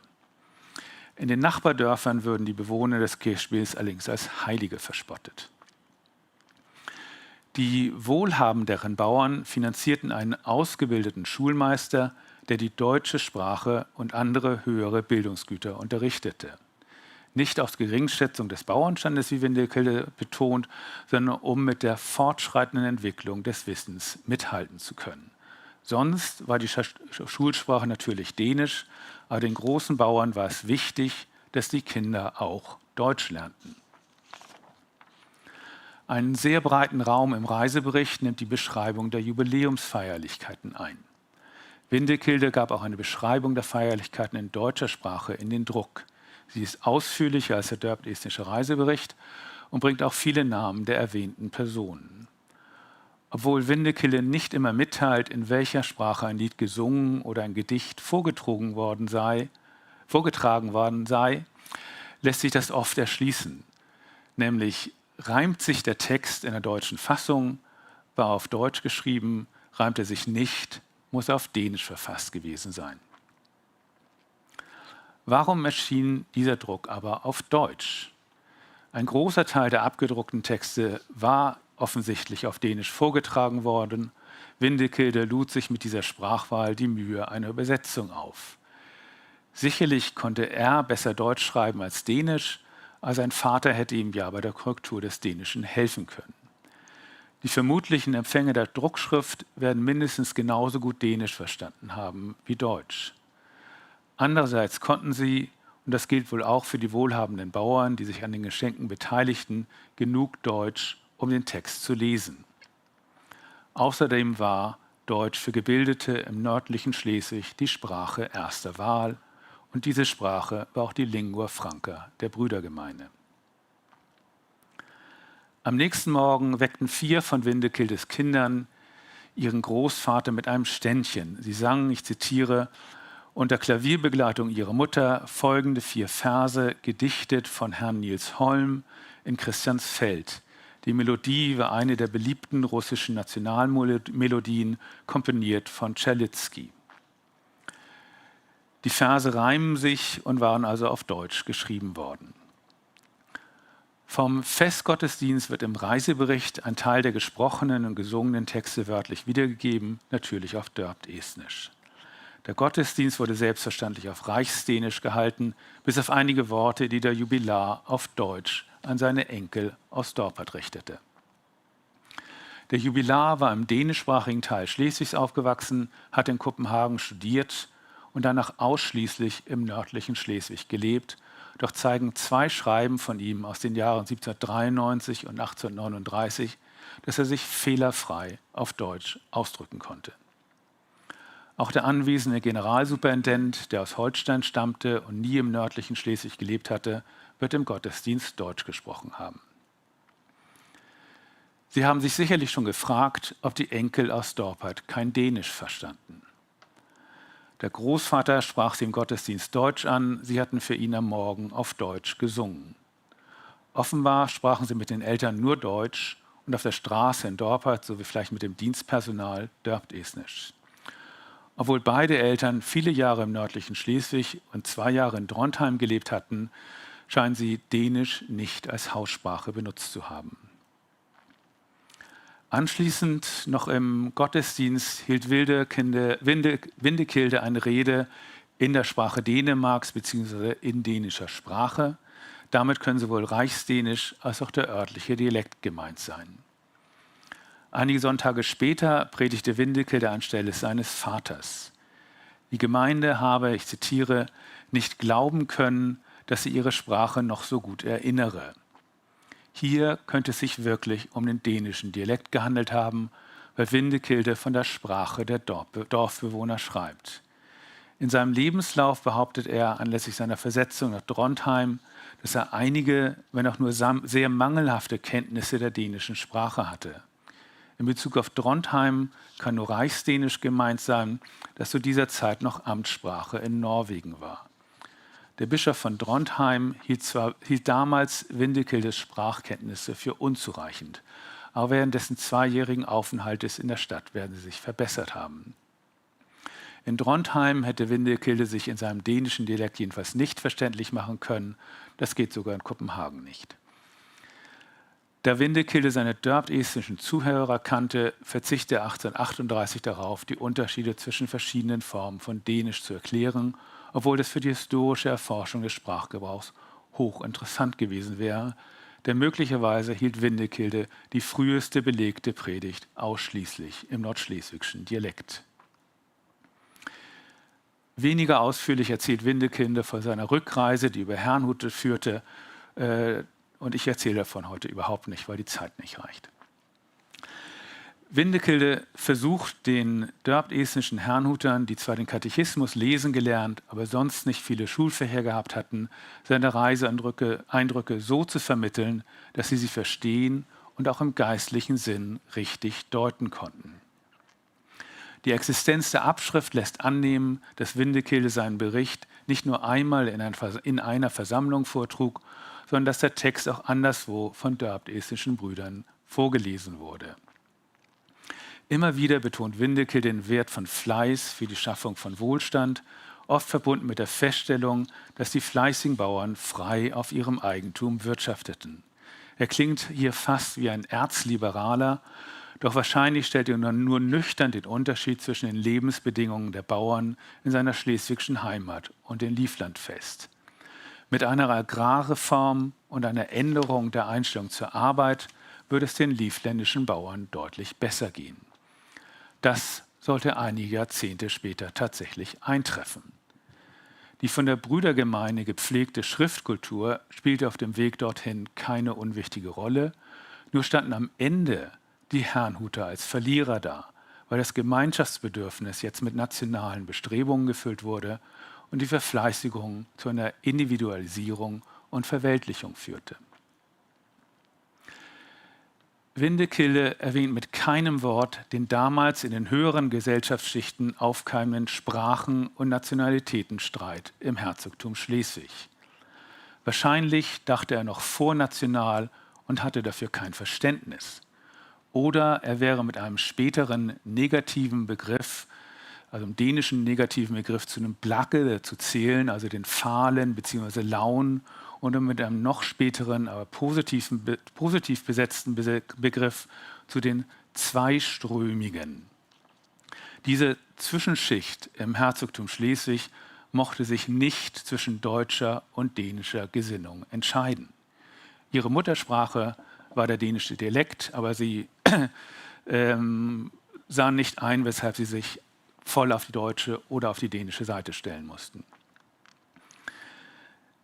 In Livland dagegen wird Windekilde für einen Deutschen gehalten worden sein. Deutsch war die Sprache, die er am besten sprechen und schreiben konnte. Aber wenn er nach seiner Herkunft gefragt worden wäre, hätte er unter gebildeten Livländern wahrscheinlich den dänischen Gesamtstaat oder das Herzogtum Schleswig genannt. Gegenüber den dörptestnischen Brüdern vereinfachte er das zu Dänemark, wobei er den Landesnamen wahrscheinlich nicht mit der Sprache Dänisch verband, genauso wenig wie Livland mit Livisch.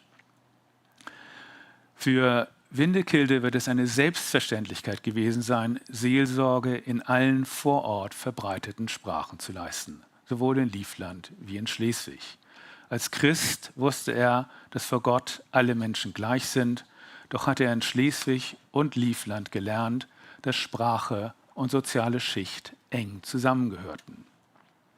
Wir haben es hier mit zwei der zahlreichen europäischen Beispiele für jahrhundertealte Sprachhierarchien zu tun, die sich überraschend schnell ändern konnten, wenn die politischen oder sozialen Verhältnisse sich wandelten. Ich will einige weitere Beispiele für solche Sprachhierarchien nennen. In Spanien konnte sich die kastilische Sprache lange Zeit gegen Katalanisch, Galizisch und andere ibero-romanische Sprachen durchsetzen, sowie gegen das Baskische. Französisch dehnte sich auf Kosten des Baskischen, Bretonischen, Provenzalischen, Flämischen sowie des Deutschen aus. Französisch wurde auch, und hier wird es für den Begriff Kolonialsprache in unserem Tagungstitel interessant, die herrschende Kultursprache in den südlichen Niederlanden, heute als Belgien bekannt. Gebildete Flamen, beispielsweise in Brücke oder Gent, sprachen bis weit ins 20. Jahrhundert hinein Französisch, auch in der Familie, allerdings beherrschten sie auch Flämisch. Das ursprünglich friesische Sprachgebiet zog sich entlang der Nordsee von den Niederlanden bis zur heutigen deutsch-dänischen Grenze. Friesisch war jedoch stets nur Haussprache, keine Verwaltungs- oder Kirchensprache. Auch hier wäre es irreführend, von einer Kolonialsprache zu sprechen. Genauso wenig wie in Flandern hatte eine Eroberung durch ein fremdes Volk stattgefunden. Wie in Livland verdienten am Export von Agrarprodukten die örtlichen Landbesitzer und die Gewinne aus dem Fernhandel blieben in den Städten des Landes. Sie gingen nicht an Kolonialmächte jenseits des Meeres. Auch die Ukraine ist ein Beispiel für Sprachhierarchien im Laufe der Geschichte. In der Westukraine war, auch als sie unter der Bezeichnung Galizien zu Österreich gehörte, Polnisch die Kultursprache, in der Ostukraine war das Russisch. Ein den Ostseeprovinzen näher liegendes Beispiel bietet Ostpreußen. Im Nordosten sprach die Bevölkerung Litauisch, im Süden Masurisch. Als Kultur- und Verwaltungssprache diente Deutsch. Bei den Wahlen und Volksabstimmungen in der ersten Hälfte des 20. Jahrhunderts zeigte sich immer wieder, dass diese Litauisch-Sprecher und Masurisch-Sprecher sich als Deutsche fühlten. Man bezeichnete sie damals als Kulturdeutsche. Der Begriff Kulturdeutsche trifft auch auf meine Großmutter zu, die aus Windekildes Heimat stammte. Ihre Muttersprache war der dänische Dialekt, ihre Kultursprache Deutsch. Reichsdänisch konnte sie verstehen, weil sie es in der Kirche immer gehört hatte, aber nicht sprechen. Nach der Abtretung Nordschleswigs aufgrund der Volksabstimmung 1920 zog sie in den deutsch gebliebenen Teil Schleswigs. Natürlich gab es soziale Unterschiede in allen diesen Gebieten. Sie gingen oft mit sprachlichen Grenzen einher. Je nach Gesellschaftsaufbau kam Mehrsprachigkeit häufiger oder seltener vor. Gesellschaftlicher Aufstieg erforderte in der Regel Kenntnis der jeweiligen Kultursprache. Das konnte zum einen zu Aufstiegsassimilation führen, wie wir sie aus Liv, Est und Kurland kennen, wo aus erfolgreichen Esten und Letten in der Regel Deutsche wurden. In Nordfriesland dagegen blieben die Friesen Friesen, sorgten aber dafür, dass ihre Söhne schon als Kinder Deutsch lernten, damit sie später als Kapitäne auf Hamburger Schiffen ihr Geld verdienen konnten. Diese ungleichen Bedingungen in Europas mehrsprachigen Gebieten haben nichts mit Kolonialismus zu tun. Im Herzogtum Schleswig war Deutsch während Windekildes Reise immer noch die unangefochtene Obrigkeits- und Kultursprache, obwohl im nördlichen Teil des Herzogtums Dänisch als Kirchen- und Schulsprache diente und sogar weiter südlich davon Dänisch gesprochen wurde. Herzog von Schleswig und auch von Holstein war der dänische König. Die politische Macht lag also in dänischen Händen und die dänische Verwaltungspraxis führte zu einer langsamen Germanisierung der Bevölkerung und Verschiebung der Sprachgrenze Richtung Norden. Ich kann wirklich nicht erkennen, dass der Begriff Kolonialsprache im Herzogtum Schleswig oder auch im Gebiet des heutigen Belgiens angemessen wäre. Zwar blieben Dänisch und Schwedisch in ihren Ländern Obrigkeits- und Kirchensprache, doch war dort der Einfluss des Niederdeutschen und später des Hochdeutschen genauso groß wie im Estnischen und Lettischen. Auch hier führt es zu nichts, von Kolonialsprachen zu sprechen. Ein weiteres Beispiel für Selbstkolonialisierung, wenn man so will, finden wir in Norddeutschland und in den Ostseeprovinzen. Der Übergang von der niederdeutschen zur hochdeutschen Schriftsprache ging dort überall im 16. und 17. Jahrhundert vor sich, ohne dass ein einziger Soldat einmarschiert oder auch nur ein Hochdeutsch sprechender Bauer angesiedelt worden wäre. Ein Beispiel aus unserer Gegenwart ist Luxemburg, wo seit dem Ersten Weltkrieg nach Unzufriedenheit mit dem deutschen Einmarsch wurde dann Französisch Verwaltungssprache, aber die Bevölkerung spricht natürlich immer noch ihren moselfränkischen Dialekt, der genauso wie auf der anderen Seite der Grenze zu Deutschland klingt. Und die deutsche Schriftsprache wird auch in der Schule gelernt, aber zusammen mit Französisch. Funktioniert wunderbar. Eine sehr prestigeträchtige Sprache der frühen Neuzeit habe ich noch gar nicht erwähnt. Ohne Latein konnte man an der Universität nicht studieren. Verschiedene Sprachen hatten schlicht unterschiedliches Prestige und das war eng mit der sozialen Schichtung verbunden. Ich halte es für einen Irrweg, aus der englischsprachigen Sekundärliteratur den Begriff Kolonialsprache zu importieren, der aus einem überseeischen Kontext stammt. Bei der Erforschung der Verhältnisse in Lief, Est und Kurland sollten wir Vergleiche mit mehrsprachigen Regionen in Europa ziehen, nicht mit Übersee. Und bei der historischen Erforschung der sogenannten kleinen Sprachen dürfen wir die jeweiligen Kultursprachen nicht vergessen, denn ohne sie kann man oft nicht einmal die Rechtschreibregeln der kleinen Sprachen verstehen. Danke für Ihre Aufmerksamkeit.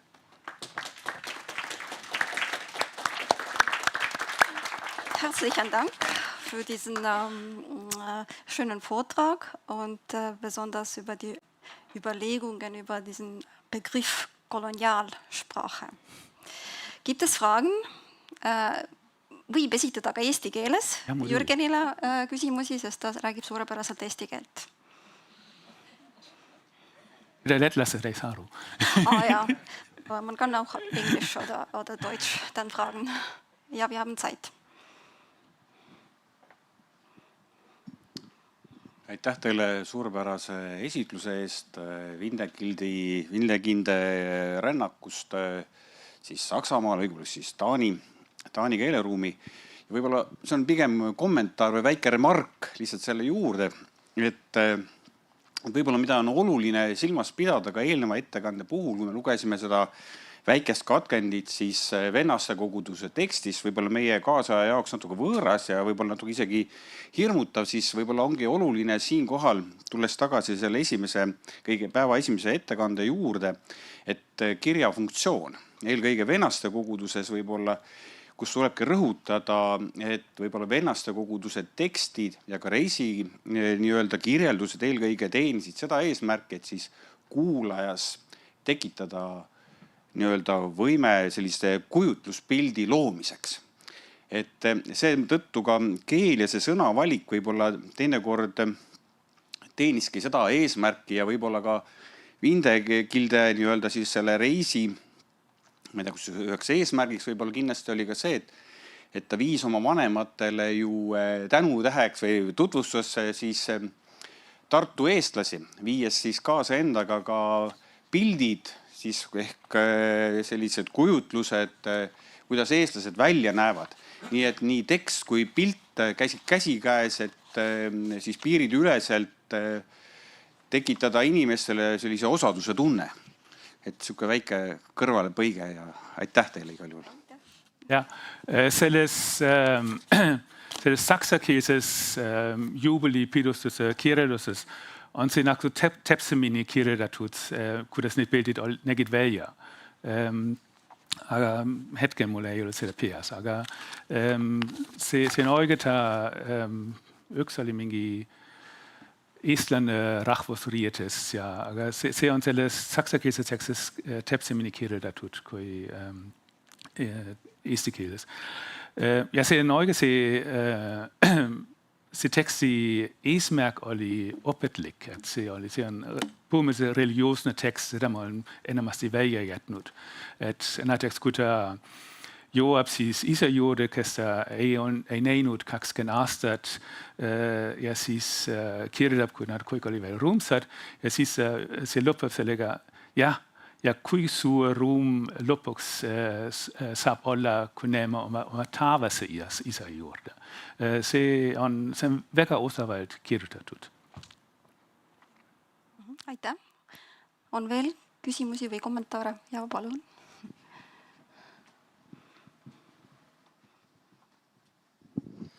Ja, vielen Dank für den Vortrag. Ich hatte nur eine Bemerkung zum Begriff Kolonialsprache. Also so wie ich es verstanden habe, also der Begriff im Titel, das heißt ja estnische Schriftsprache, die sehr lange Zeit, Jahrhunderte, nicht von den Esten selbst noch als Leser, weder als Leser noch als Schreiber verwendet wurde. Also in dem Sinne ist der Begriff hier verwendet worden. Also eine estnische Schriftsprache wird hier als Kolonialsprache verwendet. Ja, ich weiß, aber ich glaube nicht, dass mit dem Begriff kolonial kommt ja auch das gesamte Kolonialsystem. Und das hat man nicht gehabt. Also es ist ja nicht, dass man... Dieses System, das ist ja schon seit langem weiterentwickelt worden, diese Theorien. Und es sind zu einer Kolonialsituation gehören lange nicht mehr die Überseeterritorien und so weiter. Sondern, aber wie würdest du denn im Herzogtum Schleswig die Dominanz der deutschen Sprache unter dänischer Herrschaft erklären? Das ist wieder eine ganz andere Situation. Wird dort die Bezeichnungen wie Undeutsch, Deutsch versus Undeutsch verwendet? Nein. Ja, aber das ist halt hier der Fall. Also das ist eine sagen wir so, koloniale Opposition. Das ist eine soziale und eine sprachliche Opposition, aber ich halte den, habe ich ja gesagt, ich halte den Begriff kolonial für unangemessen hier. Also ich finde nicht förderlich, man sollte es zum Beispiel mit den Masuren oder Litauen in Ostpreußen vergleichen. Ja, es gibt noch eine Frage. Welche ist dann das? Die letzte. Kannst du das auch lesen? Hast du auch noch ähnliche handschriftliche Texte aus jener Zeit geforscht, die von den Herren und den Brüdern? Nein, eigentlich nicht.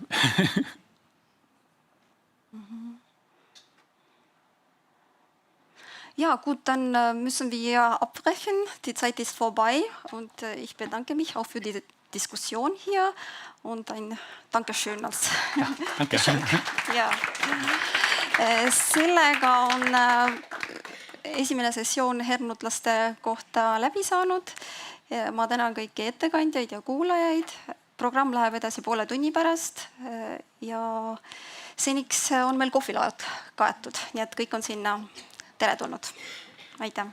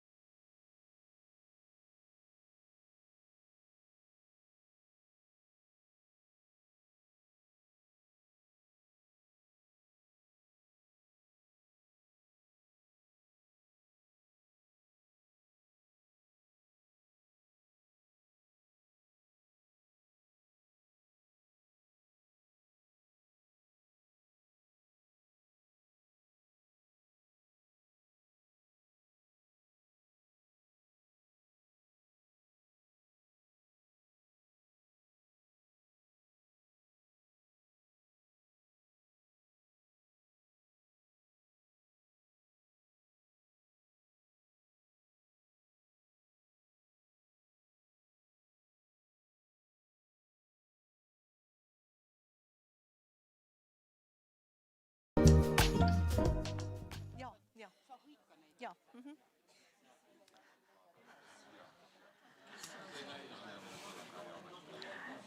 Tere pärastlõunast, head kohalolijad.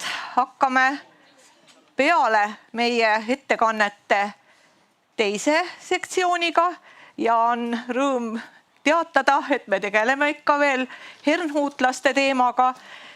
Ja teises sektsioonis tuleb ettekandele hernhuutlaste keele teemasid. Aga nüüd ma olen kaotanud oma, vabandust. Keegi on kusagile pannud mu mapp on kadunud, vabandust. Vabandust, ma olen vahepeal kaotanud oma mappi. Aga saame jätkata ja kui kõik on kohad sisse võtnud, siis järgnevad 3 eestikeelset ettekannet hernhuutlaste keelest ja esimeseks ettekandeks saab sõna Kristi Metste. Kristi Metste on Eesti Kirjandusmuuseumi kultuuriloolise arhiivi juhataja, kultuuriloo ja kirjanduse uurija, toimetaja, kes on publitseerinud ja kommenteerinud väga paljusid erinevaid kultuuriloolisi väljaandeid. Ja tänaseks teemaks on Kirjandusmuuseumi Eesti kultuuriloolise arhiivi Vennaste koguduse arhiivist. Palun. Aitäh! Head kuulajad, mul on rõõm siin teie ees esineda ja tutvustada teile kultuuriloolises arhiivis Tartus Kirjandusmuuseumis leiduvat Vennaste koguduse arhiivi. Ma räägin täna natukene selle kogu kujunemisloost ja siis tutvustan selles leiduvaid erinevaid tekste, püüan anda sellise esmase ülevaate selle kogu struktuurist. Kultuurilooline arhiiv teatavasti asutati 1929. aastal selle eesmärgiga, et koondada kokku erinevate institutsioonide kogutud ja hallatud eraõiguslikud arhiivid, isikukogud ja institutsioonide arhiivid, sest huvi selliste isikulooliste materjalide vastu oli tohutult kasvanud ja loodeti niiviisi teha need kogud paremini hallatavaks. Ja vanimad kogud ongi siis meil arhiivis need, mis koondati kokku kultuuriloolisesse arhiivi. Need on Eesti Rahva Muuseumi käsikirjakogu, Eesti Kirjanduse Seltsi, Akadeemilise Ajalooseltsi ja Akadeemilise Kirjandusühingu käsikirjakogud. Kultuuriloolises arhiivis leiduvate Vennaste koguduse materjalide keskse osa moodustab see käsikirjade rühm, mis tuli Eesti Rahva Muuseumi käsikirjakoguga ja mille Rudolf Põldmäe andmel kogusid Eesti Rahva Muuseumi kaastöölised 20. sajandi algul 1910. aasta paiku. See materjal, nagu need väga hästi teavad, kes on lugenud Rudolf Põldmäe Vennaste koguduse kirjanduse ülevaadet, seisis kaua aega korrastamata. Ei olevat osanud sellega ei sisuliselt ega ka arhiivinduslikult keegi töötada ja nii sai selle kogu korrastamine ülesandeks Rudolf Põldmäele Gustav Suitsu peale käimisel. Rudolf Põldmäe ülesanne oli see kogu korrastada provisoorselt ja koostada ka esialgne nimestik. Ma ei oska praegu öelda, kui kaugele Põldmäe oma tööga jõudis. Mulle tundub, et töö jäi pooleli. Jäi pooleli täpselt sel samal põhjusel, nagu on jäänud meil pooleli mitmegi teise kogu korrastamine. Ühe arhiivi korrastamine ei ole ainult paberite tõstmine ühest kuhjast teise, nii nagu isikuarhiivide korrastajad räägivad. Selleks, et üldse hakata arhiivi korda tegema, tuleb kõigepealt tundma õppida arhiivi moodustajat. Arhiivi moodustaja on siis see, kelle nimeline arhiiv tehakse. Ehk siis selleks, et vennastekoguduse arhiivi korrastada, peab tundma vennastekogudust. Põldmäe tegeles hoolega ja nagu me väga hästi teame, hakkas kohe varsti ridamisi ilmuma vennastekoguduse kirjandust puudutavaid artikleid. Ja ma arvan, et teaduslik uurimistöö lõpetaski arhiivikorrastusliku töö ära.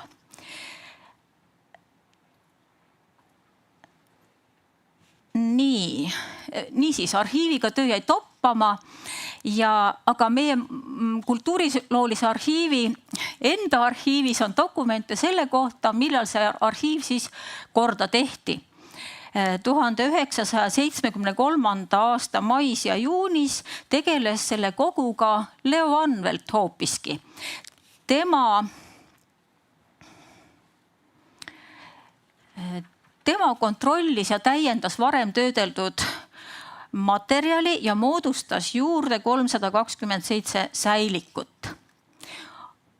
Aga siis läks veel, see oli aasta 73 ja alles 3 aasta pärast tehti vennastekoguduse käsikirjakogu valmis lõplikult. Ja sellega tegeles Velli Verev hoopis, kes siis vormistas säilikud, ta kirjutas neile peale, mis vaja, arhiiviviited ja pealkirjad, nummerdas lehed ja kopeeris ka nimestikku. Ja niimoodi peegeldab vennastekoguduse arhiivi käekäik seda, kuidas kultuuriloolise arhiivi asutamisest peale on materjale korrastatud. Kuna töötajaid on olnud alati vähe, nii arhiivi moodustamise ajal kui pärast sõda, siis korrastatakse kõigepealt need kogud, mille järele on nõudlus ja mis hetkel on tähtsamad.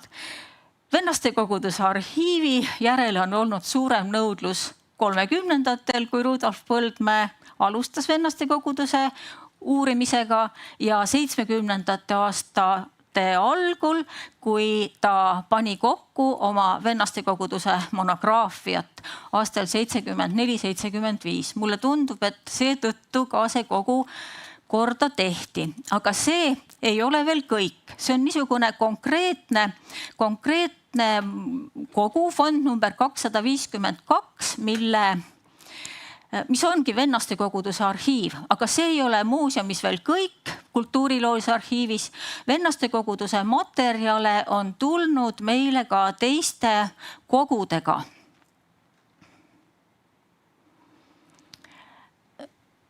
Ajavahemikul 1935 kuni 1988 on olnud 25 laekumist. See tähendab seda, et 25 korda on meie arhiivi materjali juurde toodud. Peaaegu pooled laekumised on olnud Teise maailmasõja aastatel 1940 kuni 1944. Ja see on ka täiesti mõistetav, miks see nii on. 1940. aastal likvideeris Nõukogude võim usuorganisatsioonid ja me peame olema väga tänulikud inimestele, kes nende usuorganisatsioonide või nende liikmete materjalid taipasid tuua hoiule kultuuriloolisesse arhiivi. Suurem osa sellest materjalist on korrastatud teistesse kogudesse. Meil on variakogu ja segakogu, aga on ka üks osa, mis on veel korrastamata. Nüüd on jälle vennastekoguduse arhiiv päevakorral seoses Eesti Keele Instituudi toreda projektiga Eestlaste teekond euroopaliku kultuuri objektist subjektiks. Ja me oleme otsustanud, et me katsume selle seni korrastamata kogumi ka korda teha. See on niisugune segane ja tohutult määrdunud materjali hulk. Nii et tegelikult seal on, ei saa öelda, et aegade tolm. Minu meelest on see tahm. Ja kui te teate, millistes oludes tegutses vennastekogudus 18. 19. sajandil, siis on see tõesti aegade mustus. siin ja sellest korrastamata materjali hulgas tegelikult tulevad esile need samad käsikirjade liigid, mis ka juba korrastatud osas. Ja nüüd ma lähengi, ma nimetan veel enne kui ma lähen materjali tutvustamise juurde, millistes kogudes meil siis veel on neid materjali peale selle korrastamata osa. Õpetatud Eesti Seltsi käsikirja koguga on materjali sisse tulnud. Õpetatud Eesti Selts juba oskas oma asutamise ajal 1838 koguda ka niisugust materjali. Seda ei ole palju, on umbes 14 säilikut. Siis on vennaste koguduse käsikirju kogunud Rahvaluule suurkoguja Jakob Hurt. Osa Hurda kogutud materjalist on liikunud ka Rahvaluule arhiivi, seda ma praegu ei vaata. Kuidagi ajaloolistel põhjustel on see läinud niimoodi, et mis vähegi rahvaluulet puudutab või pärimust, see materjal on liikunud Rahvaluule arhiivi, mis on nii-öelda kultuurilooline, see siis on kultuuriloolises arhiivis. Nii nagu Hurda kogu jaguneb, nii et tema korrespondentide ja tema enda kogutud pärimuslik materjal on Rahvaluule arhiivis, kirjavahetused, muud liiki käsikirjad jällegi kultuuriloolises arhiivis. Nii. Ja siis ka näiteks luuletaja Henrik Visnapuu kogus on üks vennaste koguduse lauluraamat. Visnapuu oli Eesti Rahva Muuseumi kaastööline ja koguja. Ja veel teisi kogusid. Aga nüüd siis sellest arhiivi struktuurist. Oi, ma ei näita teile pilti. See pilt, mul siin ekraanil on, aga selja taga ei ole. See foto on üks väheseid fotosid kultuuriloolisest arhiivist, kus on näha, mis on nagu vennaste koguduse materjalina kirjeldatud. See on vennaste koguduse palvetundi saabujatega. Foto autor on Elmar Kald. Selle foto pildistamise aeg ei ole teada. Tõesti, fotosid meil palju ei ole.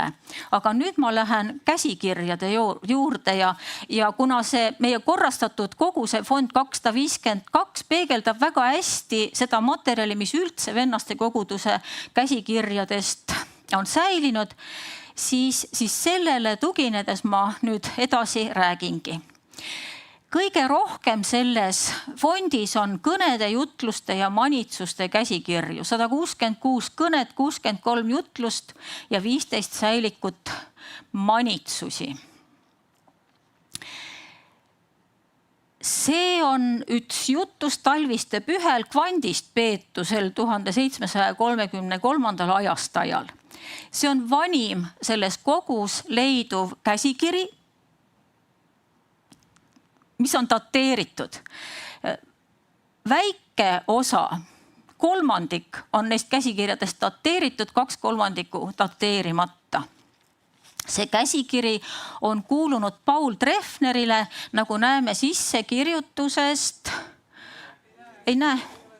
Jälle, vabandust. Nii. Kvandist peetu. Ja Paul Treffneri peris on kirjutatud vasakule. Paul Treffneril on, pulti ei tohi liigutada. Paul Treffneril on olnud päris suur raamatukogu sellise sissekirjutusega. Raamatuid on mitmeid ja mitmeid. Ta elas mõisatöölisena Kuigatsi mõisas Sangaste kihelkonnas ja oli ka vennaste koguduse tegelane.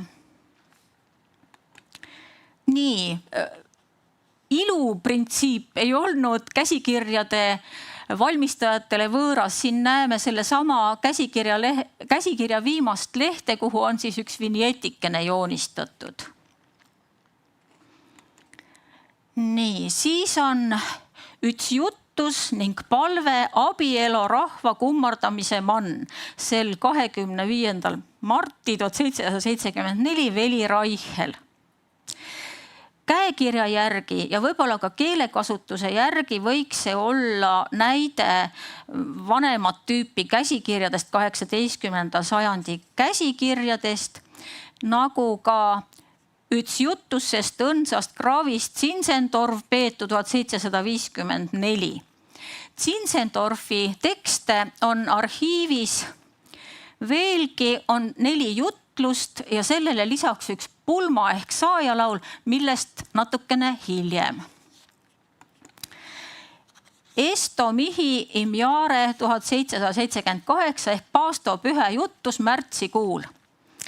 Miks ma selle käsikirja siia valisin, siis sellepärast, et siin lipsab muidu sellisesse rangelt oma tekstis kinni käsikirjadesse inimlik moment. Tõstament on vaja ligi võtta, loeme vasakpoolselt leheküljelt.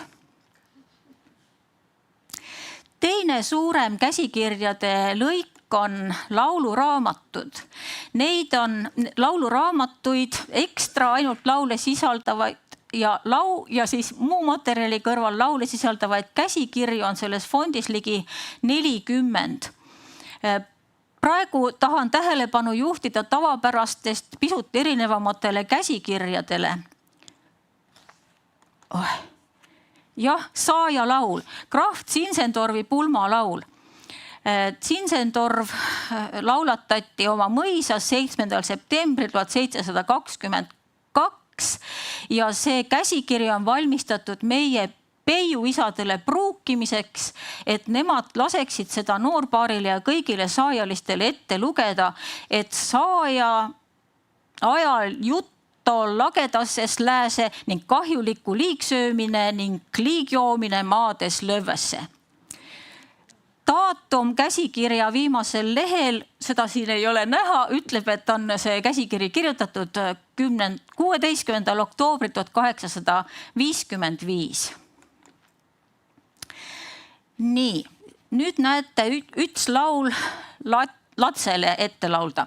See lehekene pärineb käsikirjast mõne laulu värsi tõbiste man pruuki ning üks laste laul. Ma valisin selle sellepärast, et see laul on lihtsalt väga armas. Latseke sa kenake, taeva ese englikke ja 3. salm. Oh sa Jeesu voonakene, ilma süüda latsekene, ele õnsast Jeesu riikin, käüda valgen siidi särkin, hoia oma krooni häste, lase enda veren mõske, ei saa ilman muidu läbi, kui see jääb iks sino vägi. Nii, lähen tagasi. Selles käsikirjas mõne lauluvärsi tõbisteman pruuki on ka... läksin sassi. Ma tahtsin öelda, et tõbisteman pruukimiseks on veelgi tekste kirja pandud. On üks väga tore üks apteegi roho täht igavetse surmaaikuse vasta, kust leiame ka värsid. Sa henge arst, o Jeesuken, so külle seen see apoteek, kost mina henel rohto saa, mu haavat henge arstida. Ma ei tea täpselt, kuidas need vältused ja rõhud siin peavad olema. Nii, laste raamat Kristuse sündimise pühel 1838. Vennaste koguduses teatavasti olid koguduse liikmed jagatud rühmadesse ehk kooridesse, olid abieluveljed ja lesed ja vallalised veljed, vallaliste veljede koor ja sõsaride koor ja nii edasi.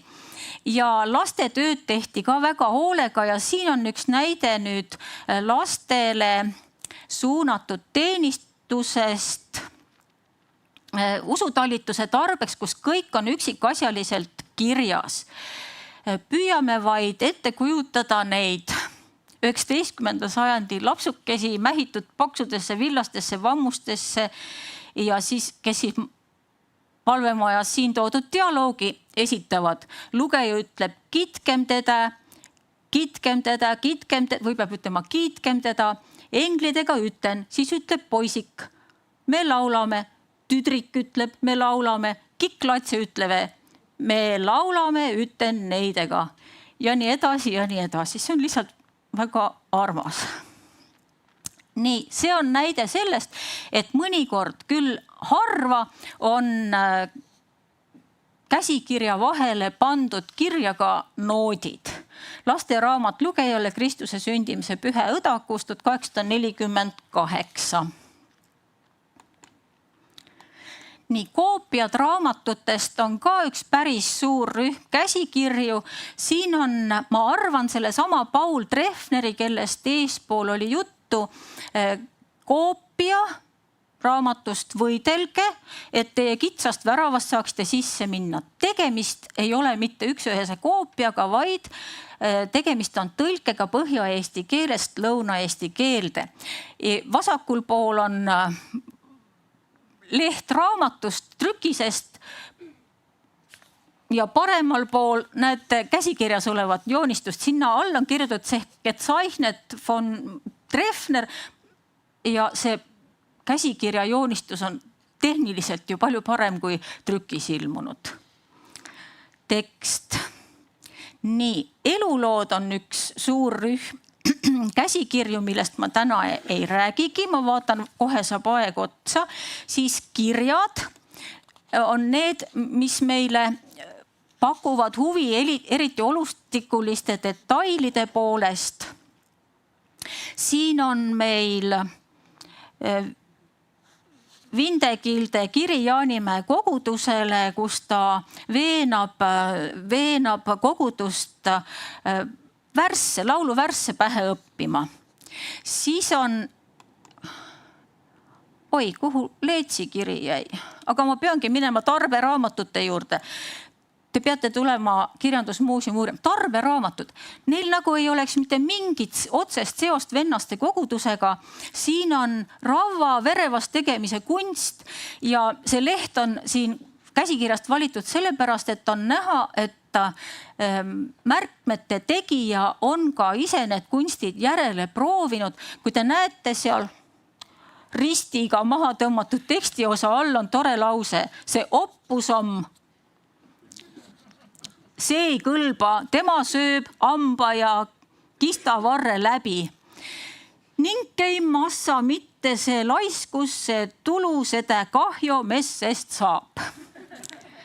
Nii, ja lõpp ongi käes ja lõpetuseks loen ma ametiasju kunstiraamatust Luuvalu sõnad. Jumala pühas Luu, mina ütle sulle, Jumala püha sõna ja teeme poja tahtmist, püha vaimo meele perre, et sa oma valo jätet. Jumalase ese, Jumalase poja, Jumalase püha vaimo nimel. Aamen. Seda saab igaüks järele proovida, kas see õpetus peab või ei pea. Tänan tähelepanu eest.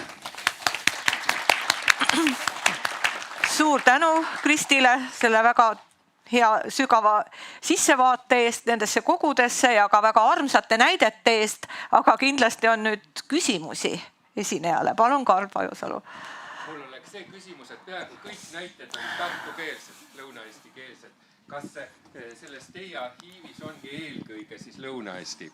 Vabandust, ma küsin seda, et kas selles arhiivis on eelkõige lõuna-eesti materjalid, et kui Põhja-Eestis oli ju ka vennaste koguduse liikumine väga aktiivne. Ja see konkreetne kogu, seal ongi peamiselt lõuna-eesti materjalid, üksikud põhja-eesti keelsed ka.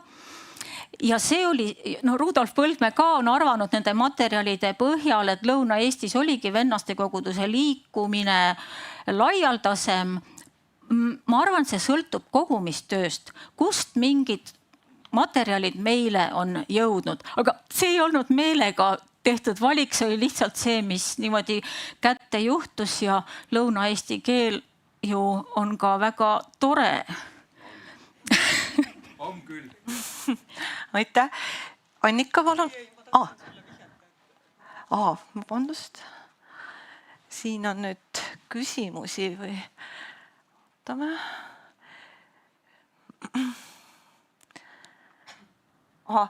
Siin on Kristelilt küsimus. Kas sain õigesti aru, et kogus on 40 lauluraamatut, lauluraamatu käsikirja ja kas see on siis kõik ümber kirjutatud? Kõik ei ole ümberkirjutused, nagu Rudolf Põldmäe on välja selgitanud, on seal ka vennaste koguduse liikmete oma loomingut ehk siis algupäraseid lauluvärsse.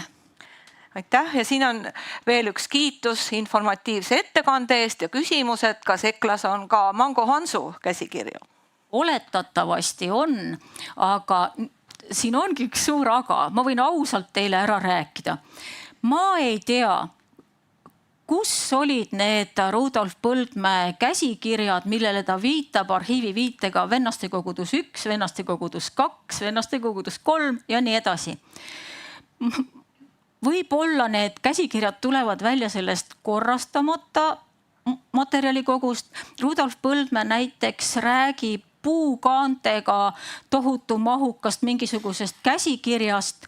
Mina korrastatud materjali tõesti, tunnistan ausalt, ma ei ole kõiki neid materjale läbi vaadanud. Ma ei ole käinud Rahvaluule arhiivis veel.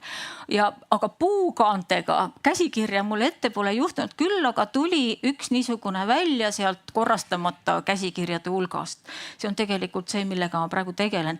Aga väga tahan ja ma loodan, et äkki need Eesti Rahva Muuseumi korjamisraamatud, millest osa on säilinud, osa kaduma läinud, need on need raamatud, kuhu registreeriti siis see materjal, mida vanavara korjajad kokku kandsid, et äkki sealt saab selgust. Aitäh! Ja siin Ave Matteos veel jätkab, jah, olen neid otsinud, kuid arhiivitöötaja ei teadnud neist midagi. Otsime kohe tahaks öelda mitme mehega. Ja, aitäh. Kas on veel küsimusi saalist? Ja, palun. Ei ole küsimus, aga mikrofon. Vabandust, see on.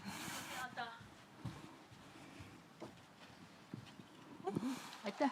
Minu teada on mingisugused Vennastekoguduse materjalid Põldmäelt teatri- ja muusikamuuseumis. See on küll väga huvitav, sest Põldmäe on andnud ka meile üle 41. aastal ühe kimbukese, tähendab mitu portsu. Ja mingite asjadega oli ju veel niisugune lugu ajaloos, et kui Põldmäe vangi pandi ja tema proua ära küüditati, siis nende materjalid, mida ta oli enne sõda 30-ndatel Saksamaalt hankinud, et need olid nende korteris ukse taga kapi nurga vahel hunnikus ja pärast sõda, kui proua tuli Siberist tagasi ja vana Põldmäe tuli vanglast tagasi, siis leiti need asjad üles.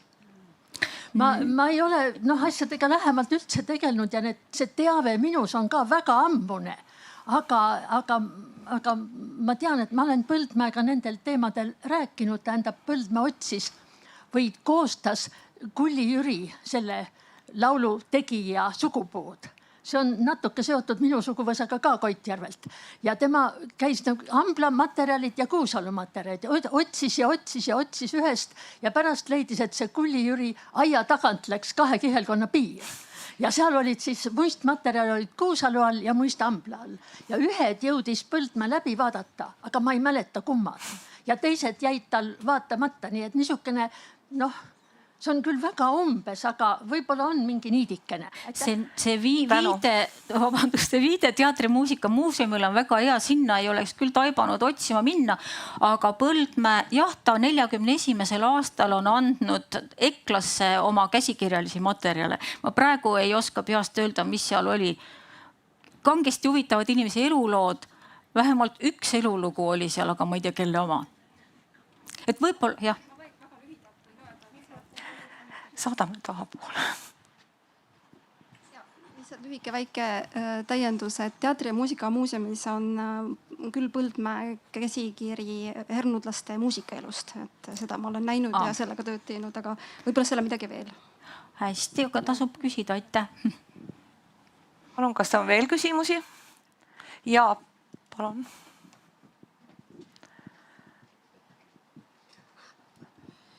Ja aitäh, ma väga rõõmustan selle ülevaate eest, sest ja ühtlasi toetan Ave Matteust, sest ka mina olen käinud Põldmäe need tööd näpus otsimas kirjandusmuuseumis neid käsikirju. Praegu ei olnud siin juttu tõlgetest. Eks ole, eestlastest hernhuutlaste tehtud siis olulistest tõlgetest, just kas või nendest Mango Hansu tõlgetest, mis Põldmäe järgi peaks olema just nimelt kirjandusmuuseumis.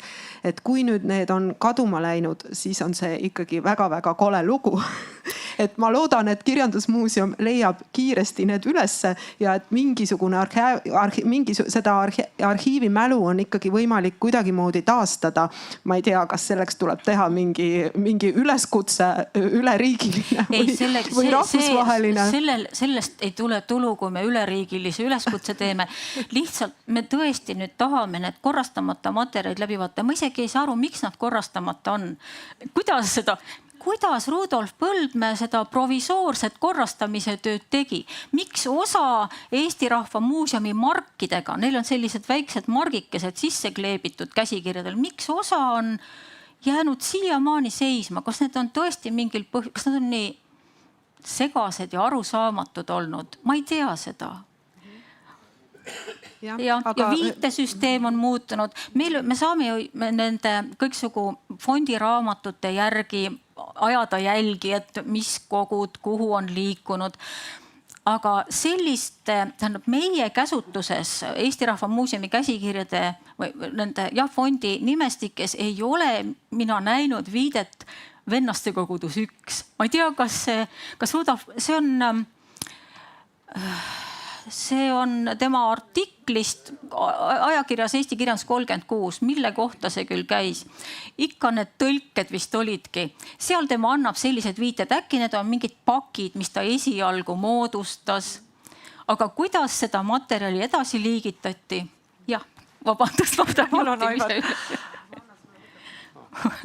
ma natuke huupi praegu oletan, aga need võisid olla tema enda koopiad ja väljakirjutused, mida ta Saksamaalt tegi ja viitab käsikirjadele Saksamaa arhiivis. Ta viitab ERM, Eesti Rahva Muuseum, Vennaste kogudus 1 ja nii edasi. Ja see on 36. aasta siis, kui ta oma ülemastme seminaritööd pidi tegema, mis ei suutnud valmida sugugi.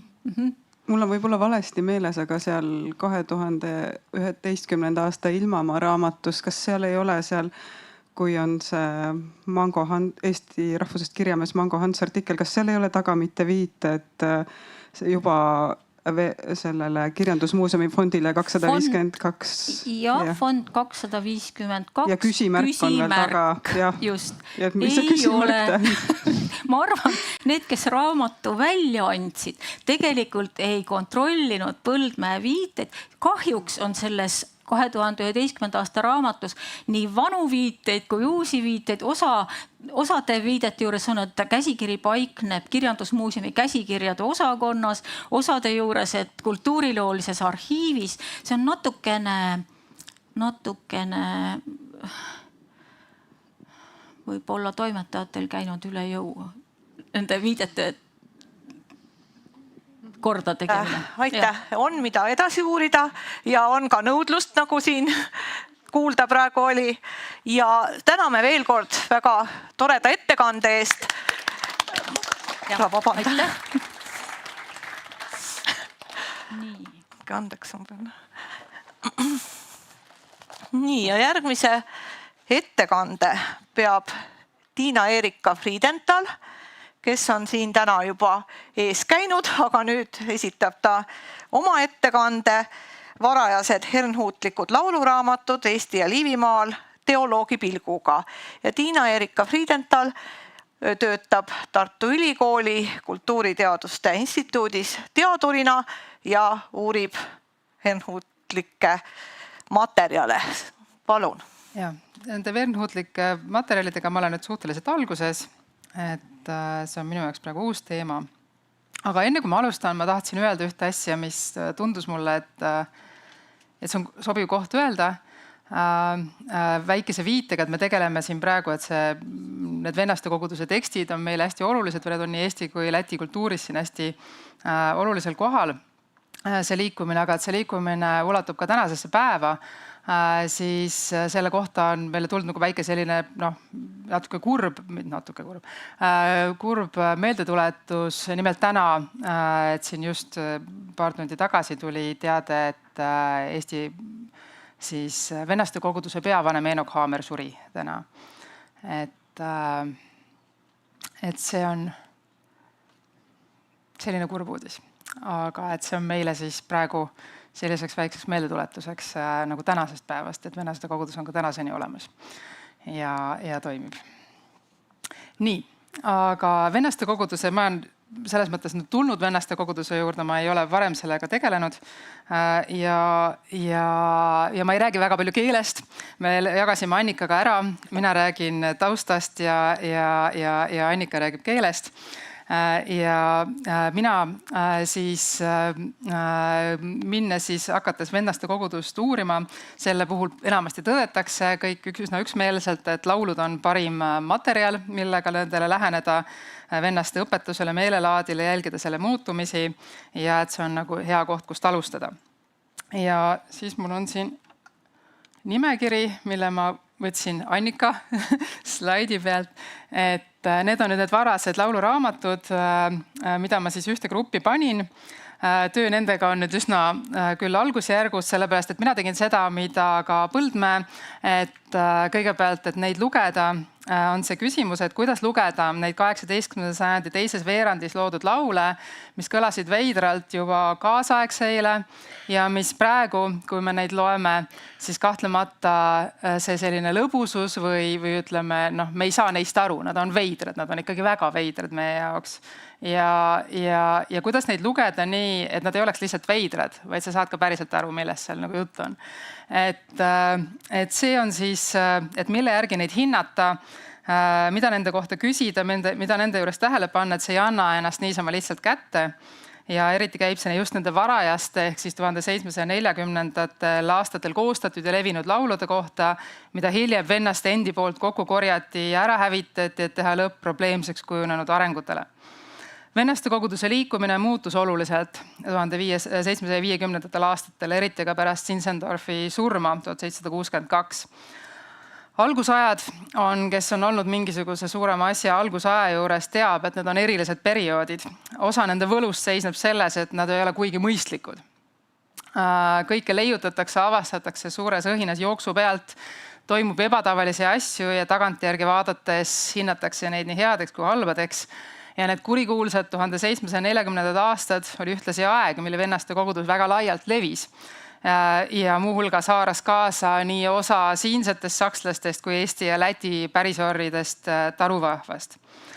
Võib otse öelda, et pakuti kõige kangemat kraami ja rahvas jäi sellest suisa purju. Ning kõik nad laulsid ja luuletasid üksteise võidu laule, millest hiljem hakati rääkima kui liialdustest, jaburustest ja maitsetustest. Teoloogiga tunneme huvi selle vastu, milline vaimsus ja sõnum lauludes kajastub, kuidas avalduvad aktuaalsed õpetuslikud vaidlused ja eri suundade vahelised vastuolud. Milline on laulude ja lauluraamatute roll inimese ja koguduse usuelus, kuidas kõik need asjaolud muutuvad.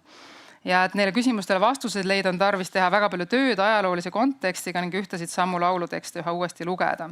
Ja on see, millega ma siis olen algust teinud.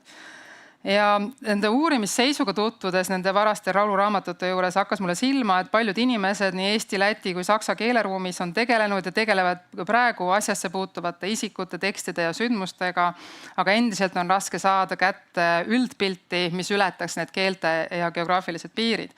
Materjali hulk on suur, palju on uurimata, nagu me praegu siit kõige kuulsime, aga ka erinevate uurijate juba tehtud tööd ilmselt alles ootavad kokku koondamist. Kui tahta sündmus ja tekste mõista, siis tuleb koos vaadata kindlasti vähemalt Saksa, Läti ja Eesti materjali seni tehtud uurimustööd, et meil need lipud, mis meil siin on nagu päris täpselt need lipud, mis on enam-vähem miinimum, mida tuleks koos vaadata. Ja nii palju, kui ma olen siis siiani jõudnud vaadata, siis just see varane periood väärib kindlasti omaette tähelepanu.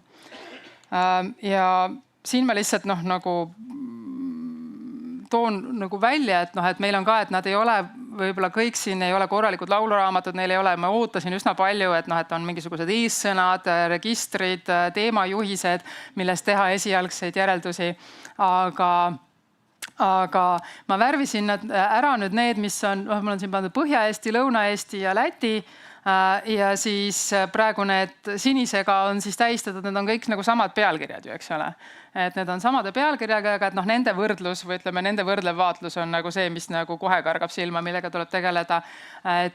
Ja siis samamoodi loomulikult see niinimetatud common prayer, mis on siis Eesti ja Läti Läti korraga trükitud ja mida peab vaatama, et Beata just saatis mulle mõned pildid sellest, aga et see on ka asi, mis on ka mul veel pooleli. Et siin on nagu mõningad tähelepanekud, aga mida ma ei jõua praegu võib-olla täna nii kaugele minna, et kõiki neid isegi mainida, mis ma praegu olen juba nagu märganud. Aga nii, et minu see, ma lähen korraks tagasi, et see üldisem eesmärk on võib-olla tabada nendes lauluraamatutes ja nende kaudu siis neid luterliku ortodoksia võib-olla ka see, et täna küll kõrvale pietismi ja vennastukoguduse piirijooni eripärasid kõnealusel perioodil ja et oma fookust kitsendana olen ma siis piiranud oma vaatevälja siis sellele, mis on mulle varasemast tuttav ja see on siis Kristuse ja mis on just seostatav siis selle vennastukogudusega just 1740. aastatel ja see on Kristuse kannatuste vaatluse traditsioon, mille innukas ja piiranguteta edasiarendamine või teostamine viis vennastukoguduse 1740. aastate jooksul juba viidatud liialduste ja siis nende maitsetusteni, mis tunduvad meile täna väga naljakad. Nii, ja siin siis lihtsalt mõni asi, mis nad tuttavad näited tegelikult sealt üldisest palveraamatust, kus on siis viide, eks ole, küljehaavale. Ja need on kõik siis nagu üsna, alustame sellest 51, eks ole, et traditsiooniline ristilöödu kannatuse elementide loetlemine, mille eesmärk on siis tunnetada tänulikkust. Siis 6, eks ole, on siin selgelt toodud siis see lunastuse sõltuvus Jeesuse haavade südamesse võtmisest, et see on juba muutunud nagu nii-öelda hästi keskseks asjaks, et see, mis kehastab juba kõike. Ja 21 on, eks ole, juba on siis toimunud selline müstiline ühinemine Jeesusega küljehaavas. Et kõik seda sorti tekstid, mis meile tänapäeval lugemiseks selleks, et me lihtsalt ei naeraks nende üle, nõuab natukene tööd kontekstiga. Nii, ja siis ma annan lühidalt seda konteksti, ühte osa sellest, et see on minu üks üle-eelmisi teemasid, mis ma tegelesin, olid siis, panin tähele 17. sajandi vaimulikku luulet üle vaadates, et seal on nagu silmatorkav kogus Kristuse kannatuse vaatlusi ja siis ma tegelesin mõnda aega nendega.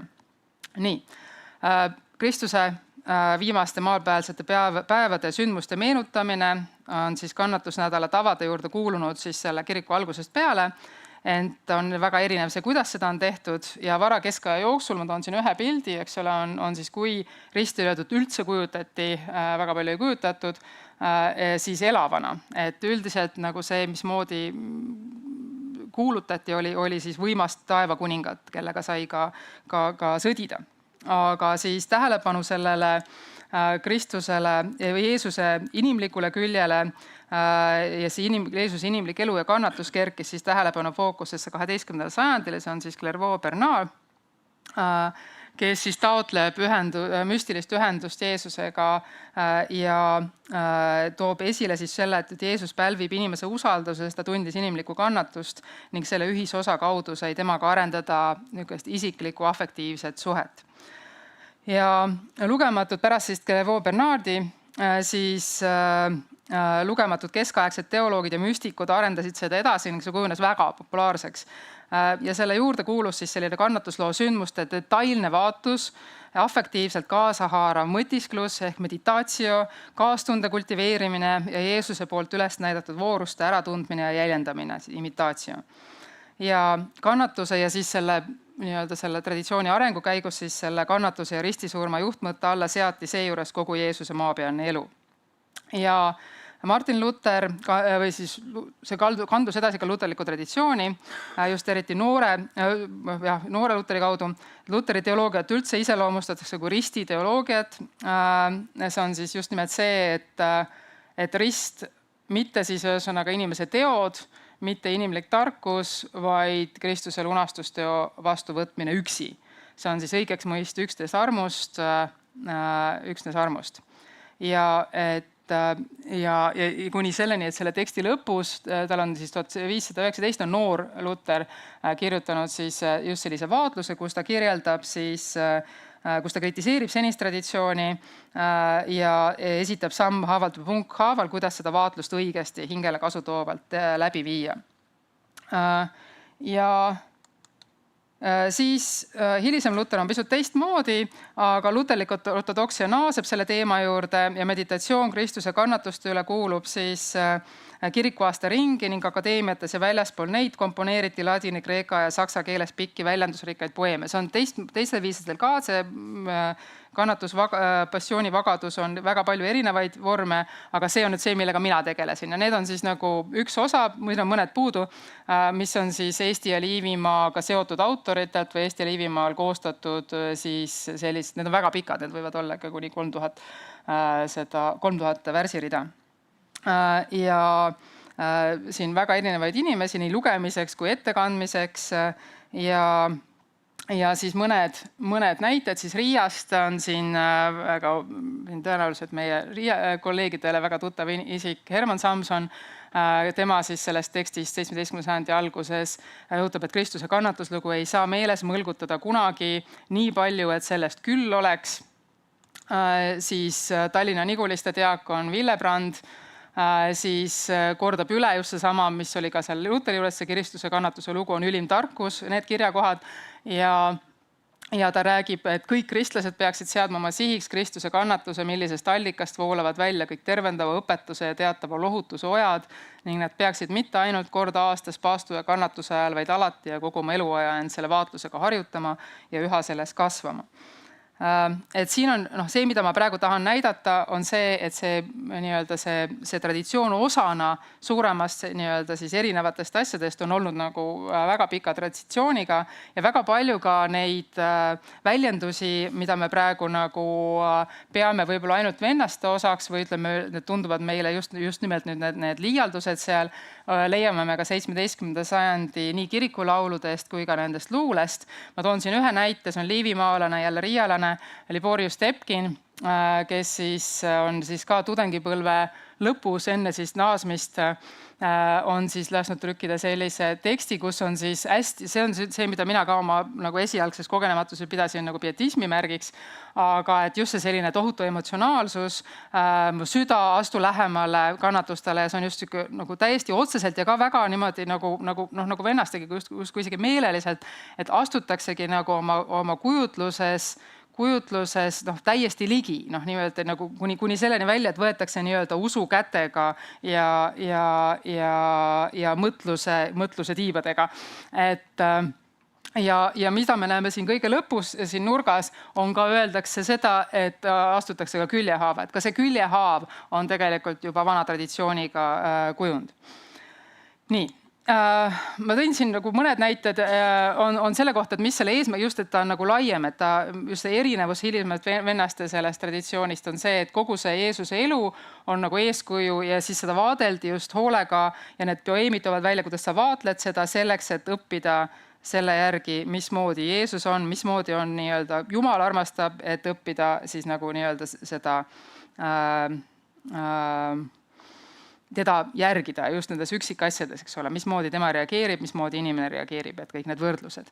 Nii, ja jah, et üha rohkem nagu isiklikumaks, intiimselt kaasahaarvamaks muutub ta selle 18. sajandi jooksul ja üsna ekslikult pidasin ma seda märgiks pietismiks, et mis, ja ma jõuan kohe selleni, miks ei ole pietistlik, et pigem on nüüd niimoodi, et pietismi juures, pietismiga taandub see traditsioon, Kristuse kannatuse vaatluste traditsioon, et pietism toob kaasa, mida ma enne ütlen, et need poeemid, mis enne tehti, mis 17. sajandi kirikulaulus, on seda vagaduskultuuri lõi haritud eliit, ülikooli teoloogid, kirikujuhid, maaisandad. Pietism toob kaasa suurema autorkonna laulud spetsiifilistel teemadel, neil on seal üsna palju haritud ilmikuid tuleb juurde, tulevad sellised uued teemad ja see on nüüd siis, ma toon näiteks siia siis selle kõige tuntuma pietistliku lauluraamatu ehk siis Freilinghauseni, mille esimene siis väljaanne on 1704 ja mis on siin nüüd oluline, ma ei jõua väga pikalt tegeleda, siin ma olen siin need teemad välja toonud ja toonud välja siis selle, et kõige rohkem on kristliku elu juhiseid. Ja mis on nüüd oluline siin, on see pietismi ja vennaste koguduse vahe on see, mida ma üritan siin praegu joonistada. Et üks mis on nagu kõige selgem võib-olla eristus, mida mina näen pietismis, on siis õndsuskorra väljalugemine piiglist. Et see, mismoodi Jumal inimese lunastab, käib kindla korra järgi ja siin peavad olema need ja need astmed ja kui sealt midagi vahele jääb ja see niimoodi ei toimu, siis ei ole õige asi. Ja see on see, mida saab nagu väljapoolt jälgida ja mis on nagu ja mille peavad olema kindlad viljad, et ühesõnaga väga selge arusaam sellest, kuidas see peab käima. Ja see on väga tugevalt seotud siis sellega, millist nagu kristlikku elu, millist eluviisi või millega siis inimene tegeleb, olles siis see lunastatud inimene. Nii, ja et Kristuse kannatus, just nüüd see rõhk nendele tegudele, rõhk sellele, et sa pead teatud viisil asju tegema. See on just, et pietistid ülitasid käsuõpetust või tegid seaduseks ja vennad olid täielikult siis Kristuse teene kaudu saadud täielik lunastus ja ülistasid seda osaks saanud armu. Ja see Kristuse kannatuste vaatlus on just nüüd seotud selle üksnes armust lähenemisega. Et see on nagu arusaadav, miks pietistidel see asi taandub. Ja nüüd ma tegin võrdluse selle, mis on selle esimene meie Põhja-Eesti pietistlik lauluraamat, vaatasin neid teemasid ja vaatasin, et tegelikult on seal nagu väga palju puudu, seal on tunduvalt vähem rubriike ja seda ei ole järgitud selle Freilinghauseni korda. Ma jõuan sinna. Ei ole järgitud seda, aga nüüd siin sellest, kui nüüd tuleb 1741 Põhja-Eesti lauluraamat, kus on siis see vennaste lisa, siis selles nüüd on täpselt järgitud selle Freilinghauseni õndsuskorda sisaldavat ülesehitust, kogu see päästekorra ülesehitus on seal ja kõik need kristliku elu juhised, neid on hästi palju, mis on 28-48, see on siis, mis on siis 20, seda alapeatükki, need on kõik olemas. Miinus, kaks väikest kohandust eestlastele on siis sellest usklikest kui ühesõnaga nii-öelda siis, et tõelised aadlikud on kristlased. See on ära võetud, see teema ja reisilaulud. Ma tegin ühe ettekande reisikirjanduses ja vennaste kogudes, päris oriselt ja siis ühesõnaga ma sel hetkel ei teadnud seda, aga just need reisilaulud on välja võetud, seda rubriiki ei ole. Ka selles mitte. Nii. Siis ja ma toon siin lihtsalt välja, et pool või ühesõnaga terve hulk neid Freilinghauseni neid ülesehituse laule tuleb vennaste lisaast. Neil on ühine register ja sa saab siis vaadata, et need laulud, mis tulevad seal juurde on siis, aga ma jõuan neid praegu loetlema hakata, aga põhimõtteliselt, et seal on nagu suur hulk neist. Ja mis on nagu võib-olla oluline on see, et see on see Kristuse kannatamisest ja surmast. Need on need laulud, mida ma püüdsin jälgida, et kus kohas, et me võtame need laulud, me olime Annikaga kokku läbi, võtame need kannatuse laulud, aga see ei olnud niisama lihtne. Selgus, et see ei ole nii lihtne, et see on tavapärane kirikuaasta ringi, see on see Kristuse kannatamise ajal.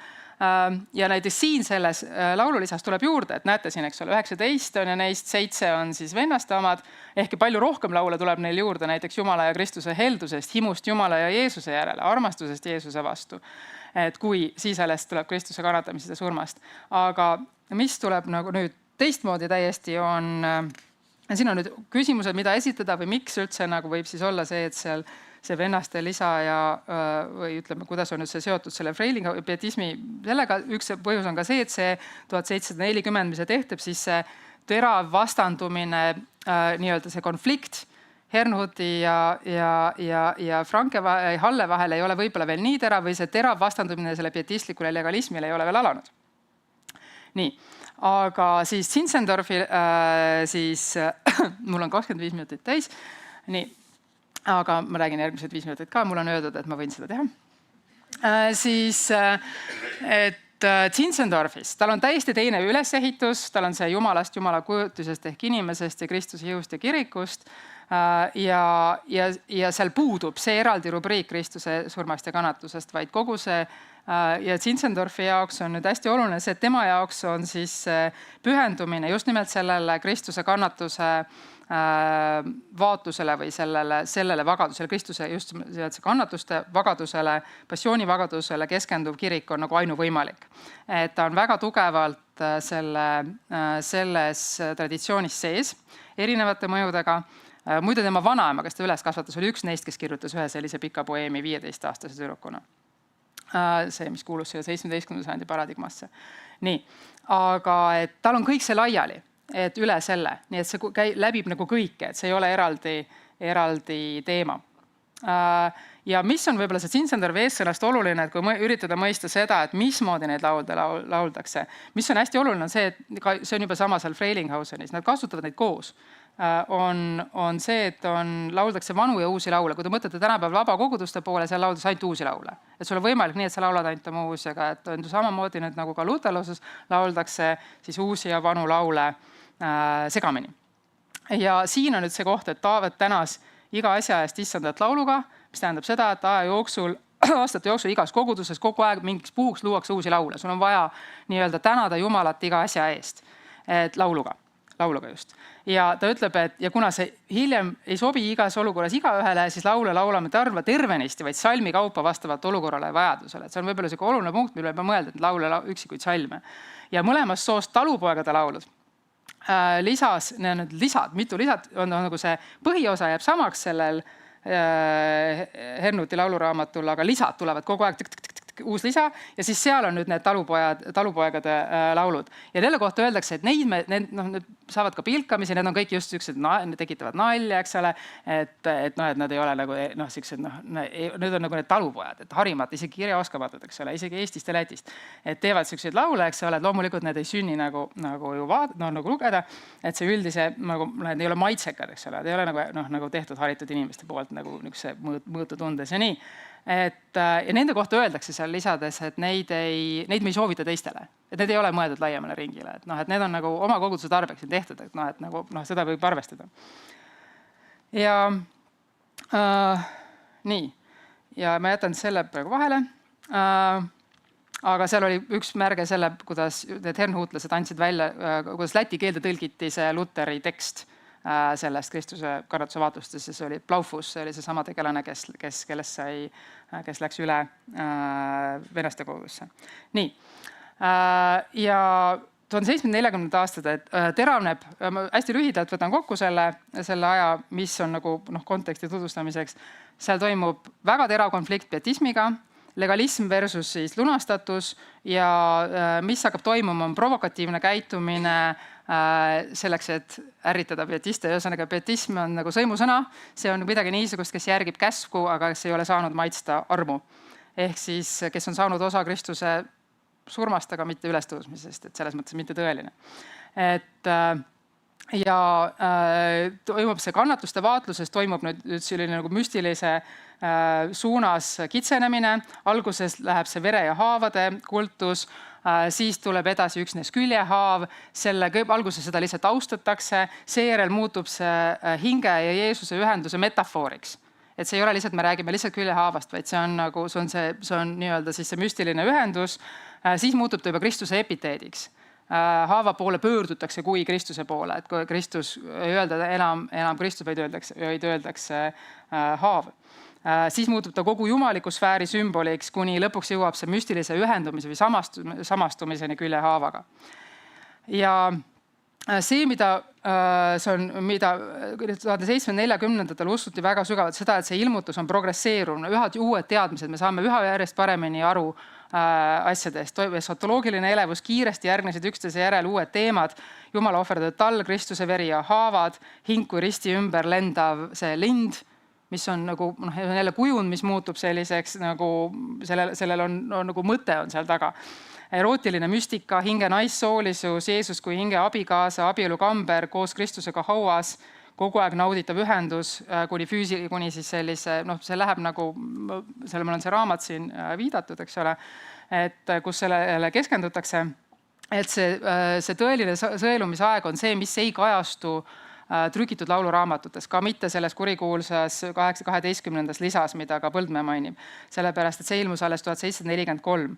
Meie need trükitud on 1747, nad pidid valmis olema tõenäoliselt aasta varem ja nüüd see kõige nagu see, mida üritatakse pärast nagu vennast, mida nagu kustutatakse või nii-öelda nagu lõpetatakse, on siis toimub veel seal 48–49, siis neid laule ei leia trükist ka Saksamaal. Ja see on nagu huvitav teada, et kas me midagi leiame nendest lauluraamatutest, käsikirjalistest siin, sest need olid ka Saksamaal käsikirjas. Ja see epitsenter oli Hernhaagis, Marienborgis ja Herrnhutis ja see siis 1749 pandi sellele nagu pidurit ja hiljem siis tõmmati tagasi. Mida ma tahan veel öelda, on see, et kui lugeda seda ingliskeelset raamatut autorilt, kes tegeleb ise Herrnhuti arhiivis, aga kes on nagu ise praegu on Ameerikas, siis ta ütleme see, mis toimub nagu siia meie poole kanti, ta nagu vähemanu ei pööra. Üks eestvedajaid on Heinrich Joachim Rubusch, kes on pärit Saaremaalt. Ja tema on üks kogu selle nii-öelda selle tegevuse epitsentris ja eestvedaja koos siis Zinzendorfi pojaga on saarlane, kes on üks Tallinna Saksa vennaste koguduse üks rajajaid. Ta on pidevas kirjavahetuses inimestega siin. Zinzendorf ja Rubusch kirjutavad Liivimaale, vahetavad kirju Magnus Friedrich Buntebaardi ja Matthias Friedrich Hassega, eks ole, kes on meie need tegelased, kes tõlkisid läti keelde ja eesti keelde. Just nimelt neid Buntebaart jõudis tõlkida läti keelde vist nagu kõik varased lauluraamatud. Ja Hasse meil siis meie Common Prayeri. Nad kirjutavad nendest salajastest laulused, mis ei ole trükitud. Ja kui Zinzendorf loetleb 1750 inimesi, kes on vastutavad selle kõrgaja eest, siis on seal nimekirjas lisaks Rubuschile ka Albert Anton Fierort, kes on meile tuntud kui Eesti jutukirjanduse autor ja kes sündmuste haripunktis oli Hernhuti abieluliste vendade koori vanem. Ja see kõik läheb edasi veel. Ja siin on ka veel eestlane, koos Albert Anton Fierortiga läks 40. Tallinnast Hernhaagiga eestlasest Karl Hansen, eks ole, kes eeldatavalt trükkis 1747 Hasse lauluraamatu. Et see tundub, et terve see periood on täis, et samamoodi nagu me pietismi valgusajal tundub, et siin just eriti Liivimaal, just eriti Riias ja Johan Fischeriga seotes, et nendel varasel ajal see väljakujunemine toimub ka siin. Et meil on siin väga olulised protsessid, mida tuleks tegelikult, mida meie peaksime uurima ka siit kandist vaadatuna ja samamoodi on siis see varajane hernhuudlus. Et tundub, et see on palju rohkem seotud meie piirkonnaga, kui me praegu ette kujutame, et see mõju võis olla ka siit poolt sinna. Et lihtsalt selline tähelepanu juhtimine ja lootus ja üleskutse sellele, et me nagu tegeleksime nende asjadega nagu rohkem ja rohkem ka kõrvuti erinevate siis erinevate erialade ja erinevate keelte uurijad korraga. Ja lõpetuseks ainult üks luuletus, mis mulle hirmsasti meeldis lihtsalt. See on nagu, et see on väga aktuaalne minu meelest. Ja ma mõtlen Enokile selle peale seda lugedes, et voon, kui nüüd jo soo hulgaken laulab see kiituse laulu, siin ehk küll vaene oli ning kandlist puudus, siiski võis laulden jo lahkuda ihust, nii hää on meil. Amen. Suur tänu selle põhjaliku ettekande eest. Kui nüüd kellelgi on mingi küsimus veel, aga see lõpp oli selline, et võib-olla praegu ei küsigi rohkem, et nüüd anname sõna Annika Vihtile, kes jätkab sarnase teemaga. Annika Viht on kõigile tuntud, selle konverentsi korraldaja siin, Eesti Keele Instituudi vanem teadur, vana kirjakeele uurija ja praegu siis tegeleb põhjalikult vennaste koguduse kirjavaraga. Ja Annika teema täna on varajased hernhuutlikud lauluraamatud Eesti ja Liivimaal filoloogi pilguga. Palun. Ja kõigepealt aitäh selle teoloogi pilgu eest, mis oli täiesti vaimustav. Kahju ainult, et sa pidid kiirustama. Ma oleksin sind hea meelega veel tund aega kuulanud. Võib-olla kunagi hiljem siis. Ja mina vaatan tõesti nüüd neid Eesti tekste ühe lipu alt keeleliselt. Ja ka mina hakkasin neid lauluraamatuid vaatama Tiina Erikaga samal ajal. Ja niimoodi naudin sellist esimest pilku. Ja mis seal kõigepealt silma hakkab, on see, et võrreldes piiblitõlgetega, mida ma olen siiamaani rohkem uurinud, on laule tõlgitud üsna vabalt. Ja muidugi see oli ka eelmiste laulutõlgetega, enne Hernhutlesi nõnda. Nii et algsest sõnastusest kuigi rangelt kinni ei hoita. Lastakse mõttel vabalt lennata ja tihtipeale kasutatakse seejuures kujundeid, mis muudavad laulude abstraktse sisu eestlasele lähedasemaks. Võrreldes mõtete ja tunnete maailmas toimuvat lugejale väga tuttavate nähtustega füüsilisest maailmast. Näiteks ma täitsa naersin rõõmust, muhelesin, kui tore kujund see on, et joosku minu vaim, mis nõder sinu haavusse kui põder. Et kas võib olla midagi lähedasemat ja armsamat kui see? Või siis üks laulutõlge Kvanti lauluraamatus, see on igavene pikk laul ja seal on selliselt kubiseb sarnastest võrdlustest. Näiteks, et kes on Jeesus, milline on Jeesus, kuidas seda selgeks teha, kuidas seda väljendada. Ta on mu vara, kui mul on sandivaiv, mu mägi süvijusen, mu sukker, kui kikk mõrutääl, üks katus minu henge pääl ka vihmasadamisel, mu karjus ning mu hainamaa või mu lustiaid kumb lillitõus.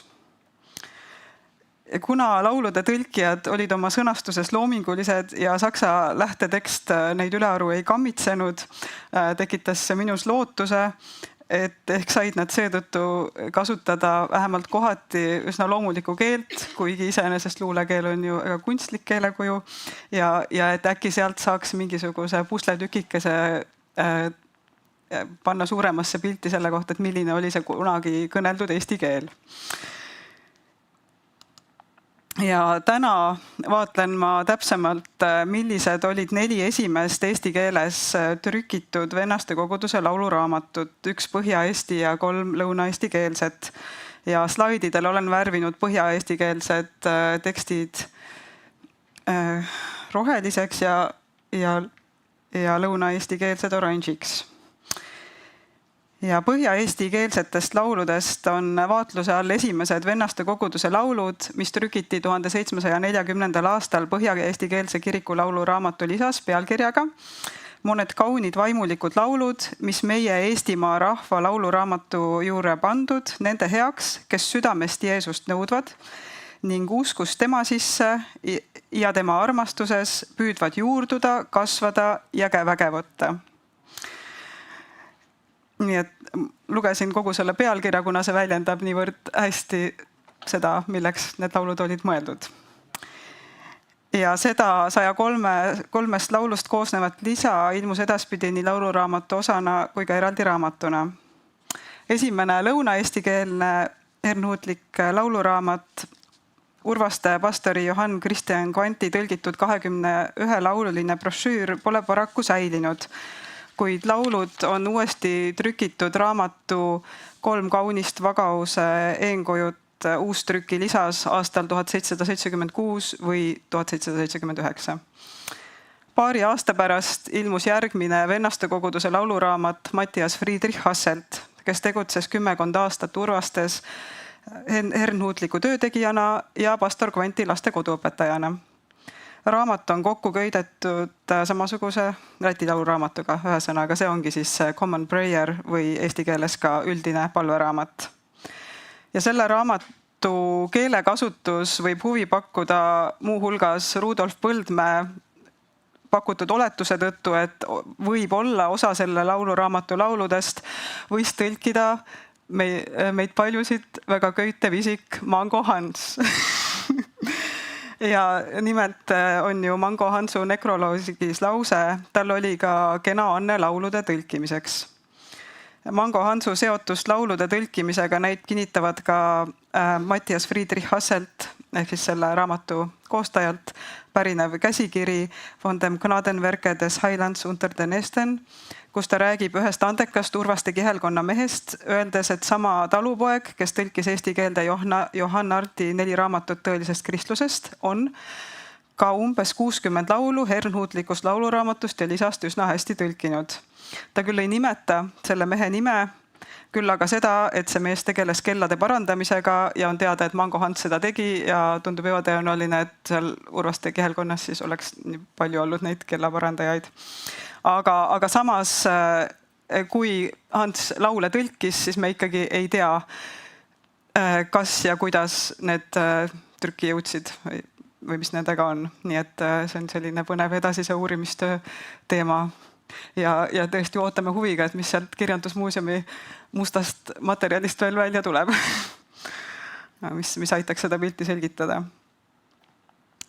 Eestlaste kaastöös võib ehk olla kindlam järgmise lauluraamatu puhul, mille andis välja Vennastekoguduse Tartumaa ringkonna hoolekandja Kristof Michal Köönigser, sest 1758. aasta Tartumaa päevikus on kirjas, et selle aasta hilissuvel toimetasid eestlased Mango Jaak ja Ignatsi Mihkel koos siis Köönigseri ja Rannu pastori Johann Kasper Mederiga Vennastekoguduse juhid Sinsendorfi Saaroni lauluraamatut. Ja neid 4 hernhuutlikku lauluraamatut 1740-50-ndatest võrdlesin varasematega. Lõuna-Eesti kirjakeelest vaatasin Adrian ja Andreas Virginiuse, Markus Schützi ja Laurentius Mulleri välja antud Tartumaa keele lauluraamatu 2. trükki aastast 1690 ja 4. trükki aastast 1732.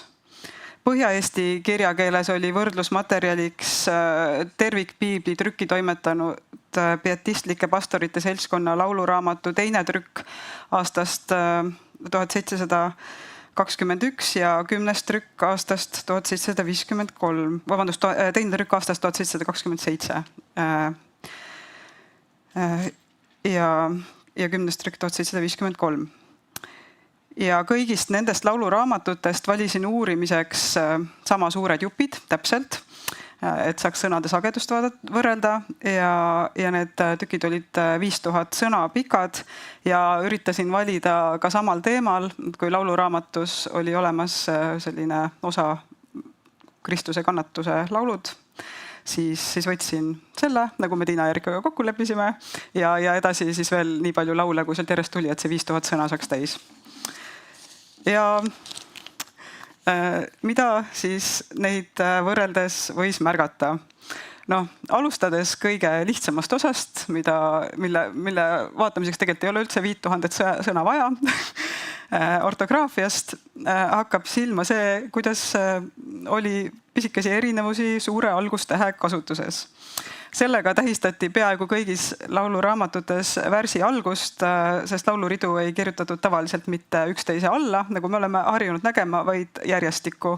Ning rea algust markeeris siis vastava sõna suur algustäht, nagu siin on see Kvanti lauluraamatu näide, kus esimesele reale O rõõm mu rõõmustaja järgnev teine rida Sa õige taiva leib algas suure algustähega. Virginiuste lauluraamatu mõlemas trükis algasid lisaks suure algustähega kõik nimisõnad, nagu see oli olnud ka nende vastases testamendis ja ka mujal varastes eestikeelsetes raamatutes. Hernhuutlikes lauluraamatutes võib veel lisaks näha austussuurtähte, millega markeeriti üldises palveraamatus sõnu haava, haavad, voon ja kolmainous. Ja nüüd selles Köönigseri trükki toimetatud raamatus mõne ilusa vaimuliku laulu tuli veel väga palju juurde seda austussuurtähte ja enamjaolt olid siis need suure algustähega sõnad, need, mis kirjeldasid Jeesust või olid tema, kas siis otse tema kohta või siis mingi tema osa kohta.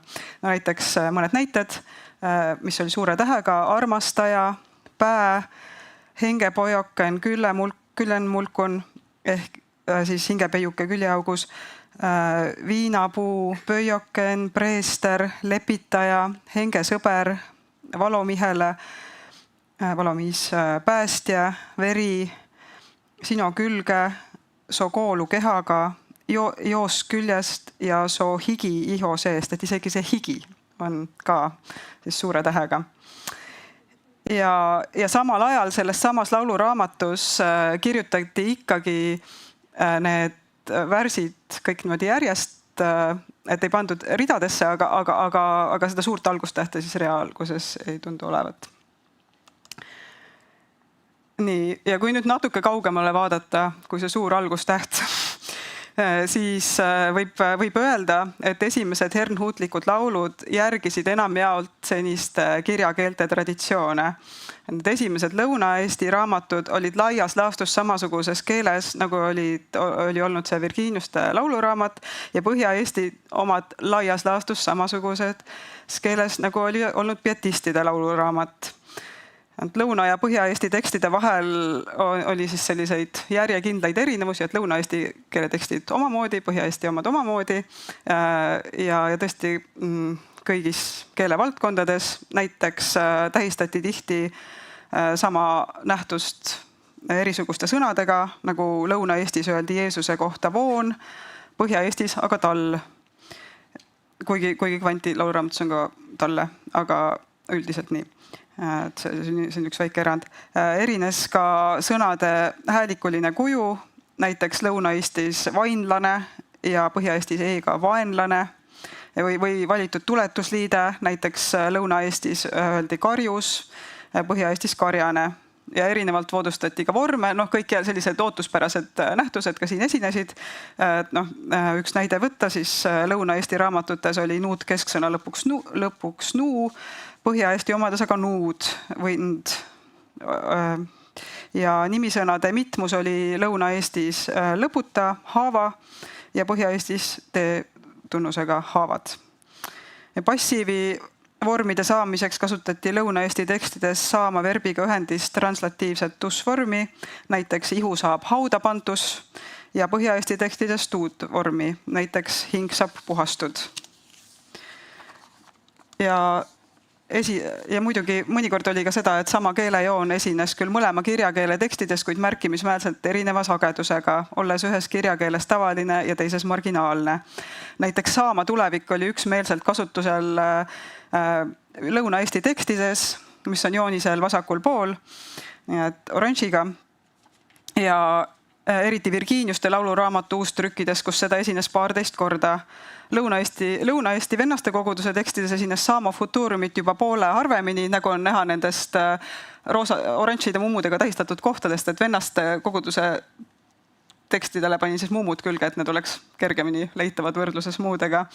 Aga ikkagi oli neid palju rohkem kui Põhja-Eesti keeles. Näiteks haavu oja saab ega ütte kastma või kui sinu sündimisest ning su kannatamisest sääl rõõmsast saame laula. Laulma ei saame enam ikma. Põhja-Eesti raamatutes aga vastupidi välditi saama tulevikku ning seda esines 2 pietistliku lauluraamatu trükis kummaski vaid korra sama laulu tõlkes, kus saame magama, kui hinge heidame ja ilmast lahkume.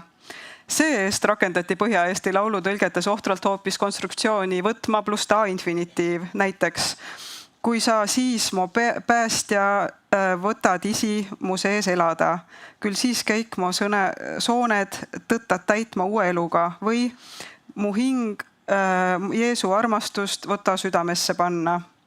Ja see on muidugi taas varasema kirjakeele põhjal väga ootuspärane, sest Põhja-Eesti kirjakeelest oligi saama tulevikku teadlikult tõrjutud juba 17. sajandi lõpu Uue Testamendi tõlkepingutustest saadik.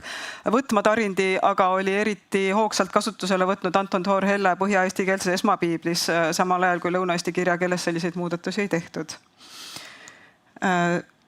Seega, mis puutub nii nendesse 2 viimati vaadetult keelendisse kui muusse, esinesid Põhja- ja Lõuna-Eesti keelsed lauluraamatud üksteisest ootuspärasel moel. Aga nüüd muidugi märksa huvitavam küsimus on see, et kas nüüd oli üldse siis mingeid jooni, mille poolest need hernhuutlikud tekstid ka varasematest tekstidest eristusid. Ja tõepoolest, nüüd kui ma vaatan selliseid varaseid hernhuutlikke eestikeelseid tekste, siis tundub, et just selle vaadeldud perioodi hernhuutlusega sobib väga hästi kokku asjaolu, et nendes lauluraamatutes esines endisest rohkem sõna süda, haava märkivaid sõnu ja keeliitelisi diminutiive. No muidugi süda oli kirikukeeles juba ammu väga tähtis sõna olnud ja Kristiina Ross on varasemad kirikulaulu analüüsides jõudnud tulemuseni, et eriti innukalt hakkasid seda kasutama pietistid, et seesama seltskond, kes esmapiibli trükki toimetas, hakkas kirikulauludes kasutama hulka südameväljendeid, näiteks süda valutab, kellegi südant vaevama või oma südant Jumalale andma, aga hernhuutlased läksid südamega veelgi kaugemale. Et kui piestistide põhja-eesti keelse lauluraamatu 5000 sõnalises katkendis esines süda 22 korda ja seda mõlemas vaadeldud trükis, siis selles hernhuutlikus lisas sõna süda sagedus lausa kahekordistus, esinedes 42 korral näiteks lauses, kui on Jumal südames, siis ta armastama saadab. Ja ka kõigis lõuna-eestikeelsetes hernhuutlikes raamatutes leidus sõna süda rohkem kui eelmistes kirikuraamatutes. Nii et väljendid võisid iseenesest küll varemgi kasutusel olla, nagu juba Staali lauluraamatus esinenud südame sisse kirjutama, Virginiuste lauluraamatus esinenud murtud süda või pietistlikus lauluraamatus tarvitusele võetud südant uuendama ja südant lahti tegema, aga nende väljendite esinemiskordi oli seal hernhuutlaste tekstides palju rohkem. Ja Hasse lauluraamatus kutsutakse esmakordselt südameteks ka kristlasi. Samasugune keelepruuk on tuttav ka tema aruannetes, mida ta kirjutas Eesti südamekeste tegevusest. Ja ka sõna haav ja teisi sama tähenduslikke sõnu raig, reig ja vermes oli esinenud vennaste-eelsetes lauluraamatutes, kuid hernhuutlikes tekstides kasvas sellegi tähenduse väljendamise sagedus. Hernhuutlased, nagu me teame, elasid kaasa Kristuse kannatustele, et neid liigutas see, et Jumal oli ennast nende patu lunastamiseks ohverdanud ja see Tiina-Erika mainitud üldise palveraamatu või selle Common Prayeri keskendumine haavadele ilmnes ka siinses uurimuses, et selles raamatus esines sõna haav ja selle sünonüüme vähemalt 2 korda sagedamini kui mujal. Eriti Lõuna-Eesti traditsioonis on vahe esimeste hernhuutlike lauluraamatute ning varasemate lauluraamatute vahel väga suur.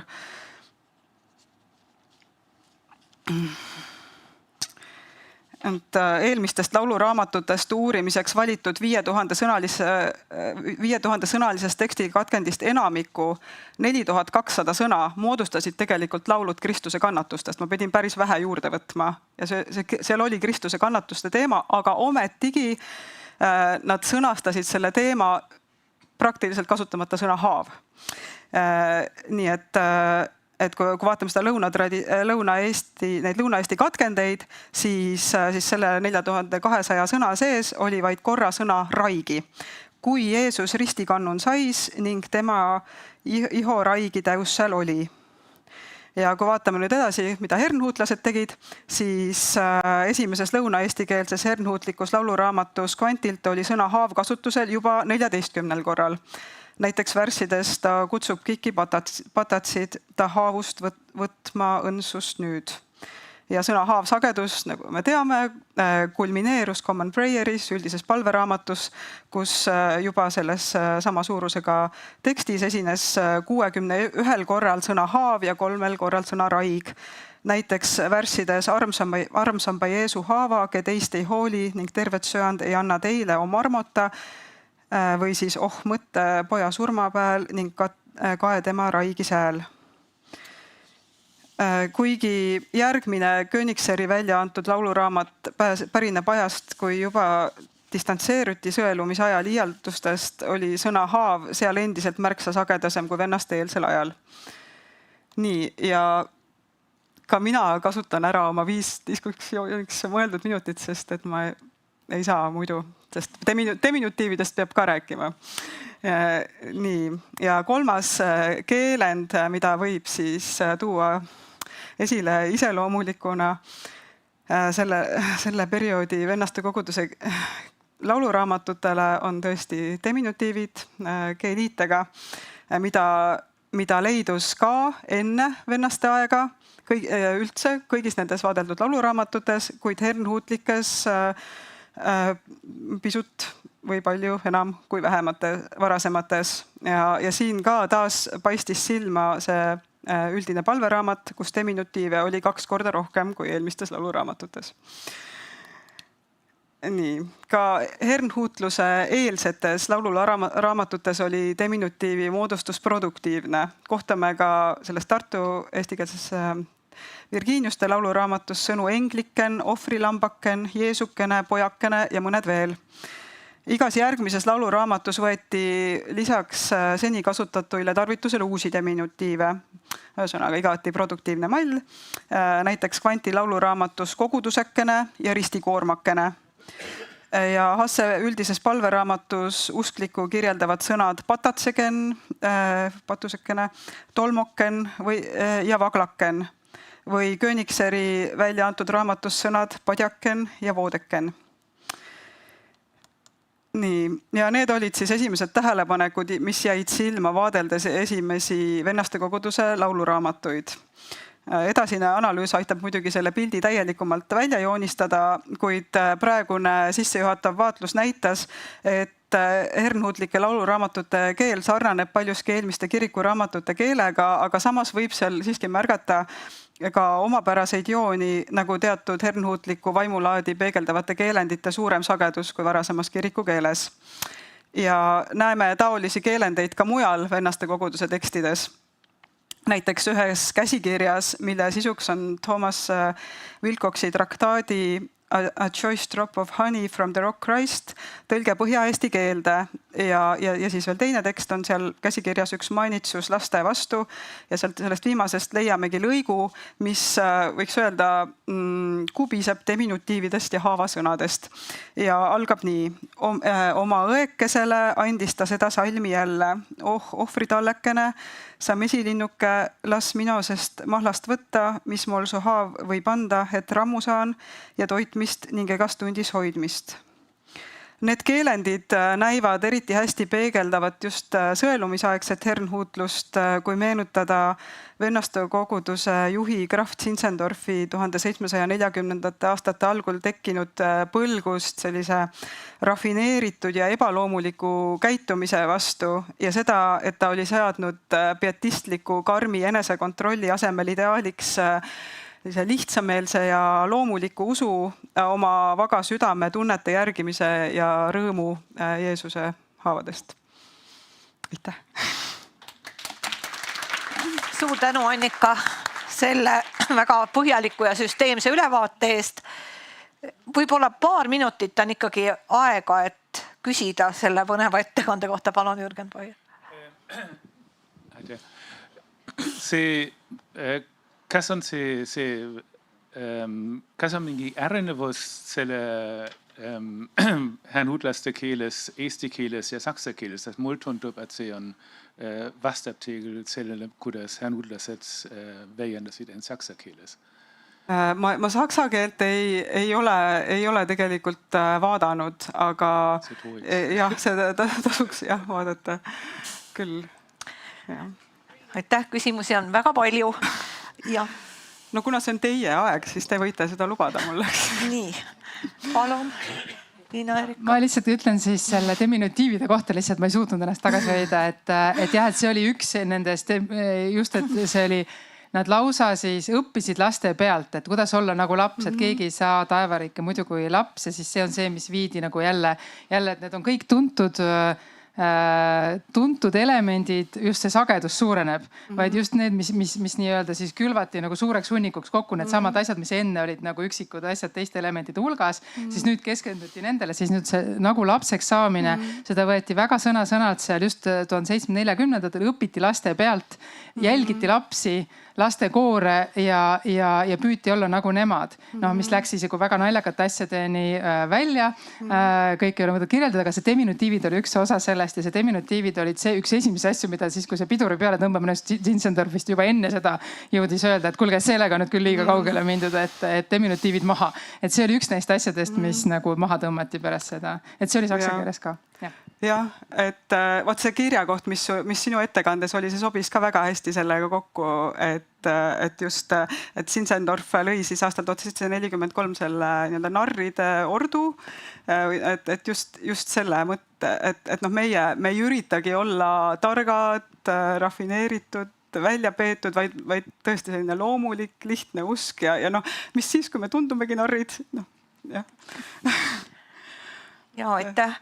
Palun. Ja mul ainult väike kommentaar, võib-olla see ongi tänase päevaga kuidagi klapib hästi kokku, et me peame silmas pidama, et need tekstid ja laulud, et need ei olnud sellised, mida sa lähed poest ostad või saad naabrimehe käest, vaid need tavaliselt korjati kokku, kas siis ütleme nende abiliste või hooldajate poolt ja need pandi siis kirstu ja lukku, tihtilugu.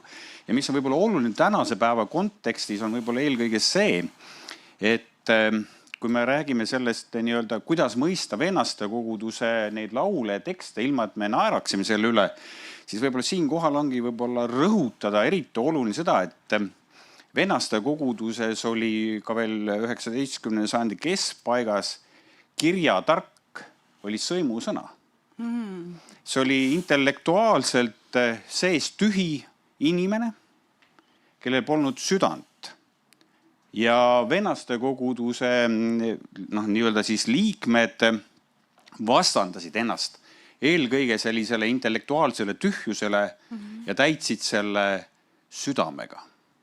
Lihtsalt väike kommentaar, et see on võib-olla ja just nimelt see kirjatark kui sõimusõna. Jah. Aitäh. No Suur tänu. Ja sellega ongi kohane siinkohal lõpetada ja minna edasi juba esitluse juurde. Suur tänu, Annika, veel kord. Oi, aitäh.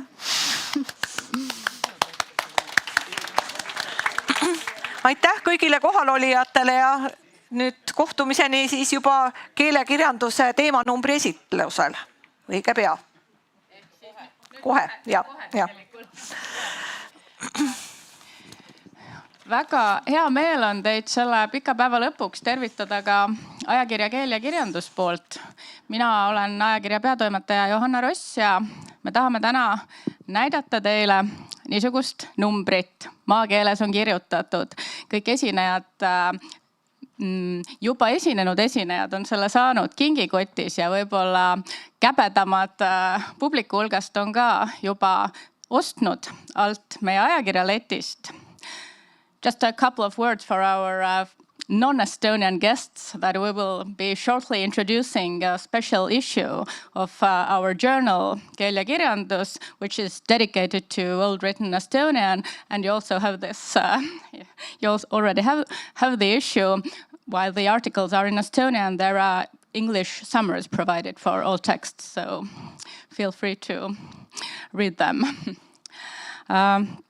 Ja see number maakeeles on kirjutatud, see on üks kahest teemanumbrist, millega meie ajakirjas tähistame raamatu aastat ja eestikeelse trükise 500. aastapäeva. Teine sarnane number loodetavasti pannakse kokku praeguse konverentsi põhjal. Selle koostavad Kristiina Ross ja Annika Viht. Ka aasta esimese numbri maakeeles on kirjutatud, on koostanud Külli Habiht ja Külli Prillop Tartu Ülikoolist, kes tegelikult on ka selle konverentsi taustajõud ja Tartu Ülikooli esindajad ja kuulusid meie rakkerühma, millega me kavandasime terve selle aasta tähistamist ja lähemalt räägivadki sellest numbrist juba nemad ise, nii et palun.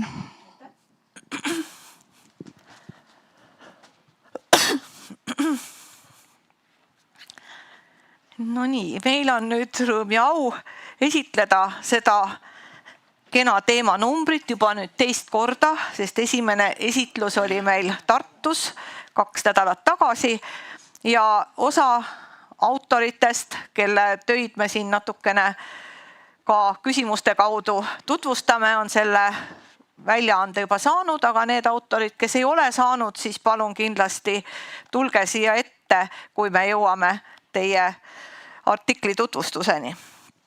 Aga see väljaanne kajastab omal kombel läbilõiget kogu Eesti kirjasõna 500-aastasest ajaloost, käsitleb erinevate nurkade alt ja väga rõõmustavalt käsitleb ka erinevate põlvkondade autorite kaudu. Et siin on esindatud nii professorid kui doktorandid ja käsitlusi on keelevallast, kultuuri, ajaloo, kirjanduse, tõlkimise, väga erinevatest teemavaldkondadest ja selle üle on suur hea meel. Et siis, kui tekkis mõte ja keelekirjanduse toetusel me hakkasime kokku leppima seda teemade ringi, mis esimesse numbrisse võiks saada ja pöördusime autorite poole, kes potentsiaalselt võiksid kirjutada, siis suur tänu kõigile, kes väga lahkesti reageerisid ja meil oli palju kaasautoreid ja nendele sügav tänu, sest koostöö sujus kenasti, sügav tänu ka retsensentidele, kelle märkused aitasid paremaks muuta kõiki artikleid, mis ilmuda said ja väga suur tänu keelekirjanduse toimetusele, kes oli toetav, kannatlik ja heatahtlik kogu selles paiguti kiireks kujunenud ja nagu ikka lõpuosas natuke pingelises olukorras, aga kõik sujus kenasti ja kogumik jõudis ilmuda ettenähtud ajal. Nii et suur ja sügav tänu kõigile kaasalöönutele ja meie siin praegu mõtlesime nii, et me ei hakka seda kogumikku sisuliselt põhjalikult tutvustama, vaid nii nagu me enamasti ka autoritega ja toimetusega natukene niimoodi küsimuste vormis suhtlesime, et siis me teeme selle küsimuste vormis ülevaate ka kaastöödest ja toome välja selleks, et teil tekiks huvi ja oleks siis innustust lugeda neid artikleid, toome välja igast artiklist mõningad küsimused, mis siis sealt kas autorite sõnastuses või meie enda suu läbi tekkisid ja need siis loodetavasti annavad aimu ka sellest 9 kaastööst, mis nende kaante vahele sai ja küsimused puudutavad tegelikult ka lõpus olevat intervjuud, mis on kummardus kõigile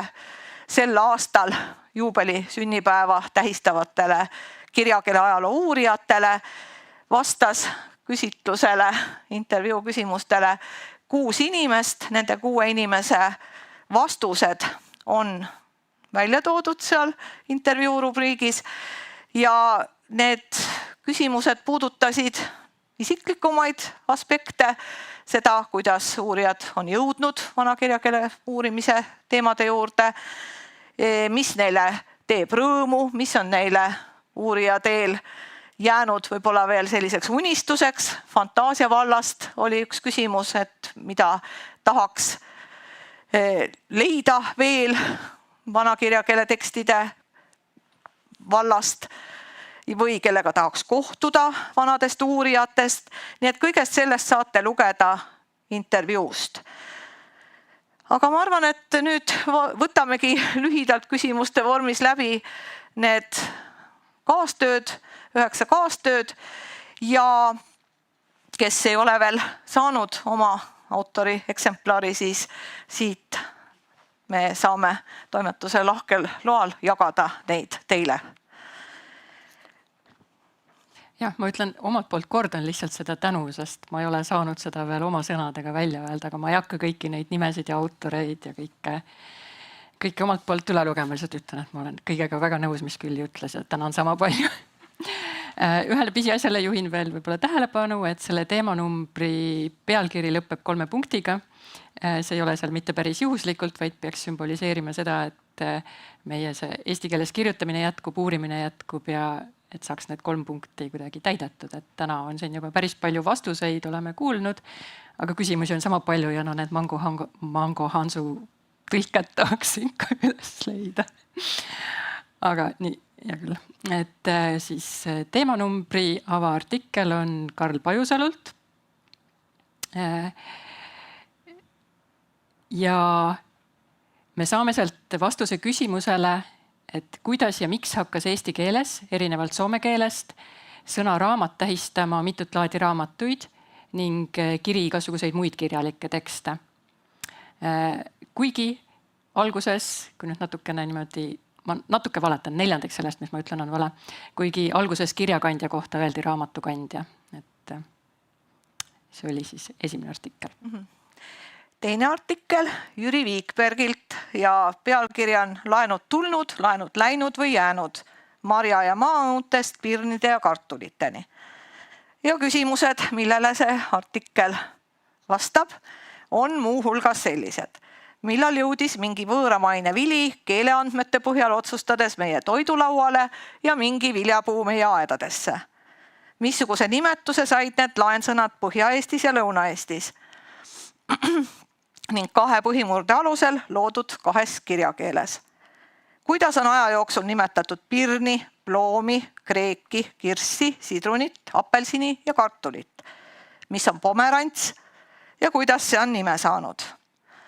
Nii et Jüri Viikbergi artikkel pakub vastuseid, aga kas Jüri on saanud oma artikli või oma kogumiku juba kätte? Ei ole? Palun.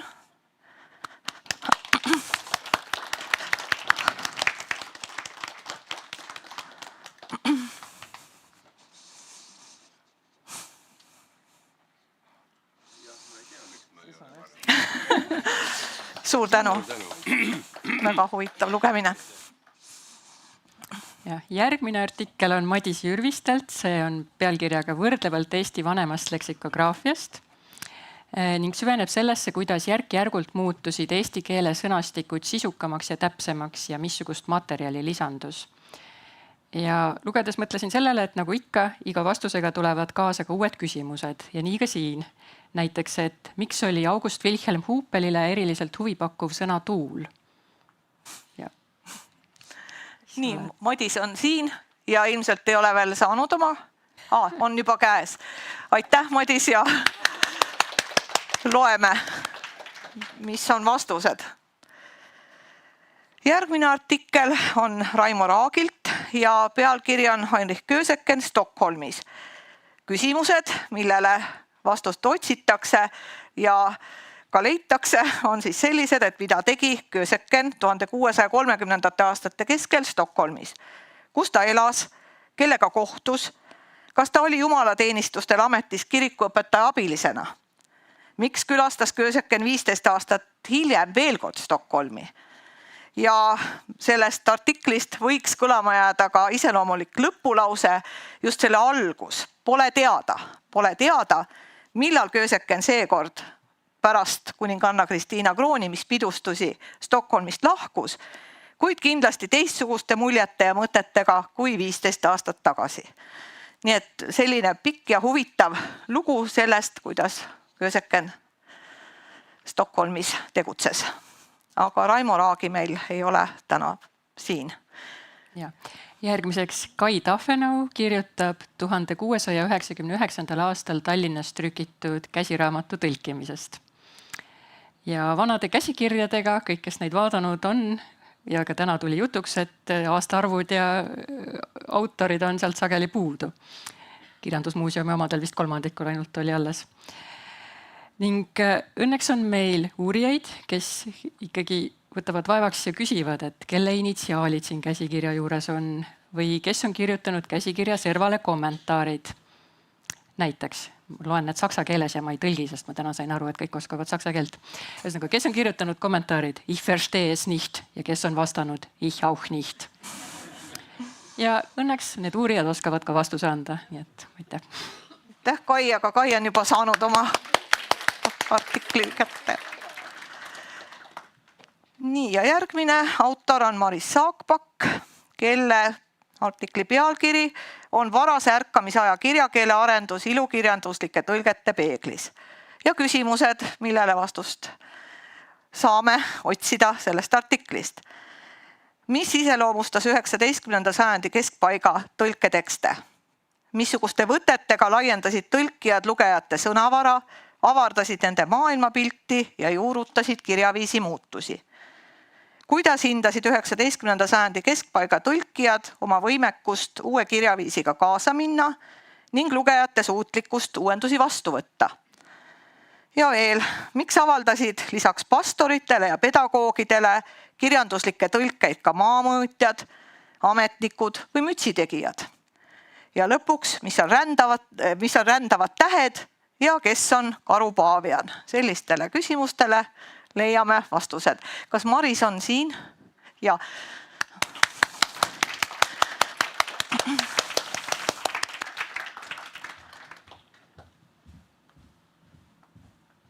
Suur tänu. Liina Pärismaa oma artiklis Kristof Blume 17. sajandi teise poole kirjakeele uuendajana küsib, kas ja kuivõrd järgis Blume oma teostes tollaseid kirjakeele tavasid ja autoriteetsete eelkäijate keele eeskujusid. Ja jällegi seda teksti lugedes võiks esitada lisaküsimuse või sellise hüpoteesi, et kas me võime öelda, et kas või natukene tänu eesti keele sõnade suhtelisele pikkusele jäid meie kirikukeelest Blume ajal välja artiklid C ja 1 ning käändevormide asemel kasutatud kaassõnad, sest need lisasõnad lihtsalt ei mahtunud laulu tõlgetesse riimi tõttu ja rütmi pärast. Aga Liinat vist ei ole. Ja siis on artikkel kahelt autorilt, Loviisa Mänd ja Silar Tibor Toot, on kirjutanud käsitluse vanakirjakeele feminiinsest X-suffiksist murdesõnastike peeglis. Ja küsitakse, kuidas seostub X-liiteliste naissootuletiste teema Eesti vanakirjakeele autoritega. Kas kirjanduses seni valdavalt Lõuna-Eesti tuletusliitena käsitletud diminutiivset päritolu naissoo tähendusega X-suffiksit leidub ka mujal murretes kui ainult Lõuna-Eestis? Ja kas lisaks naissoo tähendusele võis X-liide kanda veel ka mõnd muud lisatähendust? Ja lõpuks mõni sõna ka, kes olid kepsik, lupsik, välgik ja edvik. Nendele küsimustele leiate vastused, aga Silard ja Loviisa on juba saanud oma artikli kogumiku kätte. Ja selle keele ja kirjanduse numbri lõpus on veel üks artikkel, selle on kirjutanud Külli Haabist koos ühe kaasautoriga ja selle pealkiri on Ningist Jaani ja edasi. Ning selles artiklis küsitakse, et mismoodi sai kinnitavast vastuspartiklist ja, mida dialoogis kasutatakse vastusena ja või jah, et mismoodi sellest sai tavaline rinnastav sidesõna. Ning kui ausalt üles tunnistada, siis mul on olnud võimalus selle artikli valmimist väga lähedalt otseselt jälgida. Nii et ma võin öelda, et selle vastuse andmiseks tuli meil liikuda vastupidises suunas ehk välja mõelda, kuidas siis 17. sajandil kirja pandud lauset, mida ma praegu loeksin niimoodi. Seesinase ilma sees kasvavad need patused ja nende käsi käib mõnikord paremini kui nende vagade käsi, et kuidas seda 17. sajandil loeti. Ja artikli autorid pakuvad välja sellise variandi. Seesinase ilma sees kasvavad need patused ja nende käsi käib mõnikord paremini kui nende vagade käsi. Ning nagu öeldud, see on viimane artikkel. Ja siis on veel intervjuu, kus vastavad 6 juubilari, nagu ka eespool räägitud. Ja need vastused on väga kenad, huvitavad, neid tasub lugeda. Neist koorub välja üsna palju isikupärast, aga koorub ka rõõmustavalt üksmeelseid arvamusi ja sellist ühist rõõmu ja innustust suuri avastusi pakkuva uurimisvaldkonna üle kõigepealt, samuti heade kolleegide ja ka uurimist vajavate teemade rohkuse üle. Ja siin võib-olla olekski kohane lõpetada see meie väikene esitlus ühe tsitaadiga sellest intervjuust. Tsitaat pärineb Kristiina Rossilt ja Kristiina ütleb nii. Praegune uurimisseis tundub igati lootustandev. Eriti selle taustal, et 1990-ndatel õide puhkenud üleüldine ajaloo huvi ja mineviku ihalus on nüüdseks ootuspäraselt vaibunud ja asendunud olevikumurede ja tulevikuhirmudega. Aga vana kirjakeel püsib endiselt uurijate huviorbiidis. Loodame, et see nii jääbki ja et need muud mured ja hirmud taanduvad. Soovime kõigile kena konverentsi jätku, toredat raamatuaastat ja täname veel kord kõiki, kes siin kohal olid. Aitäh! Aitäh!